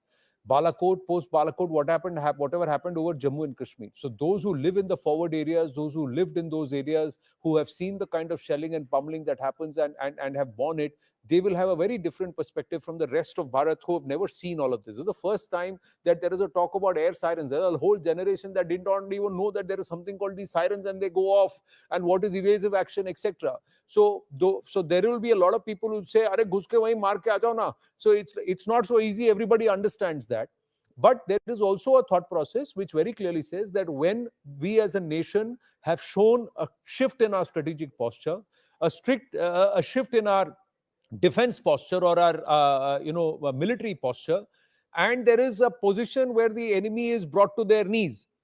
Should we spare the enemy at this time? Should we say, okay, I will take my finger off the trigger, or should we finish the enemy once and for all? So that's where a lot of people are saying. But on this comes the levels of diplomacy, that comes the levels of statecraft, and there is also, like General D.P. Pandey said, that you cannot go into anything in a rush. You keep the enemy on the knee, you keep the gun trained on that person, and then you set the terms and conditions for them to behave, they knowing fully well that the gun is never off. The gun is always pointed right there in the middle of their, on their forehead, and it's point blank. And it's just a matter of seconds that the trigger will be pressed. So I think that is the posture that people, our viewers, need to understand. And that's the reason why Bharat is very clearly saying it is between us who's holding the gun now, and it is the enemy who's on the knee. There is no third party involved. So that's where it is. It is between the two of us, and that's where we're going to talk. And we're going to talk from a position of strength, which the Pakistanis thought we never had, the will that we never had, and of course, the strategic depth that they thought we didn't have. So we've outmaneuvered them, outthought them, and we have outpummeled them. All of this has happened. So there is a whole set of things which has been done. Gentlemen, I've got to take another break. We're just coming up to the top of the hour, so that's why I'm going to take another break. But General Pandey, you put your hand up. You wanted to say something. So, yes, please go ahead. No, we'll do it after the break. नहीं बोलिए. Yeah, it's a long one. Okay, train of thought. We are discussing the issue of stoppage and ceasefire. I just want to amplify a little bit. Ji. Right, a stoppage of fire is something like taking a breather, allowing the other side to have a time off. Right. Even in military maneuvers, even at a short range engagement, even a very, very sub-tactical level, when we punish the other side, and other side will claim that they punish us. There are times that you need to, either side takes a break, either for casualties or for, this at the national level is just a stoppage of fire. It has got nothing given, right? Now when the ceasefire agreement will come up, the ceasefire agreement was about 5 years back when I was the corps commander. That will have certain very great pointers that what will lead to an infringement of ceasefire, and thereafter, what are the steps that will happen is going to be as part of your internal discussions. These pointers, these points has to be decided. This will get decided now with some back and forth in the same. But at this very time, we should be very careful to not allow internationalization of this saying nobody, this is where the diplomatic offensive is very, very important that the chief, why did they go for Kargil? Musharraf knew that he's lost a plot.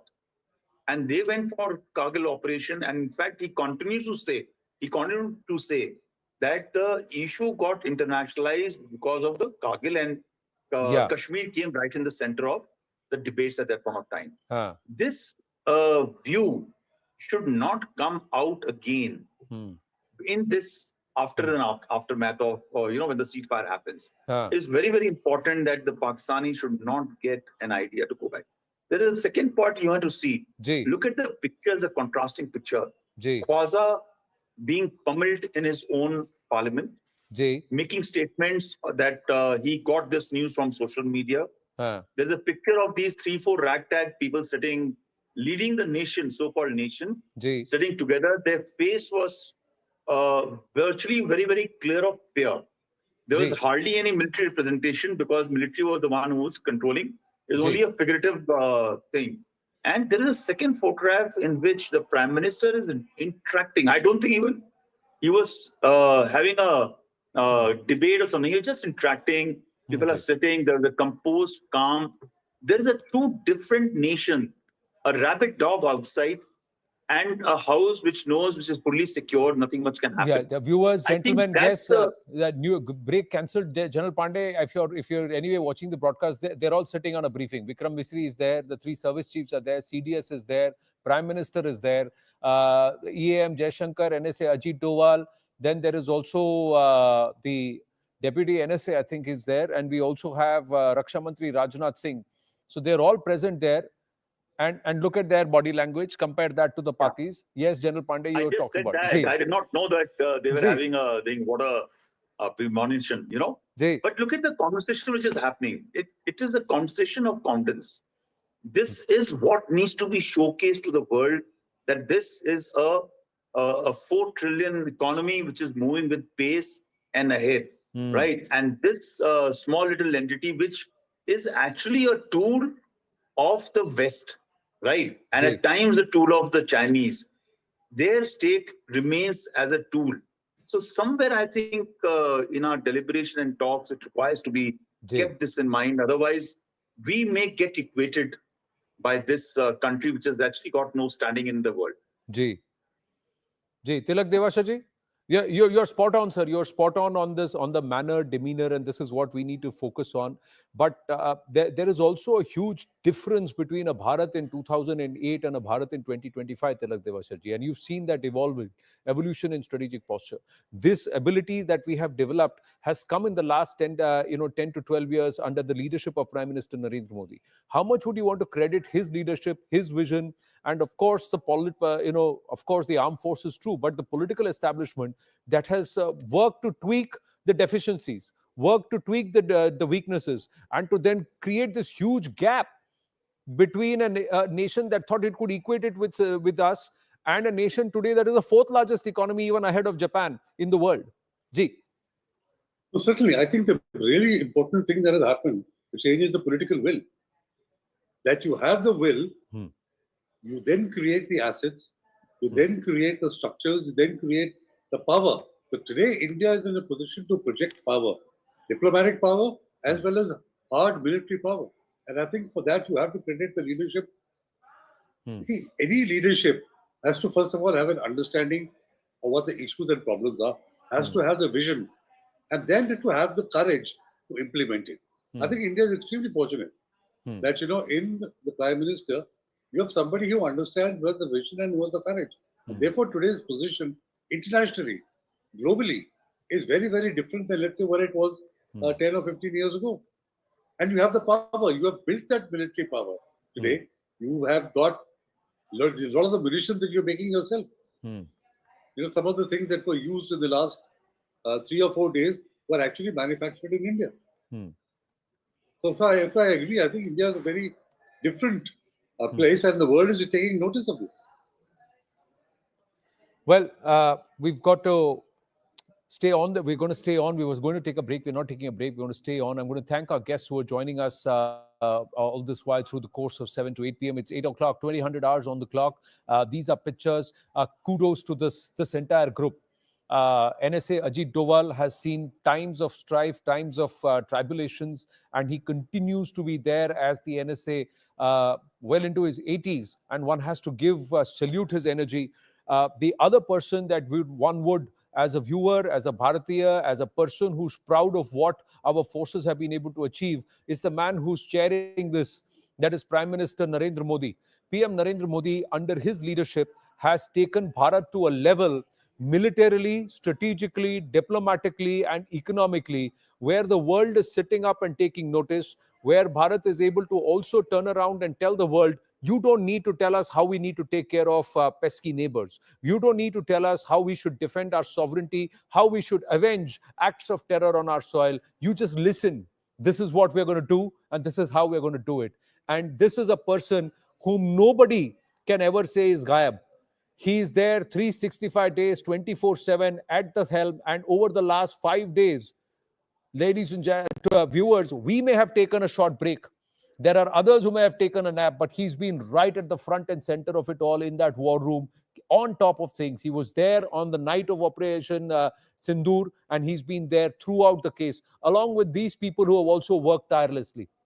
The Chief of Defense Staff, the Chief of Army Staff, the Chief of Navy, the Chief of the Air Force, the intelligence groups, the heads, all of them have worked together, and this is a whole of government approach. The CCEA, the CCPA, the CCS, they have met continuously, they've stayed in touch. And also huge commendations to the nation's opposition. Barring a few motor mouths and rabble-rousers, largely the political leadership across the opposition has also been right behind the government of the day in defending our sovereignty and avenging the Pahalgam massacre. Huge shout out to the likes of Asaduddin Owaisi, Rahul Gandhi, Shashi Tharoor, who have not just mounted a stirring defense, but also taken a position where there is no variance from the government's position, that no act of terror will be tolerated and terror will be avenged. So those who oftentimes in the past have been at loggerheads with the government on certain positions have been united in this one aspect, that this is a whole of nation approach. It's a whole of Bharat approach. And credit is and compliments are have to be given where they are due. But this man, Prime Minister Narendra Modi, has really changed the way Bharat thinks. And it's also given an ability for Bharat to purchase 28 more Rafale on the eve of a possible conflict, which is going to perhaps be a drain on our resources. He's been in a position where Bharat has emergency funds parked away for a situation like this, and we have the ability to last for 6 months, if not more, at a time when we are the 4th largest economy in the world, and a military prowess where 500 drones and not a single one landed on target, multiple missiles, including ballistic missiles fired towards Bharat, not a single one finding their target, and some punitive punishment and pummeling, crippling of Pakistan's air defense systems, air offense systems, and getting them to raise the white flag within 3 nights of misadventure. So much of shame heaped upon. So much of shame heaped upon Asim Munir, the Pak general. So much of shame heaped upon those blustering netas of Pakistan who were brazenly lying and caught with their pants down. This is a nation that is strong. It makes us feel proud to be Bharatiya. And we have to thank the political leadership for setting that vision. And somewhere, perhaps we are onward on our path to becoming a Viksit nation by 2047. This is Atmanirbharta at play. Arun Dhanta is also with us. So much of our military equipment today is indigenous. Be it Akash, the missile defense systems working together with the S-400s and the Barracks which have come into play. Our drone defense systems, our own munitions, loitering munitions that are indigenously made. There is a huge level of Atmanirbharta that is reflective in our defense in Operation Sindur. Arun Dhanta, so how long has this meeting been going on? Anand, we just saw that 3 service chiefs, Defense Minister Rajnath Singh, Foreign Secretary, all of them have left from Prime Minister Modi's residence, but we haven't seen the cavalcade of National Security Advisor and the External Affairs Minister S. Jaishankar, which means that both of them are inside and perhaps they are having a separate meeting with Prime Minister Modi. As far as this meeting is concerned, it lasted more than 1 hour. All of them were there. Of course, some assessment would have been taken, and also, the message would be from the Prime Minister's side that we still need to be very, very, motivated, and also, of course, very alert at this point, because you can't never trust Pakistan. But yes, of course, one thing is very clear, that India has sent out a message to the Pakistan and also to the global community. And now, of course, you will see the process of going ahead. The process will go ahead. You will have a ceasefire by that time. But of course, Prime Minister Modi would have given a very, very clear message to the service chiefs that we need to be on toes, and all the forces and the infrastructure and everything strategy will be in place. And of course, the DGMO level talks will go on. But as we speak, of course, we can see some movement here outside. Perhaps now we'll see NSA, Ajit Doval, and the External Affairs Minister coming out from the 7 LKM. So the entire day has been, of course, of various meetings that took place here at Prime Minister Modi's residence. We saw in the morning all the service chief, Rajnath Singh, NSA coming here. Then they, left, and then they again came back in the evening. So I think the message is very clear from the Prime Minister's side that we should not lose our guard at this point. Let's see how talks go, everything go, and then perhaps we will see what next happens. Well, yes, these are, so the meeting has come to a close. It's for about an hour, but there is also a certain level, and officially Operation Sindur has not yet been called off. So let's understand that, viewers. Operation Sindur is still on. This is just stoppage. This is stoppage till the 12th of May, when the DGMOs will meet. The DGMOs will speak not in a neutral area, at a place and time of the choosing of Bharat. And it is these two DGMOs, the DGMOs of Bharat and Pakistan, who are going to sit across, and that's when the conversation would say whether there is a deal or no deal. And the deal will be on Bharat's terms. This time, the strategic posture is very, very different. Is very, very different. Michael Rubin is with us. Glenn Carl is with us. We also have Kawal Sibalji joining us, and Enan Dubeji with us at this point. My namaste and jai hind to everybody, and good evening and greetings. It's perhaps morning over in the USA. Michael Rubin, your thoughts? You're very candid in saying that Bharat is right in trying to consider an act of terror as an act of war. But now we are given to understand this is going to remain the position and posture, that whether there is stoppage and if it eventually leads to ceasefire with Pakistan, the only demand is if there is another act of terror, Bharat does not need anybody's signal. It will unilaterally design and assume whether it's an act of terror and equate it with an act of war and go on the offensive. Do you believe that's the right posture to hold? You very correctly. That is absolutely the right posture to hold. Make no mistake, this is a victory for India, although the fight is not over. This is the end of the beginning rather than the beginning of the end. Terrorism is a cost-benefit analysis by those who embrace it. And what India has shown is that if Pakistan embraces terror by proxy in the future, the cost to Pakistan will be very, very high. No Pakistani leader has any excuse to doubt how India will respond. However, I would like to see this victory go further. The United States, which has helped mediate, needs to understand that there can be no more fig leaves. There can be no more mirages. That policy needs to be based on reality, not on rhetoric.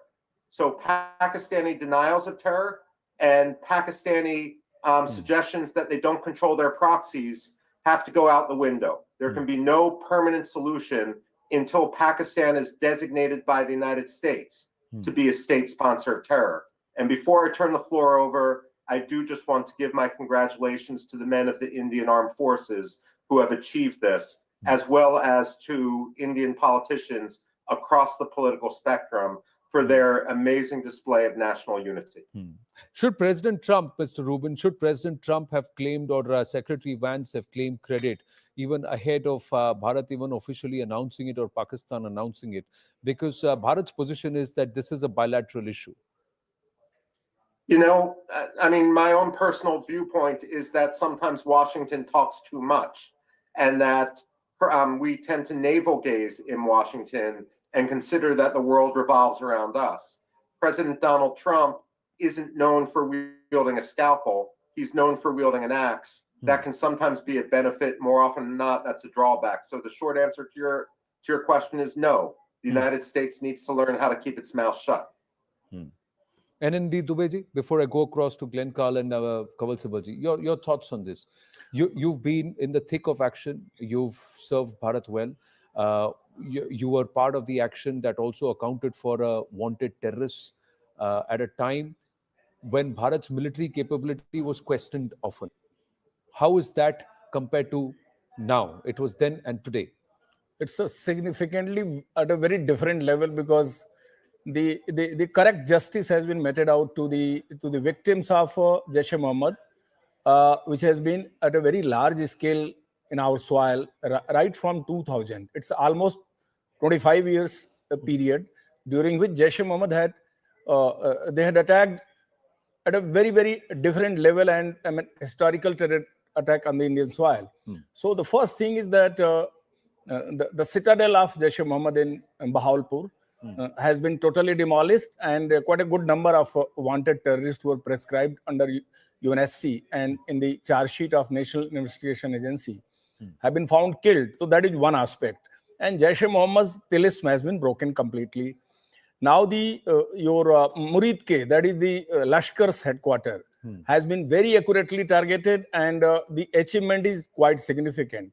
Your Sialkot, the headquarters of Hizbul Mujahideen, which was a Kashmir-grown terrorist outfit, it has also been completely taken head-on.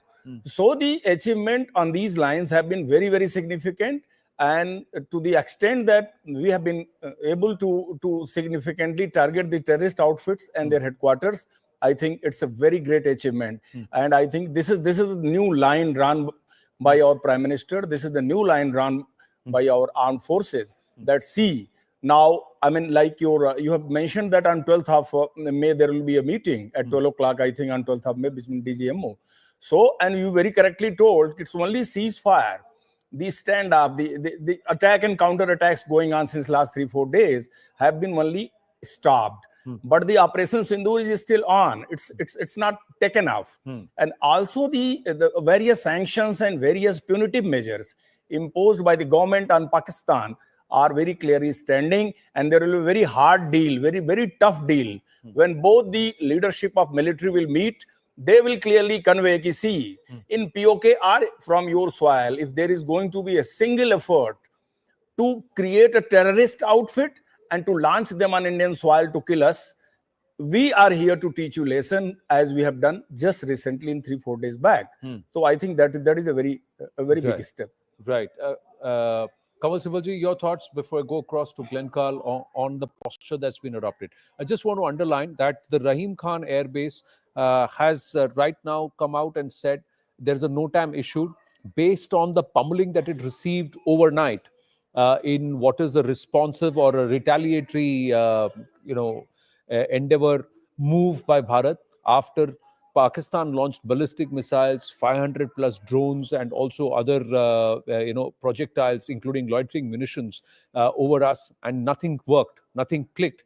We've actually gone back and decimated a lot of their air bases. The NOTAM issued after that pummeling, there's nothing fresh after 1700 hours today, is that their runway is shut down. Their only operational runway is shut down till the 17th of May. So there will be more NOTAMs issued from the other air bases where Pakistan has suffered serious reversals, severe reversals. Many are of the thought process, Kamal Sibaji, that Bharat should not have spoken to the DGMO today. There should have been another night of sweating of the Pakis before anything else would have happened. Your thoughts there? Well, I think we are not sufficiently focusing on the American role. Trump has been talking of a ceasefire for some time, but Secretary Rubio, Vice President Vance, they have publicly said that they have been working the lines for the last 24, 48 hours with both sides, and both sides have agreed to a ceasefire. So, in a sense, it has been, according to the Americans, brokered by the Americans, and we should not dismiss this lightly.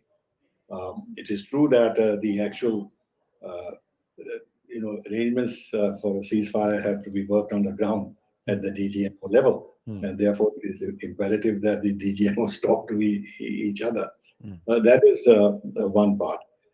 The other is that this does not solve our larger problem of Pakistani supported terrorism. I mean, no country has successfully succeeded in the war against terror. You can punish. America has punished a lot of countries. They're still punishing Iran, but the problem of terrorism hasn't gone away. Why I'm mentioning this is not because of any lack of effort on our part, and I must congratulate our side for the very big steps they have taken and very successfully taken. But weaning away Pakistan from terrorism is actually going to mean a change in the way Pakistan is governed. And of course, a big change in the mood of the Pakistani society at large. And this is going to be a long process. It will actually mean that the role of the Pakistani army in the governance of the country has to materially change. And all the linkages that have been existed between the Pakistani armed forces and the jihadi organizations have to be broken. But it's not as simple as that. Even the civilian organizations are very much involved with the jihadi organizations. And then the society at large has become Islamic radicalized over the years, and therefore they have a lot of public support.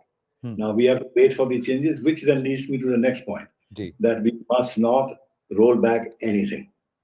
All the diplomatic steps we've been taken, we should maintain them, ceasefire or no ceasefire.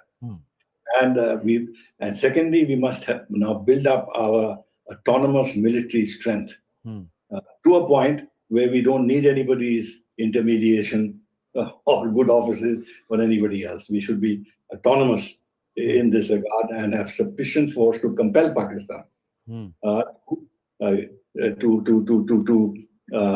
to give up its linkages with terrorism for fear that India has the resources and the capability to deal with them very, very strongly, which means spending much more on our armed forces, wherever the gaps are, closing those gaps, because Pakistan will be armed by China and by Turkey and some of the others. So they're not going to give up. They're not going to give up. And finally, it's a pity that at this juncture, when there's a war going on, conflict going on, and the whole issue started with Pakistani terrorist attack in Pahalgam, the IMF has gone ahead and given them a relief, like $1 billion or what. Optically, it is so wrong. That's the least one can say. But politically, it is very wrong. They should have postponed this so as to make it clear to Pakistan that they can't keep receiving this money and build up their military strength, buy armaments from China and elsewhere, and give a large part of their financial resources to the Pakistani military, which is deeply linked to terrorism. So if United States and others are serious about dealing with terrorism, these are some of the things that they should take. It is not enough for them to broker a ceasefire, because brokering a ceasefire actually also means this kind of equivalence between India and Pakistan. There is no equivalence. There is no equivalence at all. Pakistan has to be, as was said by Mr. Rubin, time has come to treat Pakistan as a terror state. Whether declaring it a terror state or in some other means sanctioning it needs to be done. But we see that happening. So back off on the kinetic option, but continue to stay on the offensive on the non-kinetic option. Glenn Carl, your thoughts there? And will nations like America have to also relook? The international community also have to relook how much of a leeway they end up giving a rogue nation like Pakistan? Yes, I agree almost entirely with what the foreign minister said. I was very happy to hear his and listen to his remarks. I think what has happened has followed the classic pattern of terrorist action, response, counter response, and so on. But there are differences this time from previous ones. There is, I think, an incremental change, but a significant one. I'm not diminishing it. The response has been stronger. And now, normally, what will happen, and I expect this will be the case, is that Pakistan will back off on any sort of terrorist act that it can control for a time. We're talking months or a year or so until things die down. We're all like humans, and states are like water buffalo at the watering hole. Crocodile bites one, everyone runs away and is afraid for a few minutes, but eventually they have to go back to the water hole. And Pakistan, I think, will. They haven't changed, as the foreign minister points out, the nature of the regime and unfortunately the trends of the society and in the officer corps that support this kind of terrorist activity. It's the weak state's response to a stronger state. India is growing stronger relative to Pakistan daily, and it's hard to imagine that the international community will completely pressure or walk away from Pakistan, because the dilemma has always been, this is what my colleagues and I, people much more senior than I, of course, for decades have struggled with respect to Pakistan. If we pressure Pakistan so intensely that it destroys the society, or the government rather, things will become worse for everybody else. Whereas if we continue to turn a half-blind eye, things remain intolerable. That's the unsolvable problem so far with a dysfunctional state in a society with an officer corps that's becoming more radicalized. So this is, I think, a proper step and a success relatively, but it's not really a defeat for Pakistan because they'll just back off, lay low, and until, as the foreign minister points out, the nature of the society and the government are changed with, I hope, from additional pressure from outside states, India will continue to have the same the persistent problem. Kamal Sibalji is former foreign secretary, not the foreign minister, but that's the only amendment that I would like you to make, Glenn. But thoughts are there. But what next? Sushant Sareen, your thoughts, and then I'll come back to you, Michael Rubin. Gentlemen, one after the other. We have a lot of fantastic voices joining us here on this very special broadcast. And Sushant Sareen, before you make your comment, I just would like to in all humility, thank all our guests and also our viewers for appreciating our coverage and for being with us through Operation Sindur. And this coverage continues as long as Operation Sindur is also on. And a big thank you to our entire team at the back end that's also worked tirelessly to bring this coverage to our viewers. Yes, Sushant Sareen. Yeah. Anand, I don't want to be boastful, but I can tell you this, that, and with all due respect to all my seniors on the show, especially Mr. Sibal, who I have tremendous respect for, I don't think they're understanding the monumental stuff which has happened over the last 3 days. I don't think we are appreciating what has happened. We have kicked the Pakistanis so hard. Look, the Pakistani Punjabi Muslim will never admit defeat, even if his nose is rubbed in the dust. So they are trying to pretend that they have come out with something to, some kind of a victory. And they made India back off. But the fact of the matter remains, India didn't back off.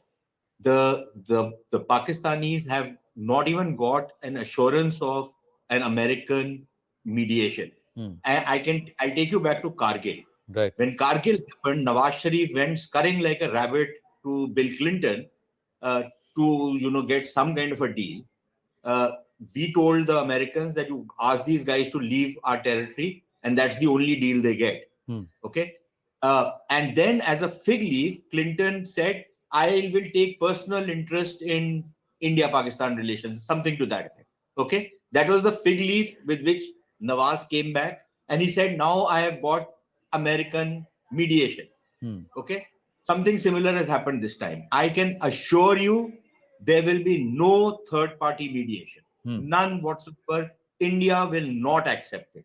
This government, at least, no question of it. So any Pakistani who's trying to tom-tom that they will get some kind of American mediation or some kind of talks with India, you might just get, if at all, the two NSAs meeting in some third country and quietly, India delivering the message of its wish list. Pakistanis have no wish list. Please try to understand what has happened. They ran to America this time. The Americans also spoke to us. We said, look, we don't have a problem in de-escalation. Something, Anand, I've been saying on your program over the last 2 or 3 days. We are ready to, we have delivered the message. When they upped the ante, we've hit them so hard yesterday, in fact, that they have no bloody idea what hit them.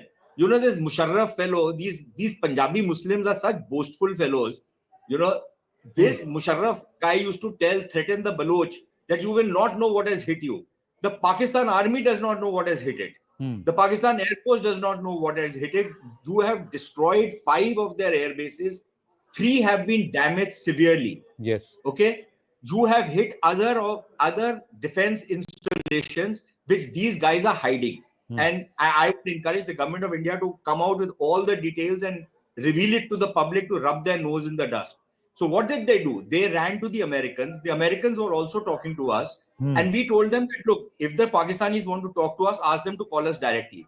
After what happened last night, these Pakistanis desperately tried to get in touch with India. Okay, where they were told, fine, we are ready to accept a ceasefire. But the red line now is, you do any terror attack on us, and we'll hit you so hard you won't know what the hell has hit you. That entire nuclear bluff of Pakistan has not only been called, it has been turned on its head. Right. Pakistan has been told that next time you try and do something like what you did in Pahalgam, you kill innocent Indians, you carry out terrorist attacks, we'll annihilate you. And I say it with all seriousness. That is the message which has been delivered to these guys. Right. Okay. So now we have played it cool and we played it very calmly. And the Pakistanis are, you know, jumping around like jackrabbits trying to show that, okay, fine, we've, you know, got a great victory. But the Pakistan army knows what has hit them. The Pakistan Air Force knows what has hit them. And all this Chinese and Turkish weaponry has turned out to be rubbish. Right. Okay. Their drones failed. Then all those so-called Turkish Bayraktar and all that nonsense which they've been selling all over the world, they turned out to be utter duds. Okay, all the Chinese weapon systems failed. HQ9 failed. And yeah, frankly, I was not aware of it. And I think hats off to the Indian Armed Forces. And much of our stuff was indigenous. We didn't even use the S-400s. Yes. Okay. So all the stuff which we managed, the Air Force and the other armed forces that they put together, the shields which we had, worked spectacularly. And all the stuff which the Pakistanis threw at us, it just went waste. Right. They are today open. If we want, we can hit any place we want in Pakistan. They have no air defense, virtually no air defense left.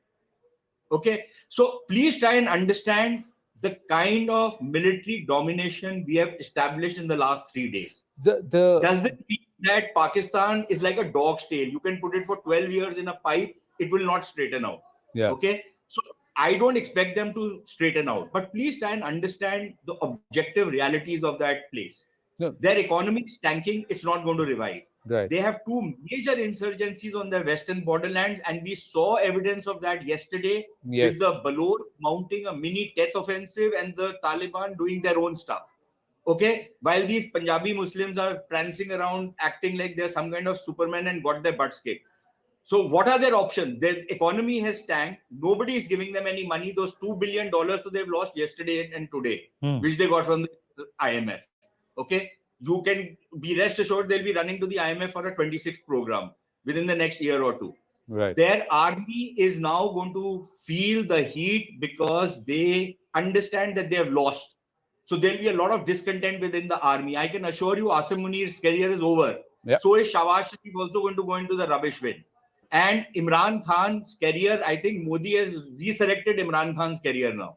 I can assure you that.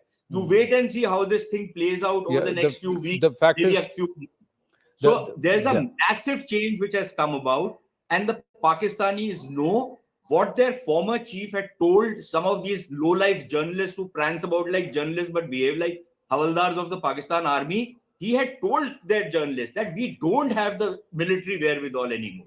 Our military is hollow from within. Now these guys, because the Punjabis have this habit of, tom-tomming their achievements, these guys were, beating their chests, acting like chimpanzees, in heat. Right. And they got their butts kicked this time because they had nothing in store. So please understand the massive transformation which has come in the last 3 days. See, and the kind of military domination that has been established. And we are very comfortable turning our backs on the Pakistanis. And I can assure, and Mr. Sibal, of course, probably has more contacts than I have, not a single thing which we have done over the last 7, 8, 10 days all the steps that we have announced, not a single thing we are taking back. Whether it's the Indus Waters Treaty, it's the trade, nothing. We are not taking back anything. In fact, we are going to double down on some of those measures. Well, you can be rest assured. So those are the non-kinetic offensives that will continue, Sushant Sareen. But the kinetic options remain. Correct. I'm saying, I'm not saying that. I'm not saying that. Made very clear to them. Correct. If they were to anything else now, the response India side will be even fiercer than what it has been this time. Right. So I think at every level from 2016 onwards, the gradation or the level of response to an act of terror has only gone up after a certain level of resilience or restraint that's been shown. And even here, like I said, salute to those unsung heroes who have created a certain level of indigenous tech that Bharat does not need to respond to or rely on anybody else. And there are supplies which are there that will last on for months. So there is also a huge salute to those people. And sometimes it's better to be a little silent and for the others to assume that we are not as strong as we are and underestimate our capabilities and strength and then be surprised. Now, had any of those 500 drones landed, had any of those Fatah 1 or 2 missiles landed, had any of those loitering munitions landed, and some effect would have happened, it was different. And there was a certain level of underpreparedness post Balakot, which has been over the last 6 years mitigated. The turnaround is phenomenal. And I think as viewers, as citizens who do not understand conflict, who have never been in the face of war in a long, long time, and who are even insulated during Kargil, today have felt the pinch of what it feels to be getting into a state of war. And they've seen how our defense systems are working. So there is a certain confidence also that's been restored. And self-esteem that's been increased in every Indian citizen today. So all these aspects remain. Sushant ji, you'll have to hold. I'll come back to you. Okay, one sentence. Okay, then I'll go across to Michael Rubin. Yeah, I've got to be fair in terms of talk time to everybody. Ji. Remember one thing, that so far it was air-to-surface missiles and drones mostly. The Pakistanis used surface-to-surface missiles. Yes. If any of those missiles had landed and caused any civilian casualties, the response from India would have been devastating. Yeah, so that's the Pakistanis did it. So I think it is very clear that we did not even use our full potential. We have not even those details will come out, but what I'm given to understand, we have not even tested up to 5 to 10% of our operational capabilities. 10% is where we are, and we've got the enemy to their knees. We've not gone to our ballistic missiles. We've not gone to we've got ICBMs. The BrahMos have not yet been put into action, and there are certain munitions which are a part of our Air Force which have not come into play. The Navy has just been doing patrolling and exercises. It's not even come into play. So even 5 to 10% of our operational capabilities we've not put into use. All of this is there, but the outthinking of the enemy, out strategizing, out maneuvering, out pummeling, all of this is there. But how does this move forward? What is the message the international community takes from here, Michael Rubin? What next? Okay, let me try to do this in less than 60 seconds. No, please take your time. There's two points I want to make. You can take 120. Please go ahead. It's okay. There's 2 points I want to make. First of all, this is the third war in which one side should be objectively surprised by how ill-prepared their military was. We've seen the Russia-Ukraine conflict, in which Ukraine did far superior to what the Russians expected. We've seen the Azerbaijan-Armenia conflict, in which the Armenians clearly, back in 2020, were unable to predict the importance of drone warfare, and they were decimated because of that. Their defense minister is actually in prison right now because of the corruption and the sheer incompetence that led to Armenians' defeat in 2020 against Azerbaijan. Now, the question is whether Pakistan is going to have the same sort of introspection as to the failure of its military to prepare over several years. Part of the reason may be corruption, part of the reason may be just general incompetence. The Russian military hasn't had that introspection. The Armenian military has. Let's see where the Pakistani military goes.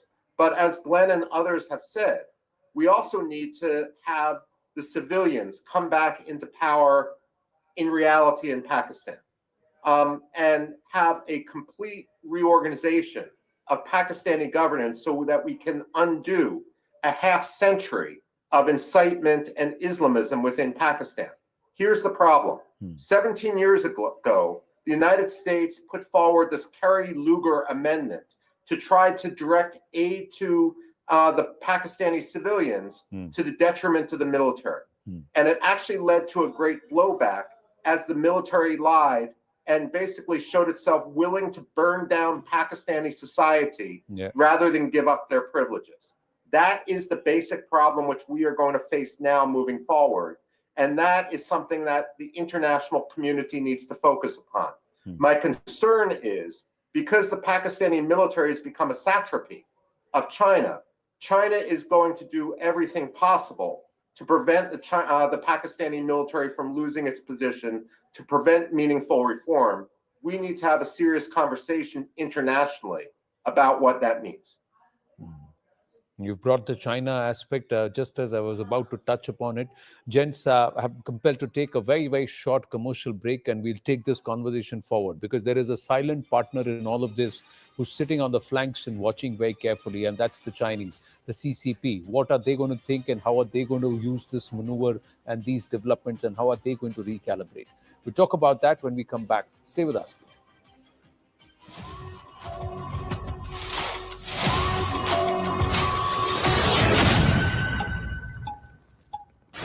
Network 18 is now the clear leader in digital media, with 55% more users on native platforms and social media than Times Internet. Network 18, the undisputed leader of news networks, way ahead of the times. Mahi sir.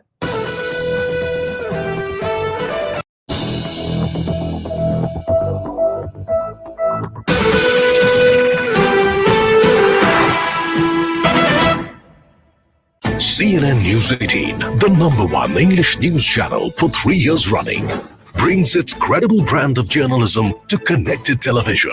We thank our partners, media and carrier ACs, for being with us on this exciting journey, connecting brands with an engaged cohort and delivering a seamless ad experience with incredible stickiness on CTV and digital connected devices. CNN News 18 makes sense. Mahi sir, how much do you love your fans? Honestly, I love my new fans. पुराने वाले बेकार में शोर करते Sir, fans है शोर तो करेंगे ही ना? नए वाले नहीं करते. And they listen to what I say. The new generation Orient BLDC fans. Super silent performance with voice control. Silly me, I thought. Cricket fans. CNN News 18, the #1 English news channel for 3 years running, brings its credible brand of journalism to connected television. We thank our partners, media and carrier ACs, for being with us on this exciting journey, connecting brands with an engaged cohort and delivering a seamless ad experience with incredible stickiness on CTV and digital connected devices. CNN News 18 makes sense.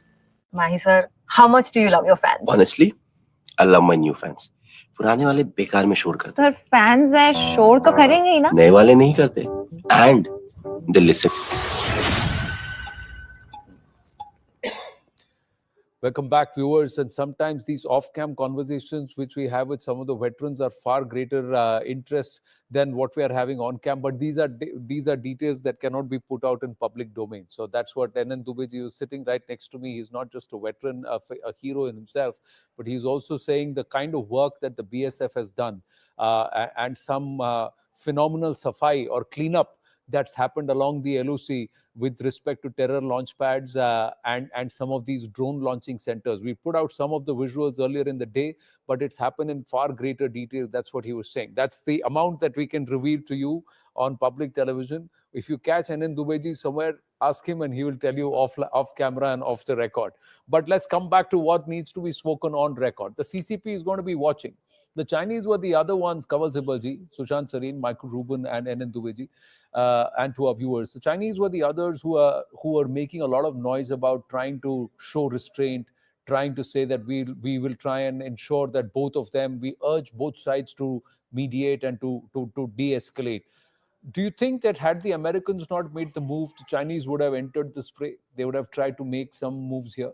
Kamal Sibalji, and what next for the Chinese? Because they would also be assessing Bharat's military capabilities. They would look at this and say, oh, they've got these capacities along their western side. What are they doing on the eastern domain? Well, I don't think the Chinese would have intervened in the way the Americans have, because the Americans today have very good relations with India, and that is reciprocated by India. The kind of progress that we are seeing in India-US relations is almost unprecedented. And the United States has always maintained a close dialogue with Pakistan for a variety of reasons. The CENTCOM has a particular view of Pakistan's role. And at the end of the day, not only the United States, but Europe and Russia or China or any other country does not want the implosion of Pakistan or a breakup of Pakistan.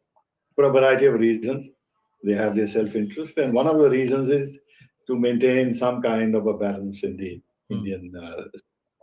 This has been in the case of China, of course, it is more than maintaining a balance. They want to actually neutralize India strategically by arming Pakistan in the way they have. But China doesn't have that kind of understanding with us. I mean, we have to first solve our problem with China in Ladakh and across our frontier for them to have any credibility with us as any kind of an honest broker who wants a settlement between in India and Pakistan. On the contrary, they'll continue to support Pakistan. Yes, at the same time, they are making overtures to India, but this is not at the expense of the relationship with Pakistan. We should not have that illusion at all. They'll continue to fund Pakistan, to arm Pakistan to the extent that Pakistan can pay for Chinese arms and what have you. But maybe they like to maintain some kind of a balance so that they don't compromise what they think is some kind of a forward movement in India-China relations. For a variety of reasons. One, of course, that they're embroiled in a huge strategic challenge in the Western Pacific. With the United States.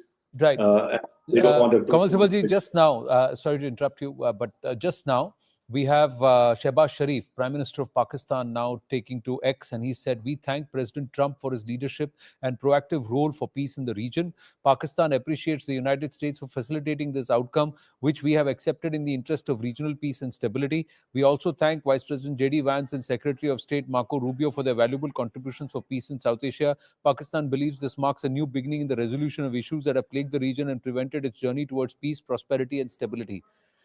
So you know what they are trying to do. Again, trying to bring back the hyphenation between India and Pakistan, so far the United States is concerned. And this is the unfortunate part, as was said by Mr. Rubin, that the American side should be a little more careful in publicly intervening in these matters and creating the impression that they treat both India and Pakistan as equals, as Trump's statements have indicated, that we have relations with India, we have relations with Pakistan, we have dialogue with both countries, and we are inviting them this and that and that. So it's unfortunate. I think at the end of the day, the thing is that Pakistan military is the one that holds the country together as a unified entity. And if the Pakistan military is defeated, I think there is concern that Pakistan may actually begin to break up because the vociferous tendencies in Pakistan have become sharper and sharper, particularly now with Balochistan and the northwestern province, the Pakhtunkhwa, whatever it is called, and Sindh.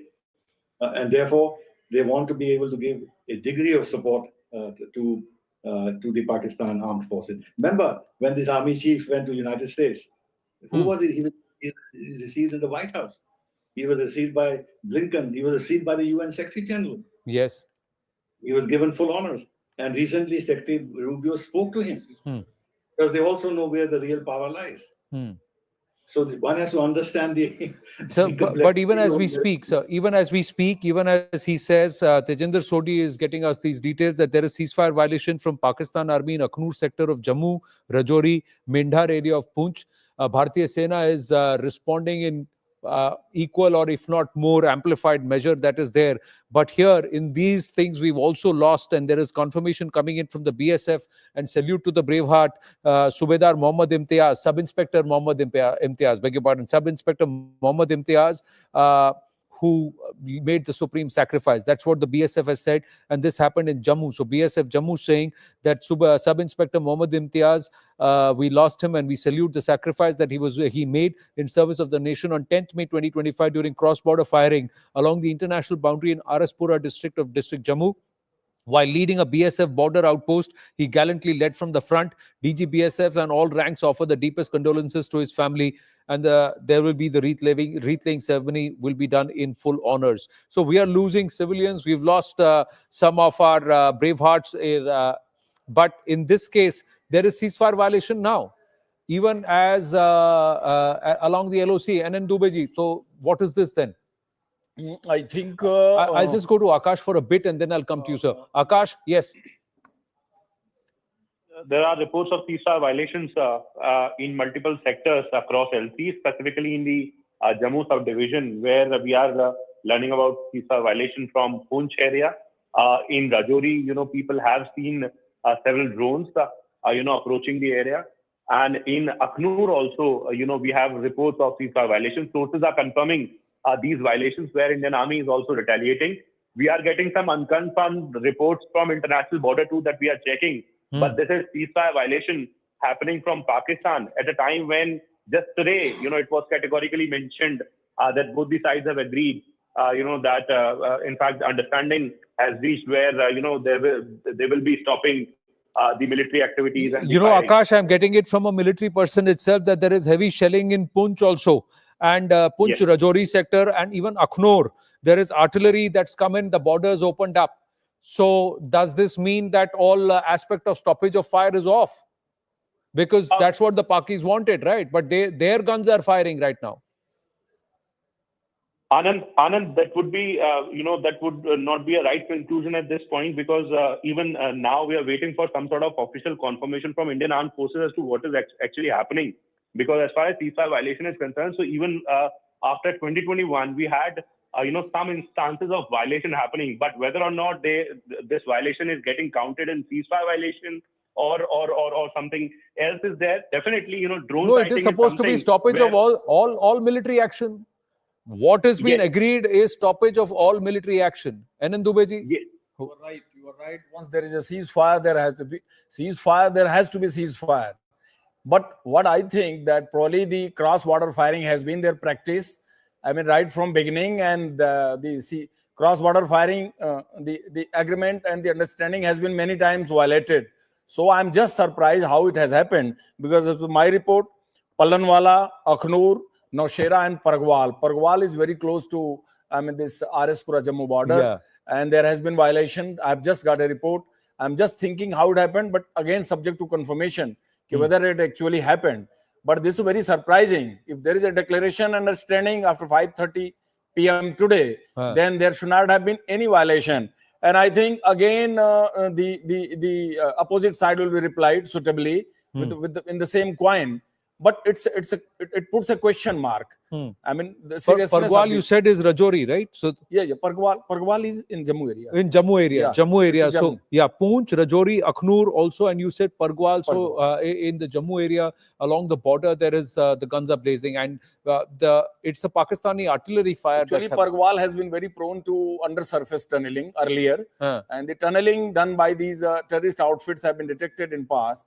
There may be many a times they try to support they try to give the covering fire to the people who are basically venturing this undersurface tunneling, and also the stealth infiltration inside the territory. There could have been a support, but I'm not very confirmed at this state under what circumstances this firing has taken Sir, place. at 8:38 p.m., Michael Rubin, Sushant Sareen, and NN Dubeji, and also Kaval Sibaji. This is what, at 8:38 p.m., the BSF Punjab Frontier has now tweeted saying a terror plot foiled. BSF and Punjab police recover arms and explosives on the Amritsar border. In remarkable success, BSF and Punjab police thwarted a cross-border terror bid by recovering a large cache of arms and explosives in Amritsar.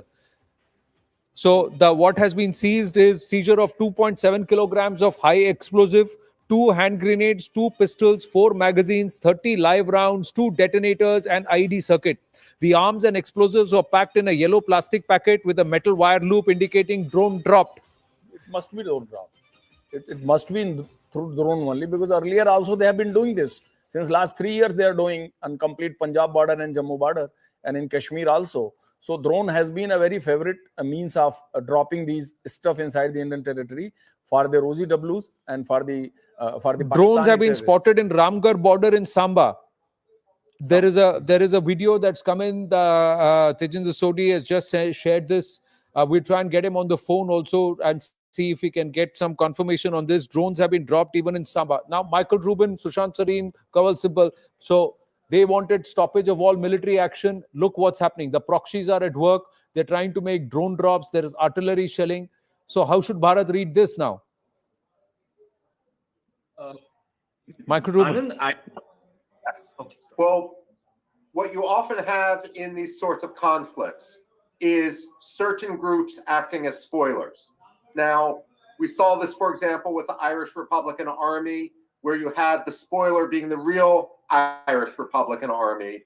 And the problem is, however, that many terrorist groups and their sponsors understand this pattern. And so the question then becomes whether the Pakistanis are sincere or are simply doing a good cop, bad cop sort of scenario. No one should allow them to get away with that sort of cynical strategy or murder. The fact of the matter is, the position when Indian authorities talk to their American counterparts or anyone else in the world is it's not our responsibility that Pakistan isn't in order. It's the job of any sovereign government to monopolize the use of force within its own borders. Therefore, we are going to attribute any attack coming across the Pakistani border to the government of Pakistan itself. We are not going to descend into this pattern of trying to distract us by questioning responsibility or discussing rogue behavior or that sort of thing. If the Pakistani government cannot control its own territory, then we are going to conclude that Pakistan no longer has a government with which we can deal, that Pakistan essentially is on the path to ceasing to exist. Well, there are pictures now. Yeah, see, there are now confirmed pictures coming through. We put them on the screens of drones being spotted over Jammu. This is on the Ramgarh border area in Samba. Now, these drones would either be dropping munitions or they'll be dropping loaded arms for local activity by terrorists who are perhaps infiltrators who are here. There is also visuals coming in from Jammu and Akhnor. What the BSF now is saying is there is ceasefire violation in Gurez, but the BSF has been given a free hand. The BSF has been given a free hand कि वहाँ से अगर बंदूक चले तो तोड़ो इनको, band बजाओ इनका. But the fact is they called for ceasefire, stoppage of military action. Now this is drones. Now drones are being neutralized in the air. Tejinder Sodhi joining us with more. Yes, Tejinder. See, Anand, there are reports of ceasefire violation, and the army has confirmed it that Pakistan army resorted to unprovoked ceasefire violation, and the firing right now is going on in several sectors across Jammu. The firing is underway in the Akhnur sector. The firing is underway in the Rajouri sector. The firing is also underway in the Mender sector of Poonch. We just got the inputs that the firing is also underway in the Gurez sector of Bandipora. The Indian army is giving a befitting response to the Pakistani aggression, and also right now several drones have been spotted in various places across Jammu and Kashmir, and the anti-drone mechanism and the air defense mechanism of the Indian armed forces have also been activated to take down those drones. At certain places, especially in the one of the most vital installation of the Indian armed forces in Udhampur, sirens are underway, the air raid sirens are underway, and anti-aircraft guns are blazing to take down the threat from the air. So right now, what time are these pictures? What is the timestamp on these pictures, and when did this happen? Because there is talk that we'll try and go back to Tejinder Sodhi in just a bit, get him back on the phone line just to see around what time did this happen. Do you have any information ki ye kab hua tha, Anand Dubey ji, because I know you are in touch with some of the people on ground. Regarding this recent ceasefire, na? Ye, talking jo about. aaj sham ka jo hua hai abhi. Yeah, the time is 8:22. I got the information at 8:22. So 8:22, that is real-time update right. that you've got. Yes. So clearly, contrary to certain people, Ishan Wani is with us. Ishan, some blast sounds heard over Srinagar also. And Gurez. It seems like possibly on the day when the announcement was made, that there's a possibility that drones might have been spotted. Because it sounded like those anti-drone missiles have been shot in the air to bring down the drones. And possibly it was a drone movement that was directed by the forces. And we clearly heard, I was at home, multiple blasts of drones, possibly intercepting those drones in the air. And they might have attempted to target. It happened on a day when, earlier both the countries made. Omar Abdullah also has just tweeted, what the hell happened? What the hell just happened to ceasefire? Explosion heard across Srinagar. And with 3 exclamation marks. Exactly. Heavy blast in Srinagar. I also got the report. There is a heavy blast in Srinagar. That's what that's happening. So clearly drone action and the counter action that is happening at this point. So there cannot be counter action till drones are sent. Yes, Ishan, at what time did you hear this? Well, it exactly happened at 8:53, and that's when the sounds of, I beg your pardon, at 8:52. That's when the sounds of multiple, blasts being heard. I heard it personally, and it seems like that there were drones in the air, because we have been hearing these sounds when the countermeasures to bring down drones have been done, and it appears like the similar measures were taken into consideration, and these rockets were shot at to bring them down. Look, there's a full heightened alertness, despite whatever the Pakistan has said that they're going to adhere to the ceasefire and not do any activity like this. But there is full ceasefire understanding that is there. But remember, the India hasn't let its guard down. There have been multiple blasts that have been heard. Possibly drones have been brought down, but we haven't given to understand, because it sounded like now we have also gotten familiar with the sounds because of all these days, and it seems like there was a drone possibly in the air, and that has been brought down. There can be multiple. Now there is update. Anand Dubey ji, former DIG BSF, is with us, and he is also saying at this point that where did you say? Gulmarg and Baramulla. Gulmarg and Baramulla also, there have been drone sightings, and I think systems have worked to negate it. The person you We'll try and go across to Ishan Wani in a bit. Tejinder Sodhi also with us. Tejinder, can you hear me? What time did the Jammu reports come in through? What time did that happen? Oh, we've lost Tejinder. The fact is, I think somewhere is this an attempt, Sushant Sareen, to try and internationalize Jammu and Kashmir till the 12th, to try and keep the LOC hot and try and say that this is the only issue that needs to be resolved. This is again the devious Paki movement. Now, how should Bharat look at it? Is this gloves off now? Should Bharat respond on the offensive, saying, yes, this is the only issue that we want POK back and let's settle this once and for all? So, Anand, I agree with what Mr. Rubin was saying, that, these kind of things also can happen because within the Pakistan army, and something which I told you earlier, within the Pakistan army, there'll be a lot of discontent as to what the hell has happened, right? How come we were so unprepared? And there would be, and I'm speculating a little bit, right? Sorry, there is a blackout in Kathua, blackout in Baramulla, and drones have been sighted in Udhampur, and they have been brought down. Yes, please continue. Ji.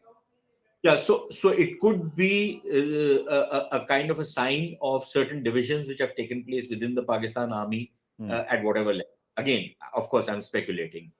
It could just as well be that within the army there is a decision that no, we will try our luck once more, which means that the response from the Indian side will be extremely fierce. So let's wait and see. Again, I would be very interested in knowing whether these drones which have come, are these armed drones? What kind of drones are these? Not that an unarmed drone can come in and not elicit a response from the Indian side. Absolutely not. And of course, it's worrying if there are blasts in Srinagar. Because Srinagar is at the border, many of these other places are on the border.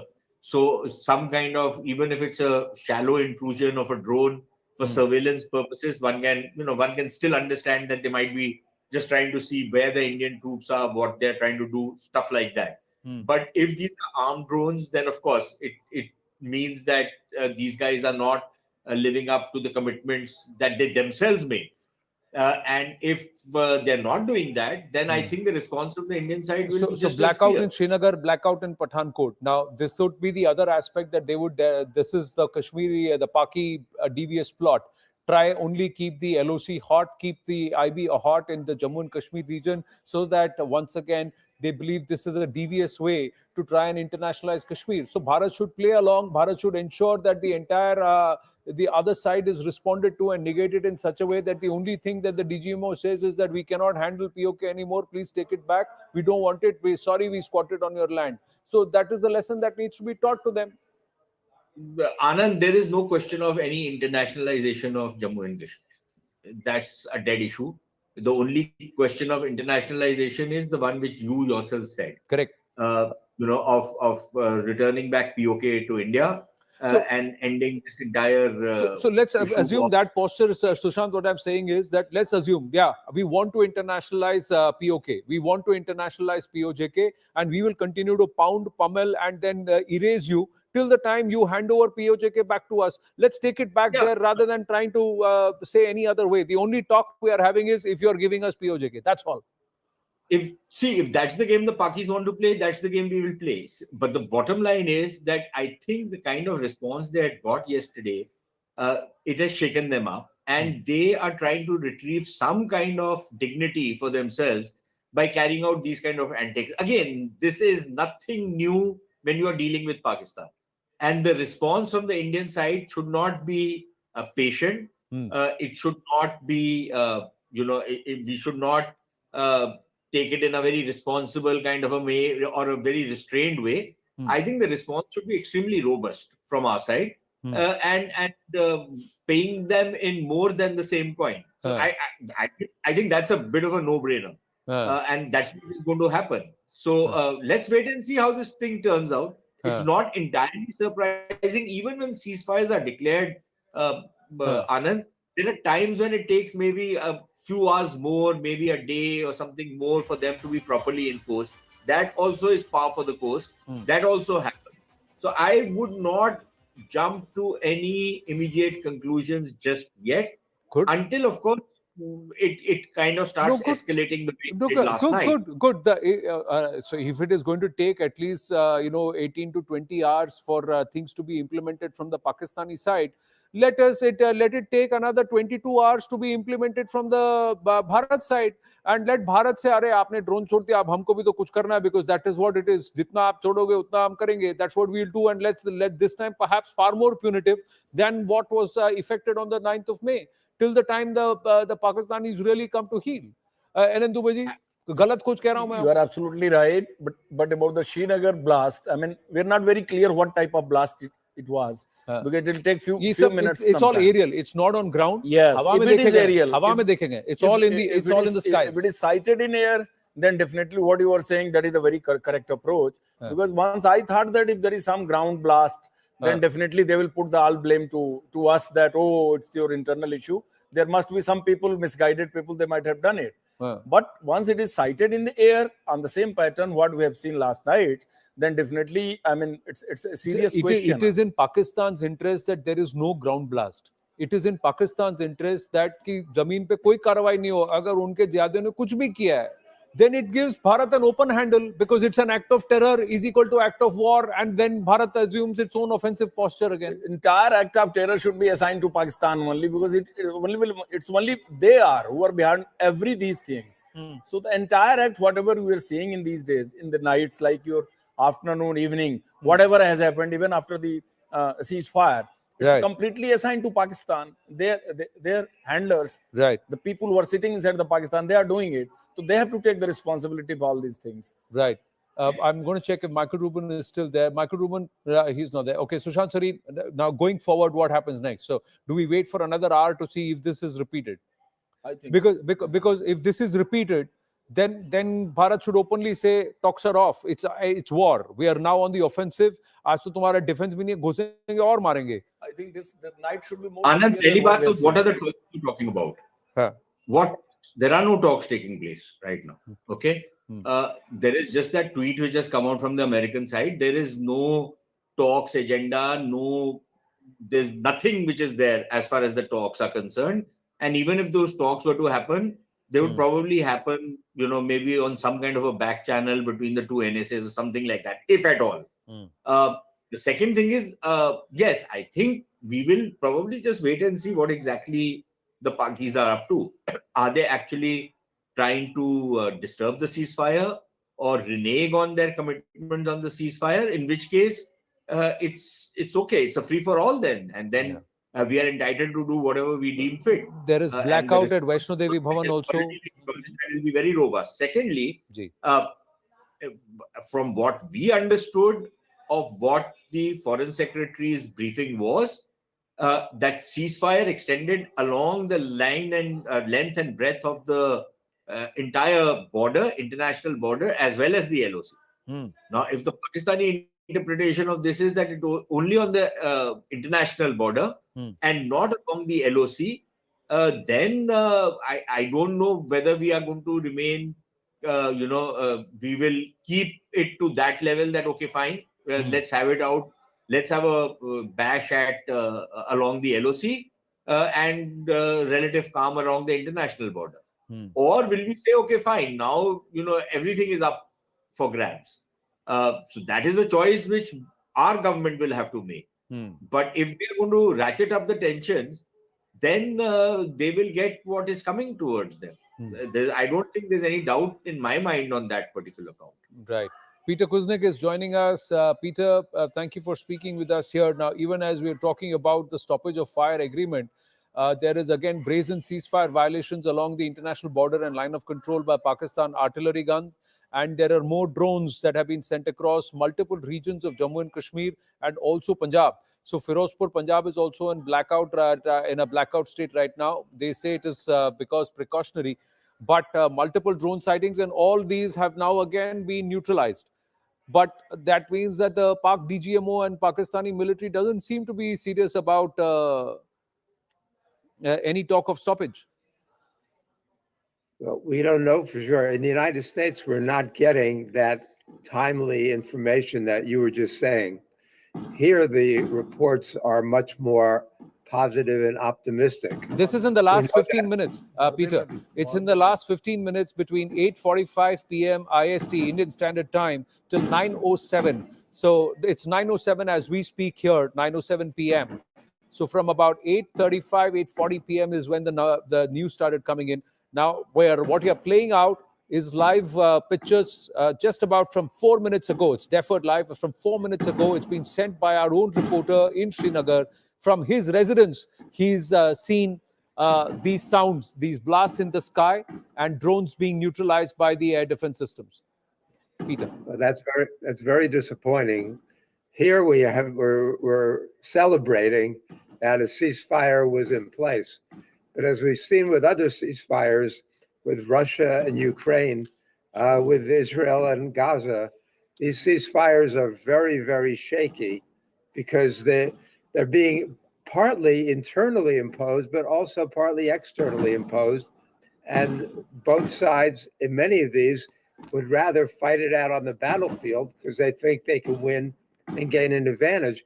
The danger is when you've got nuclear armed powers and a situation that's very, very unstable. And I know I go on these shows with my Indian and my Pakistani friends, and the hatred is so visceral, the anger is so palpable that I know it's very, very difficult to come to any agreements on this.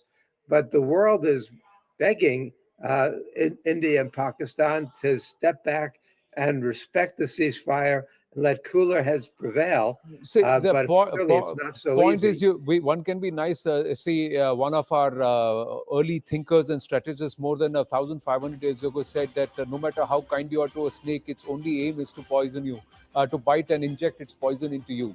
The other thing is Bharat is a signatory to no first use. Pakistan is not when it comes to nuclear capabilities. The other thing is that Bharat has not even gone up to 5% of its military capability in this case. But there is more confirmation coming in. There is a blackout in Jaisalmer and Badmer. NN Dubeji is able to confirm that there have been drone sightings in Jaisalmer and Badmer, but News 18 Rajasthan and News 18 Hindi also confirming the same. Yes, yes, sir. DM Badmer has ordered for complete blackout in view of the large number of drones sighted in the sky of Badmer. So this is again a very concerning news because it is further south. It is a first news in Rajasthan. So I think the area has been again expanded. It's not only LOC or what JNK were discussing. It's a further more. Yeah, Firozpur, Punjab. Firozpur, Punjab, there is come, and now it has gone up to further down the western borders into Rajasthan, where Badmer and Jaisalmer again drones have been sighted. There is blackout, and those drones again the ADSs have now neutralized. So again, it's again hot activity along the western border. So they're not keeping it only limited to Jammu and Kashmir. Sushant. Yeah, so if it's not limited to only Jammu and Kashmir, but I think first, before I come to your question, I really find it deeply objectionable when people from the West put India and Pakistan on the same pedestal and treat a victim of terrorism, that is India, and the perpetrator of terrorism, that is Pakistan, equally. That India and Pakistan talk about the two countries in the same breath. I find it deeply objectionable. I'll be very honest about it.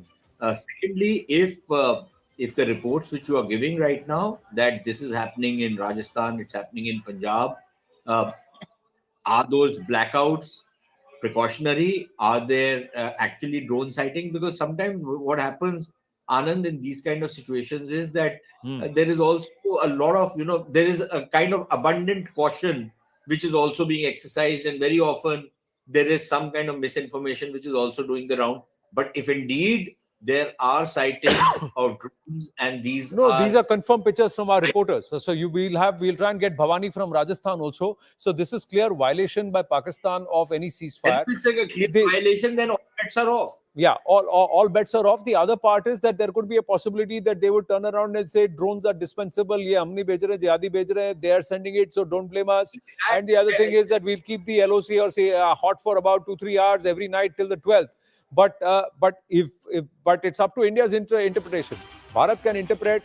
Omar Abdullah saying there is no ceasefire. This is no ceasefire. Air defense systems have been activated in the middle of Srinagar. This is Omar Abdullah himself coming out and confirming this. Chief Minister is seeing what is happening above the skies and he's putting this out. Give such a statement like this. No, he's seeing it, sir. He's seeing it. He's seeing it in the air. Just like Ishan Wani is there in Srinagar, you're seeing it in the air that something is flying and the ADSs are neutralizing it. This is happening in Srinagar. We try and get Bhavani on the phone if we can, but and reports Badmer and Rajouri, Badmer and also in Jaisalmer in Rajasthan, there have been drones sighted. There is also, again, in Rajouri, ceasefire violation. Akash joining us. Yes, Akash. In Jammu, it is all normal. Anand, I have been getting messages from the Kent area where I have several officers living, and they are saying that there is a blackout in the area as far as drone activity is concerned. So here in Jammu, I can confirm that I cannot see any sort of drone, any sort of siren, or any sort of blackout for that matter.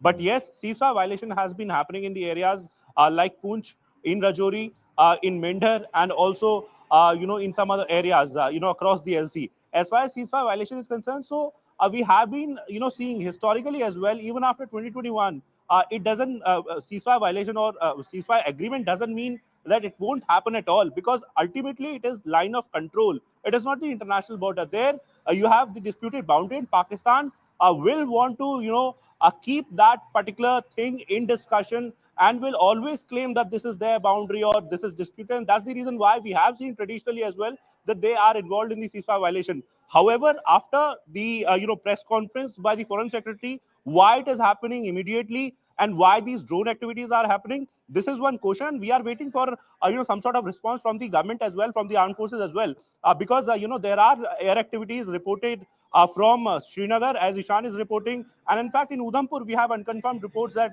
drone activities are there. See, in Jammu, at least I can, say that there is no siren.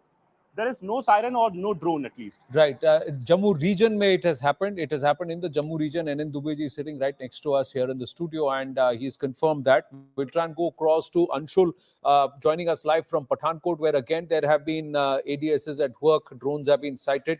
There is a possibility that drones will be sighted till, and this drone activity will continue from the enemy till the 12th when the DGMOs meet. But if that is the case, then it gives Bharat a free handle to decide what kind of activity we want to continue till the 12th. So not just defend, but we can get on the offensive and perhaps tell them how to do it nicely, the offense perhaps. Maybe our forces are on it at this point. But that only the Pakistanis will have to confirm right now. But yes, Anshul, you're amid a blackout. That's why I can't see you. Well, yes, yet again, over the last 5 minutes, there has been another blackout that has happened out here in Pathankot. We heard a siren from the Pathankot airbase, but there have been no explosions that have been heard at this point in time. The sirens that were burst from the Pathankot airbase was actually for just a few seconds, and since then there has been absolutely no activity that can be seen over here. But definitely a blackout as a precautionary measure has been announced over here in Pathankot, because remember it is very, very close to Jammu, and hence as a precautionary measure over here, yet again a blackout has been announced, yet again exposing that how no one can actually go ahead and trust this rogue nation of Pakistan, even at a time when after so much talks there has been a ceasefire, or not exactly a ceasefire, but an understanding has been reached between the two countries that till the 12th of May there will be no arms and ammunition exchange between these two countries. But today as well, yet again there have been after blackout now, air raid sirens have gone off in Baramulla. Air raid sirens have now gone off in Baramulla. Viewers, this is what the Pakistanis are doing across our skies. Please be rest assured that they are also facing a lot of music on their side, and perhaps it will be far more louder and it's going to hurt them harder. They've just not been public with it, but please trust our forces to respond in equal and adequate measure. Yes, Anand Dubeji, what's the update that you have? Ji. My update is that, everybody was thinking that probably there is a declaration, there is an agreement, and there will be an official commitment from both the sides that it's a completely ceasefire. Then why this Pakistan started this, new dimension of already agreed upon ceasefire agreement? So they have started right from Baramulla down to Srinagar city, Pattan, that is one of the tehsil of Baramulla. Yeah. Srinagar city, which is very, very disturbing because Srinagar city is quite in deep. And the nature of these drones are like exactly same what happened in the last night. They have gone right in the quite good height in the sky, and from the very maximum height it has been dropped. Right. So it becomes very difficult to destroy. That is one of the reason, I think, and that problem they might be challenging. They might be facing the forces. One also has to see what kind of drones these are. Are these the ones that they tried to send first up, which are basic drones with no munition and not too much of payload, or are these ones which have got a certain amount of payload and what they attempted to send on the nights of 9th and 10th? So those are questions, because first set of drones were probing drones, the other ones were heavier, and they had a lot of payload on them. These drones are very similar to the drones of the last night, because if you go previous night, then those drones were very low flying drones. It was very easily detected, and it was being destroyed in air, and one could see from the open eyes it's being destroyed. But the last night's drones had taken a quite good height in the sky. Right. That is the ground report. So these drones are little different. What kind of drones they are using since last 24 hours, I think must be some new consignment landed on the tarmac of Pakistan, what I am assuming. Right. That must be a different consignment. Okay. And we couldn't understand who has sent it. Okay. Now, today's drones are almost similar to what happened in the last night. That's why they came quite down, and thereafter it has been detected. Right. Low flying drones doesn't have a capacity to reach to Srinagar city. Right. It has to go to quite high. It has to take up a certain amount of height for it to be able to reach up to Srinagar city. How it's reached there, that's another point. That will happen post facto. Tejinder Sodhi is with us. Yes, Tejinder, there is blackout in Baramulla. Sirens have gone off in Baramulla, and multiple portions of Jammu and Kashmir along the IB and the LOC have seen drone activity, including Srinagar. Yes, Anand, there has been a drone activity that has been witnessed in various regions of Jammu and Kashmir, especially in Jammu, Samba, wherein our guns, the air defense mechanism has been activated to take those drones down. Even the Jammu and Kashmir Chief Minister, who lives in the heart of Srinagar city, has also posted a video of drone and saying that there is no ceasefire which Pakistan had agreed upon. Yes, you rightly said that though I am in Baramulla right now, there is a complete blackout. I just heard a few bangs. I'm not sure what type of blast they were, but yes, there are air raid sirens that are going on. In Jammu, there is panic amongst people. I'm told that there is a Sainik colony area in Jammu where people are rushing for safety.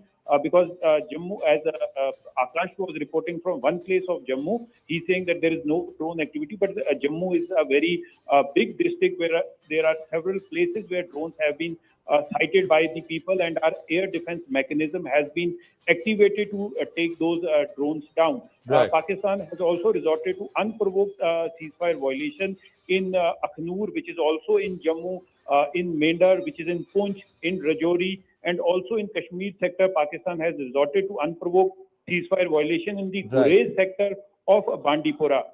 I just had a word with one of the top sources in the defense establishment, and they have confirmed that the Indian Army is giving a befitting response to the Pakistani aggression. There has been also reports of some ceasefire, some cross-border firing in the Arispura sector, where the BSF is retaliating. So it seems that Pakistan, as Pakistan is known for backstabbing India, Pakistan, while they begged for a ceasefire, they wanted their DGMO called India and begged. They came on knees and requested India to stop firing. But within few hours, Pakistan has backstabbed. Anand, my sources within the establishment are saying that this ceasefire violation and the drone activity clearly show that the Pakistan army is a rogue army. They are not under control of the politicians of Pakistan who had requested the DGMO to call Indian counterpart and beg for the India to stop the firing. Yes. Right. Thank you for your inputs. Ishan Wani joining us live from Srinagar. Yes, Anand Dubaji. Any update? Okay, we've got Rajasthan, Barmer and Jaisalmer. There is Firozpur, Punjab. There is also Amritsar is on standby. I think we'll try and get an update there. Firozpur, there is a blackout. There are pictures coming in from Firozpur where there is a blackout. Jammu regions, air raid, sirens in Baramulla. Srinagar, multiple attempts of drones being sent over Srinagar. Yes, about 5-6 drones have been negated over BB cantonment itself. Yes, Ishan.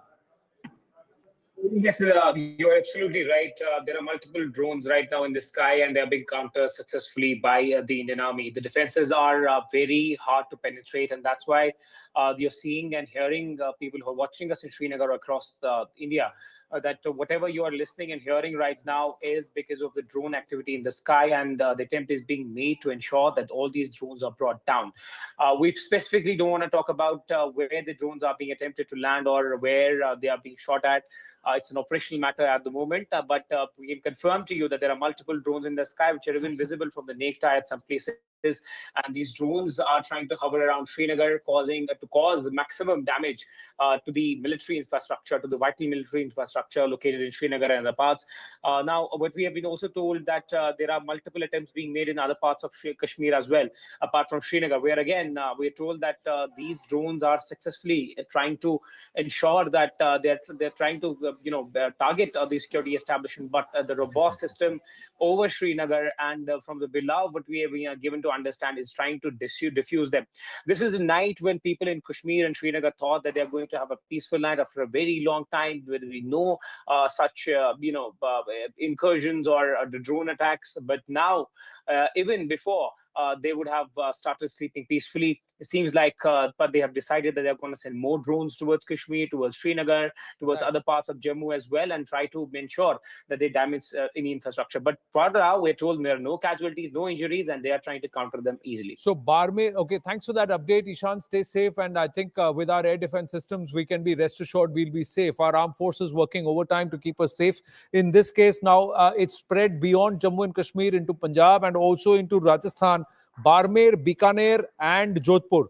There have been blackouts there, and in Barmer and in Jaisalmer, there has been drones which have been neutralized. But now there is update that even in Jodhpur and Bikaner also, there are blackouts at this point.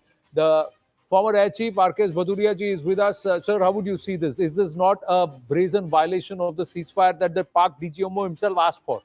Absolutely, it's absolutely brazen, and not only incursion by these drones, but also clearly attack. They've used armed versions of drones and attacked some of these places. The kind of explosions that we talked about. So it's a clear violation. I'm sure with such kind of violation there would be repercussions. No, but repercussions should not be in equal measure. In this case, because this is again violation, shouldn't Bharat choose? Today is a time when their air defense systems are down, their air offense capability is down. This is the time to go ahead and hit. If they are sending drones, shouldn't Bharat respond in perhaps a little more amplified measure? It would always be amplified. It would always be amplified. Thank you. That's reassuring. I'm not going to push you there beyond that. But how does this happen when the Pak DGMO says that they want to talk on the 12th? There is this push that is happening, or what we are witnessing. What is Bharat now going to say?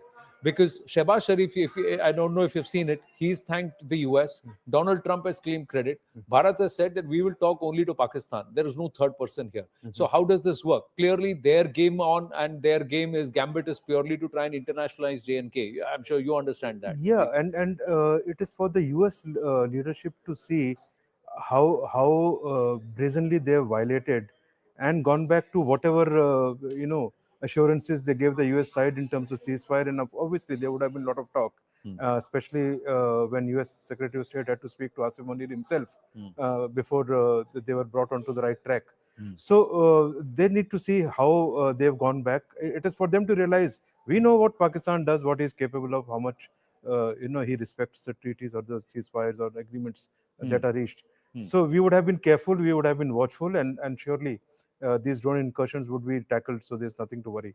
But in the larger context, I think the US leadership, the world leaders need to see the Pakistani game plan and the involvement of Pakistani military establishment, ISI, deeply into their terror networks and their support, and going so far out in support of supporting their terror organization. I think that is the lesson that the world needs to take and deal with Pakistan. No, but what is the reason why that this is not something which they have not known? If Osama bin Laden was found in Abbottabad, not so far away from a very key military installation, the world knows it already. Yeah, they know it, but they have selective memory. They bring in different definitions of terrorism when it suits them. They have all kind of things they do. But when we point out these actions, they have not come out very strongly against Pakistan, in spite of Pakistan being the epicenter of terrorism. So it is time now to call out, and we need to take our action. We would take. Now the world just needs to watch. Don't tell us what to do. We will do what we need to do. So this is another ceasefire deal that's gone begging Donald Trump and perhaps J.D. Vance, the US. Did they jump the gun in trying to take credit? Shehbaz Sharif crediting and thanking, and as Prime Minister confirming, not knowing what his army is doing immediately. In fact, minutes after Shehbaz Sharif tweeted saying thank you and we are going to talk and we're looking at peace, the drone activity and the incursions and the ceasefire violations across the line of control and international border have started. General D.P. Pandey is with us. General Saab, what should Bharat do now? Is this now equal to act of war? Okay, so firstly, let me just start by saying that Pakistan has shit-faced number of people. The Pak army, rather. Pak army shit-faced his own prime minister who just tweeted, and within tweet, it can't be a part of a larger deception, because when you come out as a government, leading a government and make a statement, you believe that everybody is backing you up, like in any other country happens. So this is one thing happens. The second, what has happened is that US actually needs to see that how they have been shit-faced, while common sense and intelligence was the remark which the president of US made out for this thing. So they should know that the deep state, which has got great fingers and ties and affiliations inside, and they have been feeling that ISI is their tool. How they come back and actually smear in the face. But very interestingly, actually, for the Westerns, we are all right. We've got no value for them. We can be only used when they need us. Omar Abdullah tweeted very shortly what the hell is happening, what has happened to ceasefire. So I had to just only tweet back to him, and that is why there is a cruel reminder for all of us that starting from standstill agreement, which was breached in 1947-48, right? 1947, the Jammu and Kashmir, that point of time. Yeah. The Pakistanis have breached all treaties, not only with us, with everybody across the world, including, using of F-16 and not telling the Americans Osama is living with them and they are looking after him and all, blah, blah, blah. I don't want to get into the deal of it. But bottom line, coming the tactical level, what is happening today is possibly as a field force commander, everybody would have known, because we discussed the difference between stoppage of fire and ceasefire, right?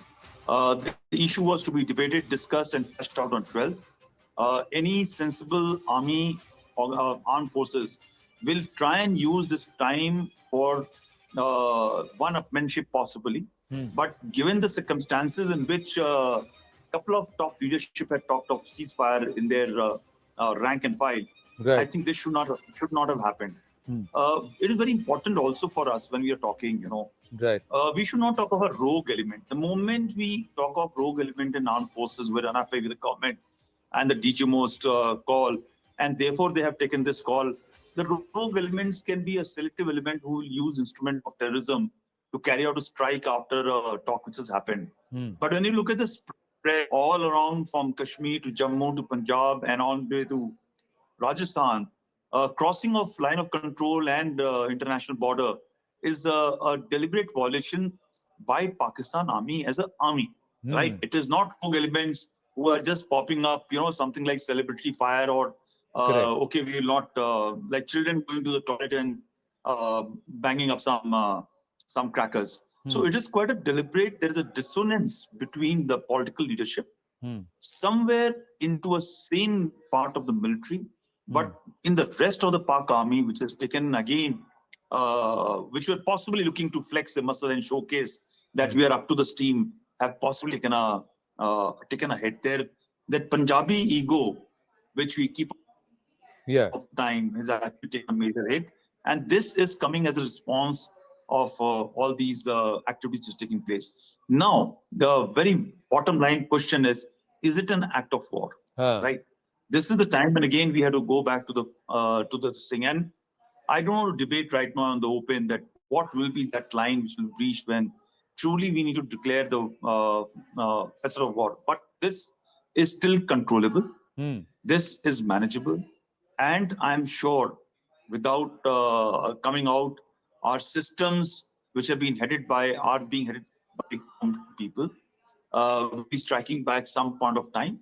Oh, it's already started. In terms of the drones, It's already started. So It's already started. Proportionate response has already been given, and it will be given further. That's the update. Manoj Kumar Gupta getting us those details that Bharat's proportionate response has already started. But and it's the what a lot of people are hearing, locals are hearing in the skies. Once again, you must be used to it over the last 3-4 days. That's what happens. The first time it's all shocking, but now everybody knows what's happening. It's the ADSs, the air defense systems, the guns that are now bringing down and neutralizing these drones. So that's the effectivity that's visible. That's the explosions that one is hearing. But General Pandey believes this is still below the threshold level or the line where India as a nation will turn around and say this is an act of war. But Peter, does this leave the Americans embarrassed? Does this leave Donald Trump, Rubio, Vance, all of them perhaps embarrassed because they perhaps jumped the gun? They shouldn't have. Donald Trump is not capable of embarrassment. So, I mean, if Donald Trump were capable of embarrassment, he'd be so embarrassed at everything else that's gone on for the past 100 days. But it does create, as everybody's saying, a very, very precarious situation. And I think we're still at the point where it can be controlled and managed. And if India reacts too strongly, we're on the verge of World War III. So that's not an acceptable option in the nuclear age, which means we've got to do everything we can, regardless of whatever blame is on Pakistan for after breaking this ceasefire, India is in a position where it has to exercise maximum restraint right now. When I look at this and I question, what is Pakistan thinking if they're actually authorizing this breaking of the ceasefire? It looks to me totally irrational, totally self-destructive. India is stronger. And then if India responds forcefully, Pakistan has no response except resort to nuclear weapons. And that is madness. That is insanity. So this really has got to be calmed, tamped down as quickly as possible. And, you know, we've got to get back to diplomacy. Yeah. But Chief, don't you think Pakistan's nuclear bluff has already been called off? And if Russia, Ukraine has not spilled over into a World War III, Israel, Hamas, or Israel, Iran has not spilled over into World War III, Bharat, Pakistan, somewhere is this whole thing about World War III important? Bharat has not even exercised 5% of its military capabilities yet. No, absolutely. The nuclear bluff has been called. We have been very controlled in our actions. And I think what Pakistan is attempting tonight, in spite of ceasefire. See, 8 drones, complete blackout in Pokhran. So again, Jaisalmer region, again, 8 drones have been spotted. It's a very clear sign that they're trying to steal some damage, thinking that we probably won't take strong action because of ceasefire. And they would quickly get a little more damage and then call it quits. So that's not going to be accepted. That's not going to happen. There would be response from our side, which I think you just mentioned that there's something is started. So response against incursions and possibly response across, because this cannot be left, without a response. Unpunished. But you made an important point of act of war. I think we need to see it is very clearly an act of war. There is a ceasefire, and you come across, it's not only drones doing surveillance, it is dropping bombs. So it is clearly an act of war. Whether we should go to war for it, clearly no. At the moment, our actions have been very controlled. Our actions have been very much below the threshold of conventional conflict. But in response to their actions, of course, it will be a multiple always, but very controlled still. We attacked some bases 7. We could have attacked much more. If it was a full-fledged conflict, we would have shaped the battlefield in a different manner. A counter would have been much more effective. So it is still very controlled. I'm sure our defense forces will give a controlled response. More importantly, I think U.S. administration needs to see what Pakistan does. What is it capable of? In spite of a ceasefire at this level and obviously assurances to the U.S. president, they violated it. Not only violated with dedicated attacks on our basis. So it's for them to see. But if we take the conversation forward from you and into General Pandey, what happens on the 12th now? Given this is happening now, should our viewers, should Bharat expect this to continue? Sushant Sareen is also with us. Should Bharat expect for this to continue till the 12th? And is this par for course? कि वो कुछ करते रहेंगे, हम जवाब देते रहेंगे और हम भी मारते रहेंगे उनको? No, ceasefire does not entail that this action should happen. Therefore, I expect that there would be a official statement from our side calling out the actions, calling out Pakistan on their actions, and they would Pakistan would need to explain, and US would be asking them some questions. I'm sure the lines will run through the night in terms of questioning Pakistan. But clearly, the Pakistan military leadership is in the dock for explaining how this happens at this level, if you give assurance. And I'm not surprised. Indian Defense Forces won't be surprised. It is for US to see. And US, somebody made a point. US deep state has been deeply involved in stepping up and supporting Pakistan military in particular. Not now, in the previous years. And therefore, it is for their system to realize what is happening in the new world. Right. These are pictures from about 15-20 minutes ago. So all these reports that are coming in, it's all activity that's happened between 8:45 p.m. to 9:15 p.m. IST. So it's happened in a half an hour window. That's where all these activities have happened. The reports are trickling in now. We'll try and establish a timestamp. So these are ceasefire violations all across the western border. So it's not just the LC and the IB in Jammu and Kashmir that's been kept active. The Pakistanis have tried to make their activity right across the entire western border section. General Pandey and then Sushant Sareen, your thoughts on this question. Is this now going to happen till the 12th? Should this be par for course? कि आधा घंटा एक घंटा कुछ activity ये करते रहेंगे just to keep things hot? And we should also respond in proportionate measure and this is par for course. What happens on the 12th now? General Pandey and then Sushant Sareen. Ji. Yeah, so you're asking me options which are how it is going to pan out. Is first is that drone warfare is a reality, right? We may be putting into some sort of some segment of gray zone warfare, right or wrong. We want to accept it as a reality or not. Something what became very useful for us when we are into ceasefire violation timelines some time back. So these are some degree of reality we have to take. Second is that this the escalatory ladder keeps on rising up, right? And the third option which can come up that after due consideration and frustration, a very calibrated thought is taken up to actually go for war. And now for all these segments, we have to actually draw our system that what is our ultimate objective, right? And based on that objective and the mission, is a course which will be taken out. Now this will become a debate, a prolonged debate, but I just want to lay out that these are three options how it will pan out. Will it stop at 12th? Will it stop tonight? Will it stop tomorrow? But yes, there is possibility of this act again. Right now, nothing much has happened. I'm more worried, for last 6 days, 7 days, I have been extremely worried about any terror attack which takes place, because when this entire thing is panning out, one element from ISI or Asim Manui says कि ये तो लग रहा है कि मेरे हाथ से लग जाएगा, अभी मुश्किल हो गया है. Now you come out and do another one, right? And that instigates the entire nation. That is exactly what he wanted in the start, right?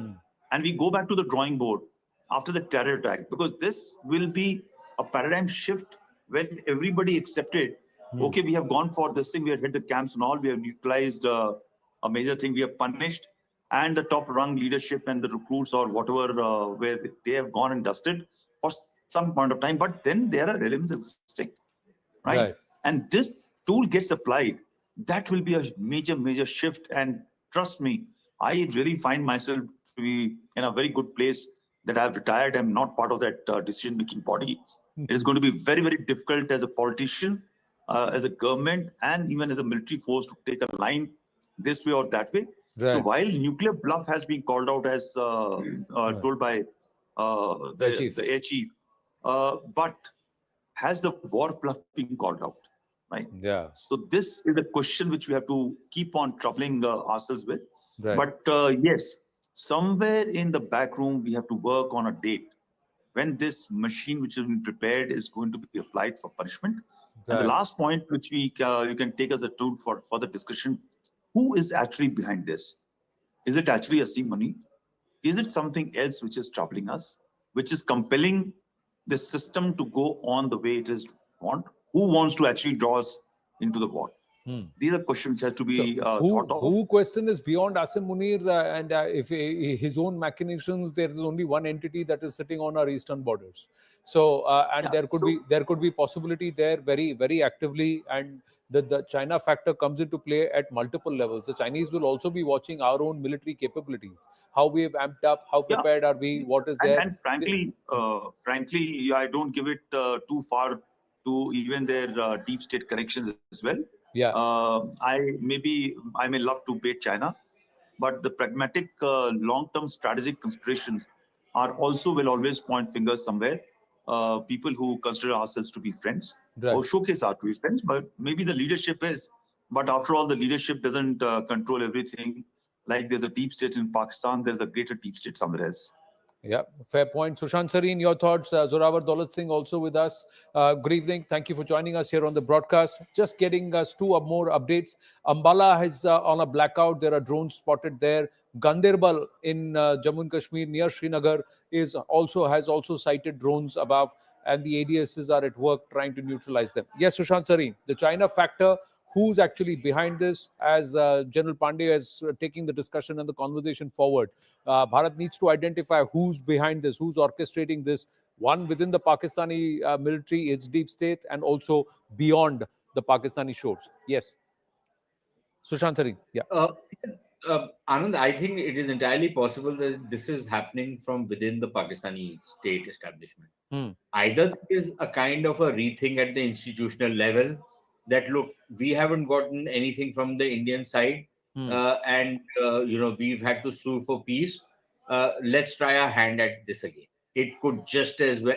Look, the fact is that if DGMO talks to the Indian DGMO and looks for a ceasefire, and we agree to it, then that ceasefire has to be observed. Then there is no question of thinking, okay, fine, we agree to a ceasefire today, but we'll start observing it on the 12th. Correct. They decided upon a time, on a particular date, and that is the time from which the ceasefire should start. Right. And if one side is starting to violate the ceasefire, then there is no reason for the other side to observe the ceasefire.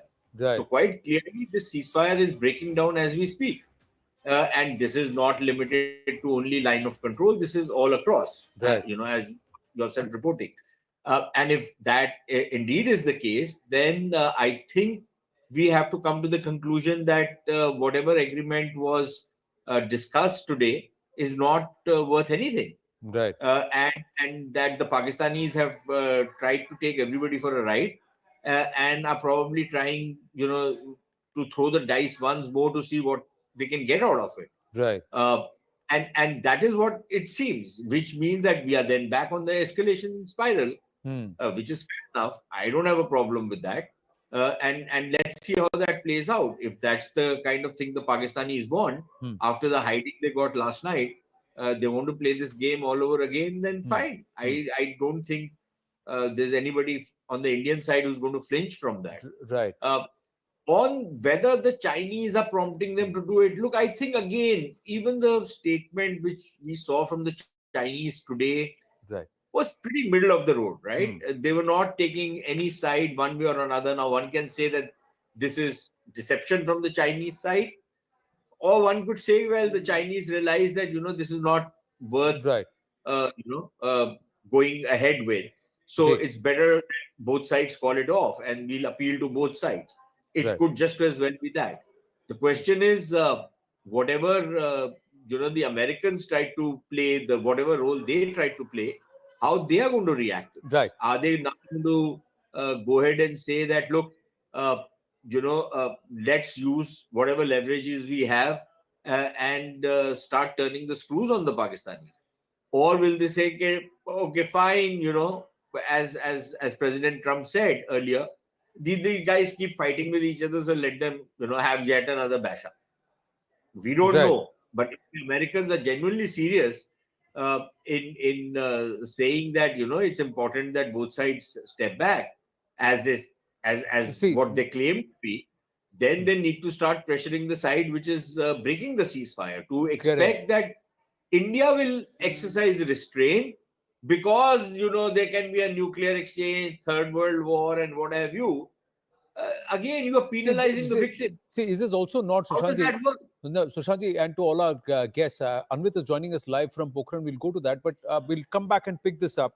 Is this the whole thing that the Pakistani army or the military establishment has gone rogue and that the civilian establishment has no control, no clue? Shehbaz Sharif tweets and within minutes, the ceasefire violations have begun and the drone incursions have begun. So is the military trying to tell the world that, sorry, we don't listen to this civilian establishment, whoever and whatever they have done. So what's the point of Rubio speaking to Asim Munir?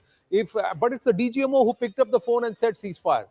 It's a DGMO who picked up the phone and said, let's hold and requested for stoppage of fire. It was not Shehbaz Sharif. So it's also quite surprising how the military picks up the phone and says, we need stoppage of fire.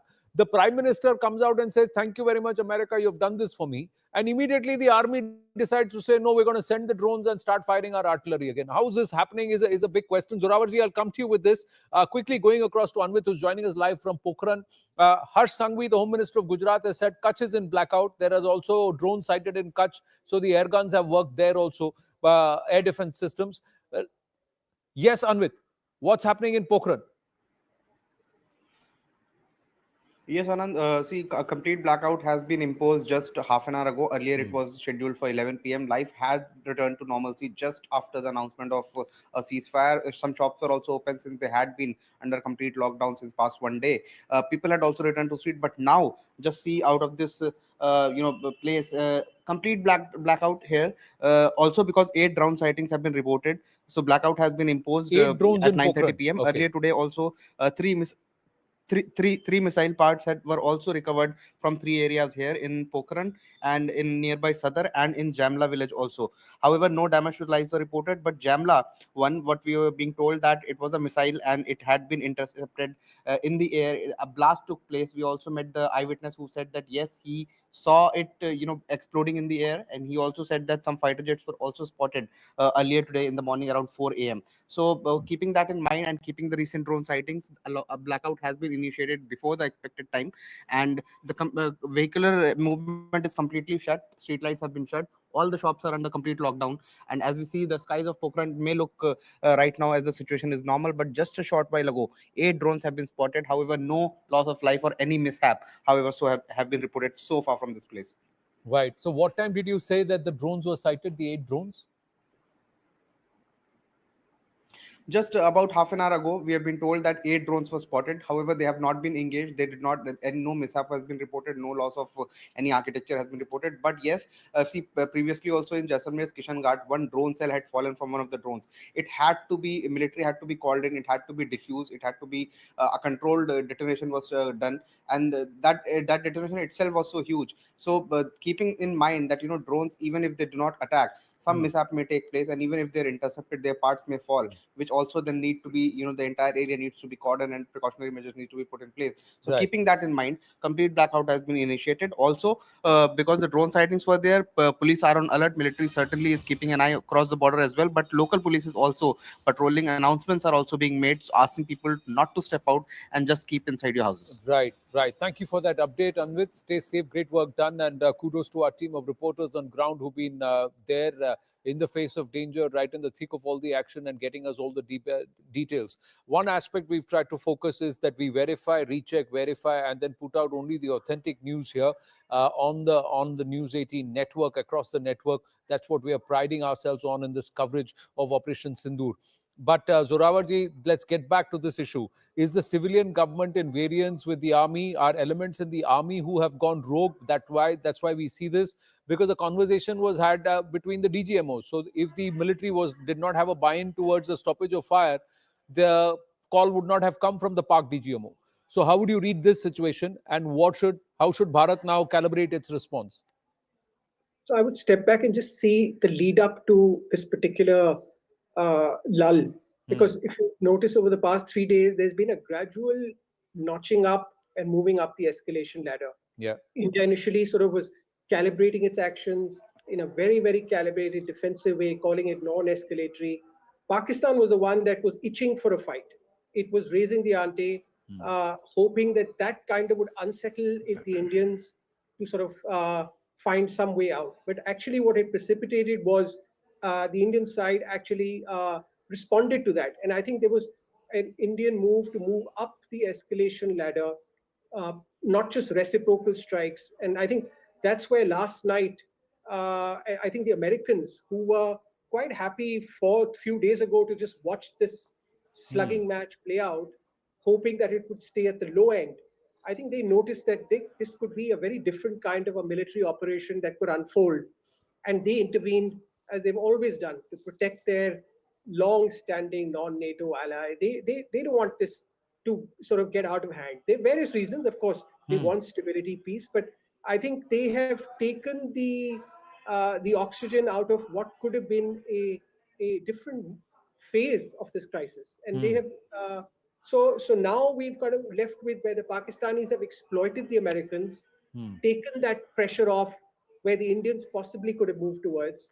And now they also, of course, by all these actions, this tactical low-level actions, they're denying India any kind of political victory from the resolution of the standoff. Right. So there are, see, let's look at it this way. The Pakistan army, under no circumstances, views this entire episode in any way the way the Indians do. For us, this was a counter-terror operation. It's India trying to formulate a legitimate doctrine of self-defense. They violate your sovereignty through massive terror attacks. They are not going to go costless. That's the Indian response. For the Pakistanis, they want this advantage of coercion and low-level proxy conflict to continue. So there is a complete clash of security concepts.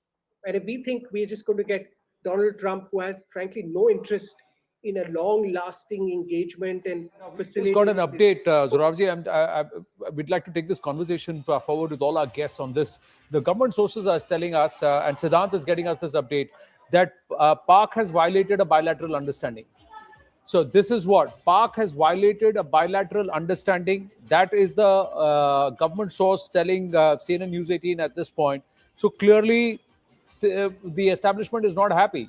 The government is not happy with the way Pakistan is behaving. So a bilateral understanding reached upon between two nations has been violated is the position. Now, what does this mean? Zorawji, and then I'll bring in Arkesh Bhaduria ji. Yes, please complete. Yeah, so they also don't want this entire peace and stability to extend to Kashmir. They still want to continue their policy of undermining stability, undermining that particular area. So their long-standing approach is not going to disappear overnight. They're hoping to get something out of this when it reaches the next stage of. You have Marco Rubio making a statement that they are going to be possible dialogue and negotiations in a neutral country. Frankly, there's nobody from the Indian side who has made any kind of a statement on that. They are looking at this as purely in terms of a ceasefire and a closure of termination of this crisis. While for the Pakistani, this is a stepping stone to open up a bigger conversation. So there's a complete mismatch of where both sides are operating. So for India, I think it's just got to maintain a certain posture of readiness and evaluate its options. No, and the other thing is Bharat is very clear. This is bilateral, and it's a bilateral understanding has been violated. Siddhant joining us. Yes, Siddhant. What are government sources saying? Well, yes, that's right, Anand. In fact, I've spoken to top sources in government of India, and what they have told me, Anand, is something very, very interesting. In fact, they have put things very straight. They are calling it a violation of the understanding which has been reached between the two sides this afternoon. So clearly, government of India is looking at this particular development after the announcement of understanding as a violation. Right. And in fact, there have been an air intrusion. Perhaps, Anand, there are multiple, air intrusion. And in fact, our colleagues are reporting from ground. And now, there is a possibility something more could have happened. There is some action that's happened in Nagrota. We're waiting for some confirmation, and we'll try and get you the details. But there is also drone sighting in Riyasi. So there is also drones that have been seen flying over Riyasi. There has been complete blackout there also. There is some check. Some problem, some issues that have come to pass on ground in Nagrota. Something's happened there. We'll try and get you more details. But Air Chief, your thoughts on this? Bharat's position is this is a violation of a bilateral understanding. See, my tonight is the night when the Pakis are the most vulnerable. My reading is if an official statement has come already that Pakistan has violated the ceasefire, then there would be repercussions to the violation. And you keep your channels going and wait for the result in the morning. But in this case, what then happens to what is supposed to be on the 12th? Or does Bharat's position only harden a little more? Yeah, Bharat's position will already get hardened. They have violated the ceasefire. So it's for the Americans to realize the doublespeak that Pakistan does. Clearly, again, I think you made a mention of this, that Asif Munir probably is not either fully with it, or there is a bit of, there is a lot of communication difference between what he feels and what the Pakistani political leadership feels. Right. Which is coming out. Sorry, sir. I'm just going to try and see if we can get Tejinder Sodhi on the phone to tell us what's actually happened in Nagrota. As of now, Akash is telling us that the shelling along the line of control has stopped for the moment. So the guns have gone silent for now. That's the latest coming through. And that there have been no ground blasts in Srinagar. Everything's been negated in the skies. That's the other update. Yes, sir. Please complete. Yeah. Clearly, it's a violation. Official statement has come, so there would be some response, and I think we'll see how it pans out tomorrow. Of course, the U.S. administration will come down heavily in their communication with Pakistan as to regarding the violation, because it's very clear. Right. If there are explosions on our bases, etc., the armed drones coming which have been intercepted, it is not a simple violation. It is not some LOC firing which can be contested. So the Jammu and Kashmir, both LOC along Jammu and Kashmir and also along the IB, we are given to understand shelling is stopped. Ishan is also confirming that abhi shelling band ho gaya hai. Tejinder Sodhi is joining us with some more development that's happened. What's happened in Nagrota? Can we put that out? Is there a confirmation of what's happened there? Yes, Anand, there has been a confirmation that some suspected movement was reported near one of the gates of the 16 Corps of the Indian Army. After that, the sentry deployed at the gate has fired several shots toward that movement, though the entire area has been cordoned off right now to ascertain who those suspected people were. The entire area has been cordoned. Movement along the Nagrota belt has been stopped. People have been asked to stay vigilant and to ensure that the suspects, if they are terrorists, they have to be identified and taken down.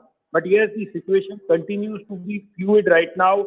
The entire military base there is on heightened alert, and we are told that the sentry fired at the suspected movement of some suspected person, whether they were terrorists. They were seen outside one of the important gates of this important vital army installation. So, as you know, Anand, we have been discussing it since morning that the entire army or vital Indian army installations across Jammu and Kashmir have been put on heightened alert. Any suspicious movement or any trespassing would be dealt with seriously. And there are also inputs that Pakistan-based terrorists, they have asked their cadre in Jammu and Kashmir to carry out terror strikes on vital army installations so as to divert the attention of the Indian armed forces, which are right now engaged in Pakistan. But the thing is, Tejinder, you're saying that that was a gate of the 16 Corps. There was suspected movement. The sentry fired multiple rounds, and after that, there is no what happened thereafter. It's not yet confirmed. Nagrota, currently there remains a blackout at this point, but there is a big watch. There was earlier in the day here at CNN News 18, and even yesterday we had said that there is this multiple ceasefire violations because Pakistan is trying to push through some jihadis into this place to give some anjam to some wardat here. And the idea is with instructions to target critical military installations or brigade headquarters or areas and try and inflict some damage there. That's the point. That was that instruction had been sent about 24 hours ago to this cadre. And if there are some who are loitering and even ground cadre sleeper cells being activated, if there is something like that that happens, then what happens? It's all gloves off. The 1700 hours agreement of earlier in the day that there will be no military action, will that go off? Bharat's clear warning, any act of terror is equal to an act of war. Does that then start? Future act of terror. Future can be 5 minutes from now and it can be 5 months from now. But what does that mean? The other thing is, does this also mean this is egg on Donald Trump's face? And does that mean that General Munir does not care for what Donald Trump is coming out and claiming, and he's gone off on his own tangent?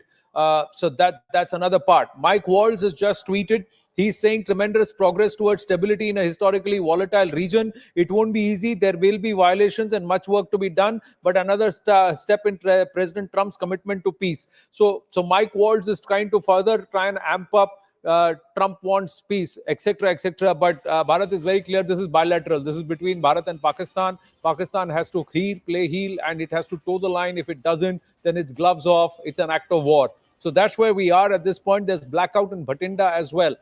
Hey, Chief, your thoughts? How things are moving out? Is Pakistan still climbing on the escalation ladder? Is this something which is going to be par for course? Are you willing to agree with General Pandey saying that we got to decide our line? Major General SVP Singh is also with us, the former ADG Artillery and 1971 war veteran. Major Manik Jolly also joins us. But first to you, Chief. Yeah. I think very clearly Pakistan in this transition into after ceasefire is trying to steal some damage, some face saving, and quickly expect that there will be further okay, we are stopping, etc., and there is no response from our side. But government having already stated, I think the response would have already started or would be in progress or would happen, and it should be a robust response. What happens tomorrow, whatever statements now coming from US side, I think they need to see and deal with Pakistan more firmly.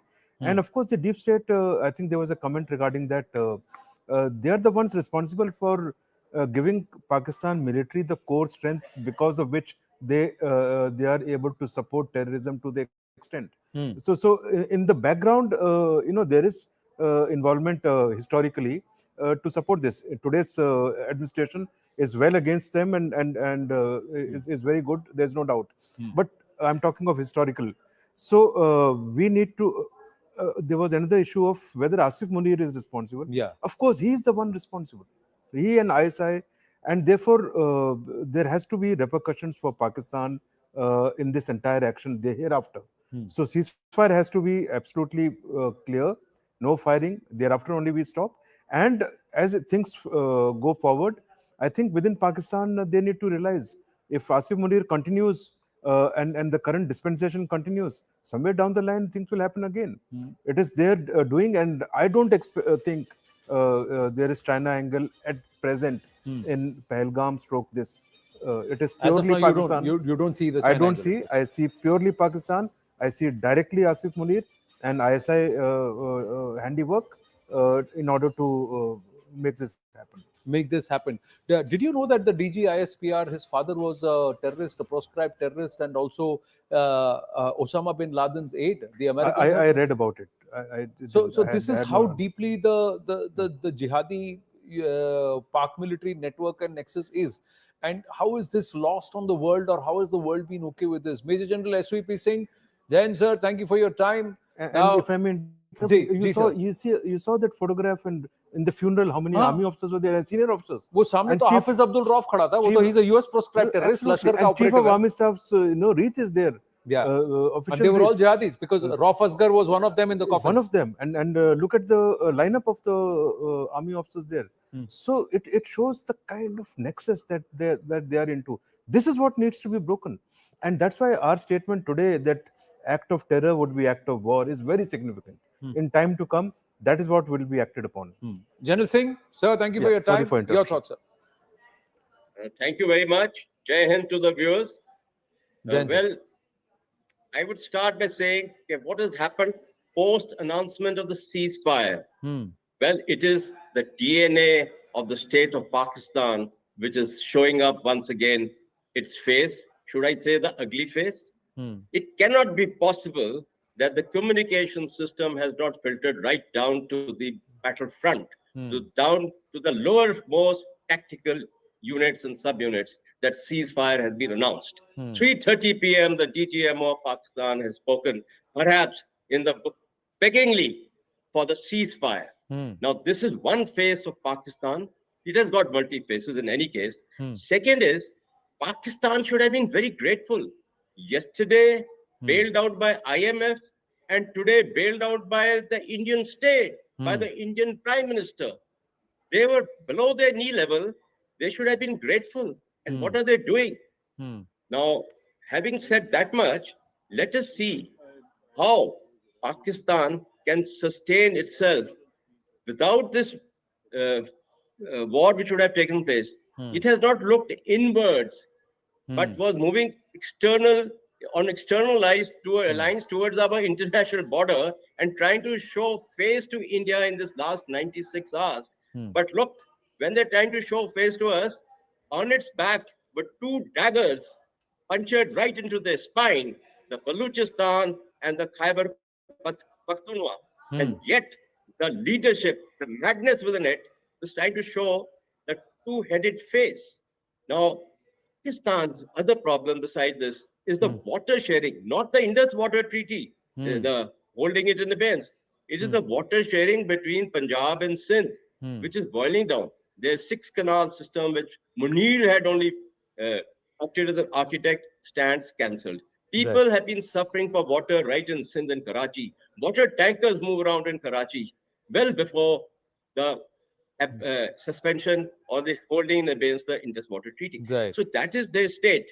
Then I think Post 1971, post 1999, it was said by the Indian state, by all the right thinkers, to get your act together. The people of Pakistan, get your act together. The political leaders, get your act together. Control your army, control these army generals. But they have not been able to do that. And this Mullah general, pardon me to say that, he has taken Pakistan down the barrel, down the barrel. That 16th April speech of his is going to haunt him and haunt him to his last breath. He must be praying to Allah for forgiveness, because that has brought what has brought about Belgram, and that is what has brought about this.